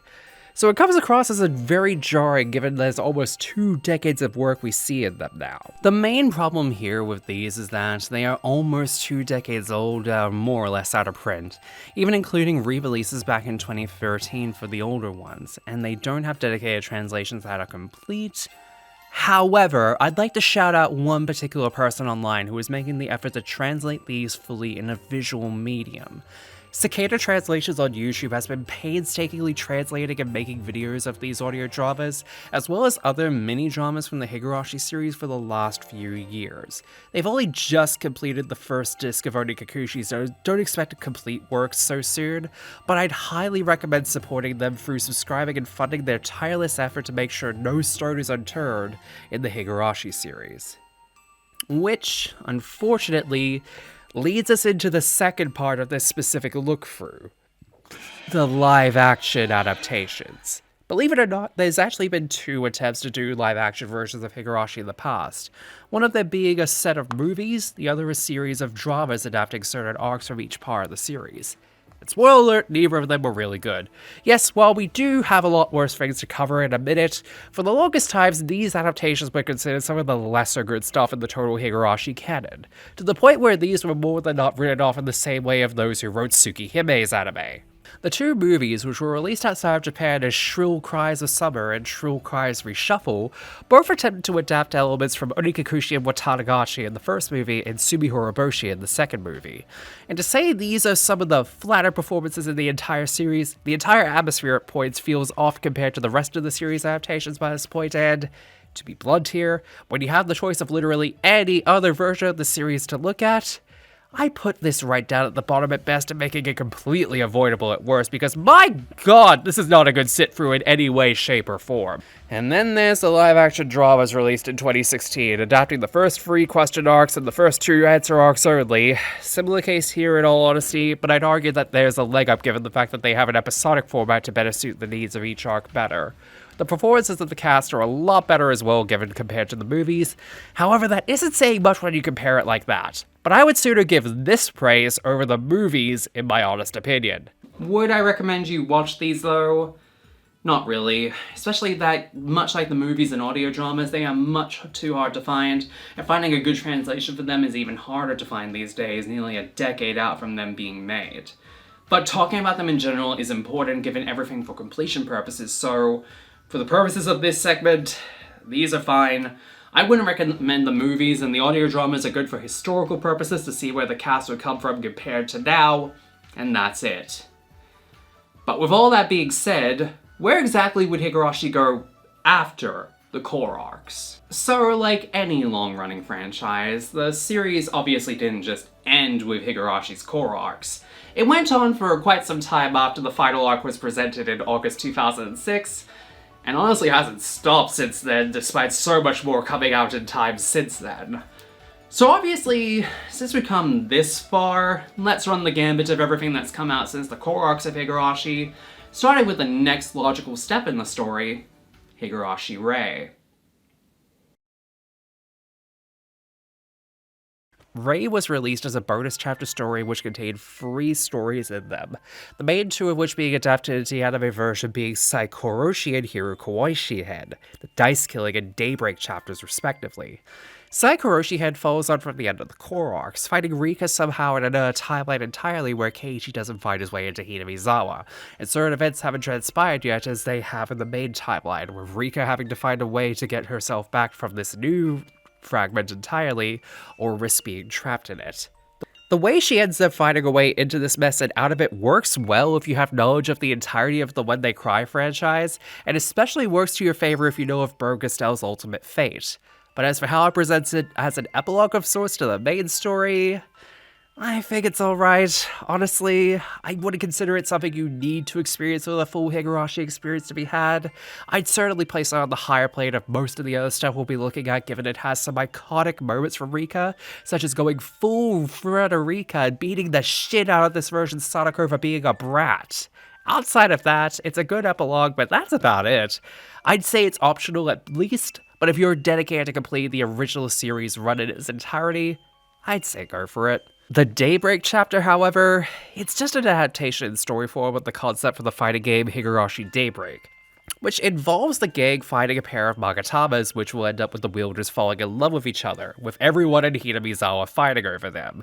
And I do mean everyone in Hinamizawa. This is basically Higurashi Ultimate right here, because everyone is here! That being said though, if you want to read through this so badly, I'd recommend just playing Higurashi Daybreak instead. It's easy to play on PC, and it's also amazingly fun for a 3D platform arena beat-em-up made in 2006 of all times, and you can play as multiple versions of each character, including the possessed forms of Rena, Shion, and Rika.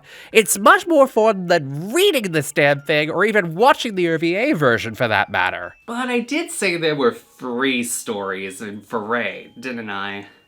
Well, technically this is correct, however the difference here is between the one I put in for the anime and the one presented in the visual novel.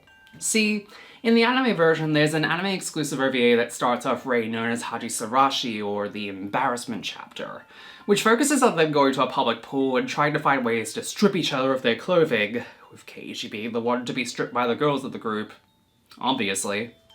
But it's the original one in the visual novel, Batsukoishi-hen, or the penalty-loving chapter, which may be the one you're expecting me to talk about. And I will, but only because it segues well into the next anime property, which came out celebrating the 10th anniversary of Higurashi in 2012, which featured that story as its beginning OVA. I am of course referring to...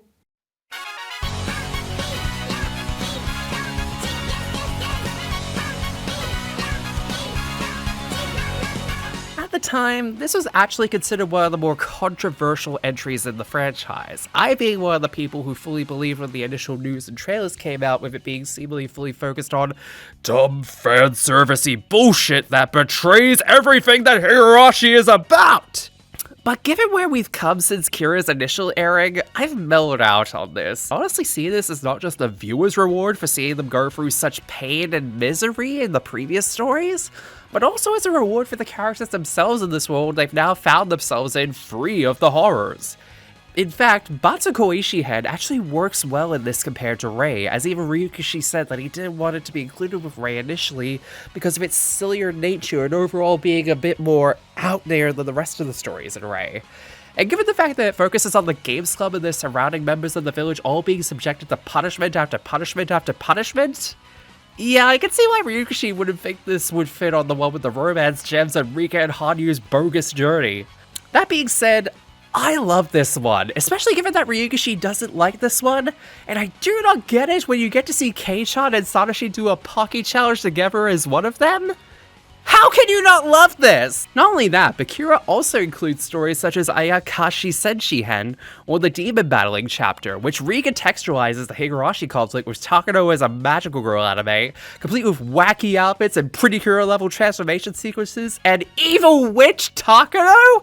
Yeah, this one fucks. Hard. Even if it is the weaker out of the four Kira overall, with the next one being arguably the strongest at Himatsubushi-hen, or the Affinity chapter, which while on the surface feels like a retread of the Daybreak chapter, actually works as a way for the examining the relationships Keiichi has between Mion and Rina directly, as it basically becomes a who does Keiichi actually love scenario between the two vying for his affection. For obvious reasons, Sadako and Rika are exempt from this. And honestly, it has some of my favorite moments between the two pairings throughout it, and it's the one OVA out of all of them I revisit the most out of this series. I'd say if you love this kind of thing, it's a must-watch for sure. Which then leads us to the finale of Kira, Yumerusuishi-hen, or the Dream Appearing chapter, in which the Rika which would end up coming to meet Akasaka gets transported to present day suddenly, and as the gang has to find a way to get her back to her own time. All the while, cute shenanigans of having two Rikas around happens.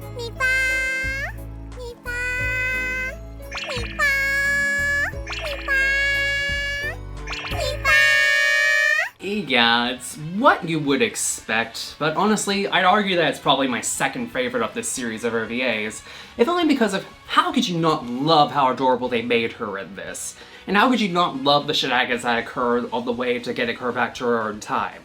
You can't not love it is what I'm saying here, and it's honestly how I'd talk about Kira period. You can dislike it on principle, but in regards to how much reward this feels like after every time they've tried to get out of this cycle of death, it feels like a reward well earned. Especially given how many times we hadn't seen up until that point, because guess what? The core arcs weren't the only timelines apparently in which they suffered through, because according to later visual novel entries, it turns out it was a lot worse than we thought. These new releases, Matsuri and Cicada, were each released in 2007 and 2008 respectively, later compiled into one release, Sui, which released in 2015. Viewing the visual novel portions, it included 7 total new arcs throughout them. These arcs included Tsumihoroboshi-hen, or the Stained Diffusion chapter, which adapts the story of Onikakushi from the manga into its own playable chapter, following the story of a new character, Natsumi, who has several experiences both before and after the Great Hinamizawa disaster. Onikakushi itself is considered one of the best standalone chapters of Higurashi, for the record. To the point I've heard people say it's the only piece of Higurashi media they've indulged in, without realizing there's another 8 main chapters to go through. It's that good. So, by comparison, I'd say this is a very good way of ensuring it's not manga only. The other one adapted from a manga version, Yoigoishi-hen, the Beyond Midnight chapter, is actually an alternate version of the endings of Tsumihoroboshi, with Keiichi surviving the explosion that killed them at the end and a plot involving a woman calling herself Mion Sonozaki, who returns to Hinamizawa following along from the disaster, with new characters that are returning Arakawa trying to unravel who she is and why she's come back to Hinamizawa so much. Like Onikakushi before it, Yoigoishi is a damn good manga-only plot, which I'm glad to say is not manga-only because of this. It's very much recommended in either version, if you ask me. The next new arc is Tatarigoroshi-hen, or the Rotation chapter, which is basically follows the events of Onikakushi, but without Keiichi going nuts and instead of just choosing to let it be. As a result, the disaster happens and Mion is left in a similar condition to Sadako and Yakusamashi, so I would argue the ending of this arc being adapted into Sadako's fate in that particular arc. After that, we have Suikotoshi-hen, or the Exorcism chapter, which operates as a middle chapter between Meikashi and Tsumihoroboshi with how it all operates, being a chapter in which Tatari and Sumiyoroboshi's plots are melded together with Keiichi, Rena, and Mio wanting to kill Teppei to ensure Sadako's safety, and also kill Rina for her issues with Rena's family.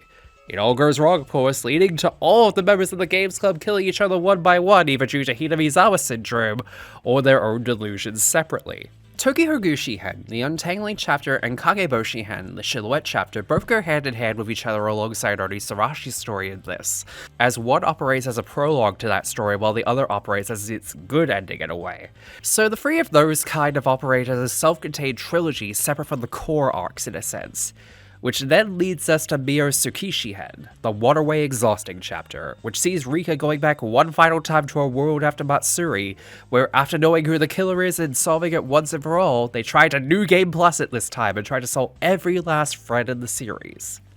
I consider this to be the true finale to Higurashi, given how much time and effort the characters go through with giving everyone a happy and satisfying ending. To the point where Ryukishi went on to say this is as his favorite of the new arcs from around the time of Kizuna's release. And finally, Kotohogushi-hen, the Congratulating chapter, fittingly treated as your final congratulations upon completing Kizuna, tells it from Haru's perspective as the story of Hinamizawa as Onikakushi is properly developed throughout this arc. If you loved a little lore dumps at the town and its history spread throughout the entire saga, this is a must-read for you as this goes right into that lore for a good solid hour, and I would highly recommend it as such. But even after all of that in the visual novels, they were still somehow pumping out new anime-exclusive stories. Cause in 2013, we got the OVA, Higurashi Outbreak. Released sometime following on from Kira and using a similar art style to it, Outbreak tells the story of the group dealing with a sudden virus outbreak in the same year they managed to resolve all of the problems, with Hinamizawa being quarantined off from the rest of Japan as they try to survive and escape the brain parasite being sent into Hinamizawa. It reverses the ideal of Hinamizawa villagers being all for each other, and instead turns it against our protagonists as they try to escape the quarantine zone and fight off the villagers as they try to attempt to escape and save one of their own. Do I think it's good, however? Not really. Apparently it was meant to be another OVA in the series, but only one ever got released. So it's unknown if this is really all we were ever going to get or if more was on the way. I do know, however, that there was a visual novel version of this, and that maybe that second part of it was the second OVA that we didn't get in the end. So if you want to know more about how Outbreak actually ends, you might want to go to the more recent Manga Gamer releases to go for the Outbreak chapter's finale. But given that this was the last piece of Higurashi anime media for the time, it's kind of hard to really see it as anything else more than slightly wasted potential.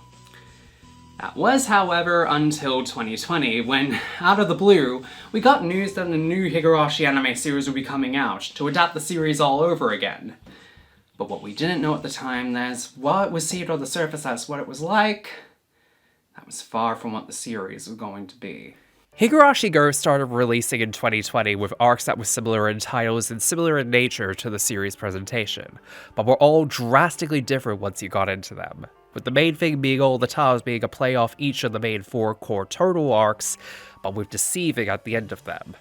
And oh boy was this a deception! Yeah, I don't know if you've heard it or not, but Go and its sequel series Sotsu are not a good pair of series as new additions to the Higurashi canon, to the point where many people often have written them off as non-canon, if only so we don't have to deal with these being the next stage of the series after the happiest of happy endings we got in Matsuri. Oh, and that's not even getting to how the presentation absolutely sucks. The gore factor is off the charts for no good reason, and they character assassinated Sadako just so we can bring in elements from future games in the series to tie everything together, because why do we even need to try and have subtext and being able to fill in the blanks ourselves? No joke, people did not like this when it came out, except newcomers to the franchise. And even then, when they ran through the entire series for the first time and it came back to it, they absolutely hated it for how it ended up being. And for good reason. If anybody claims this as their favorite iteration of Higurashi, I want to get their brain checked for Hinamizawa syndrome for real, because no sane person would ever claim this as anything but a garbage pile of a series deserving of criticism, and honestly, maybe the worst part of the When They Cry series, period. But to understand what I mean fully, that's a story for another time. Because Ryukishi didn't just let Higurashi stand as his main bulk of work forever. If he did, I doubt he'd be known as the writing powerhouse he's known as being today. No, when They Cry series, however, would continue on past this iteration, and moving forward into 2007 and into the 2010s, a new story of When They Cry series would begin, which would begin to look at a mystery genre itself in a brand new light. Because while he was able to do it with Higurashi, wherein he took a story about something in which can be easily used in horror such as paranoia and anxiety, and turned it into a story about the power of bonds between one another and how they can overcome all in a hopeful manner, he wasn't trying to subvert the ideals of murder mystery. Not by a long shot. As he would end up taking what he had learned from creating Higurashi and use it to create something arguably a lot more beautiful not just in its execution, but in a way it takes the themes similar to Higurashi, but apply them directly into a closer dynamic like that of a family instead of a group of villagers. Not only that, but it would go on to be seen not just as a masterclass of mystery series, but an example of how one man and his team could take a concept of the horror genre, subvert it on its head with a brand new concept, and twist the very foundations that they had propped themselves upon for an entire new generation to enjoy. And along the way even show us that there is something new to gain from the tired old concepts of mystery narratives, and show off just how it can create a beautiful story by the end that is often seen by many as Ryukishi's magnum opus of storytelling. But that story of Seagulls, a complex family dynamic, and witches will have to wait for another time, I feel.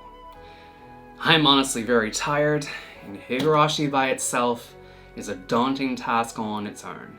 But it is a good place to start for anybody getting into the When They Cry series for the first time. So for now, this story of trials, tribulations, murders, and monsters among us comes to a happy end.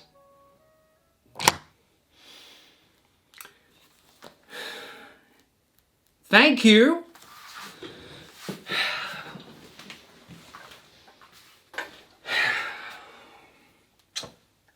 Are you fucking... Dearest storyteller, thank you for indulging us in our little game this evening. It was quite fun to behold you unravel a decades-old mystery that many, including us, had seemingly forgotten about over time. However, while you may think that your endeavor with us is over, I'm afraid we enjoyed our game with you too much to let you go so soon. We request that you join us again 1 year from now on the 4th of October. There you will be challenged to unravel the mysteries of the story of the Seagulls' cry. As a gesture of kindness to you given tonight's game, we are providing you with all of the stories to begin your work. This story comes with a lot of baggage, and as a result, we will leave it that you will be able to unravel it. Signed, the Golden Witch of Marriage Sorcery. You've gotta be fucking kidding me. P.S. Next time, make sure the reviewer is present. What? What?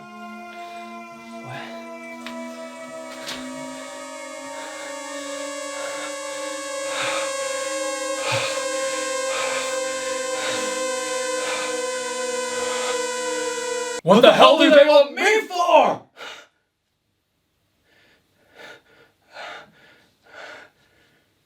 What the hell was that?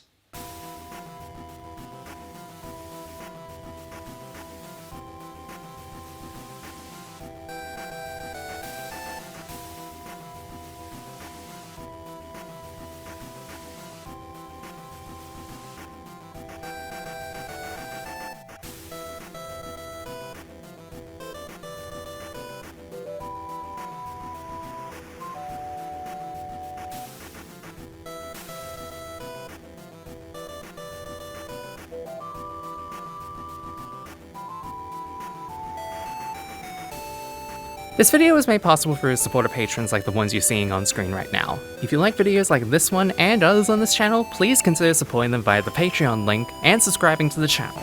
Thank you for the time, and catch you later.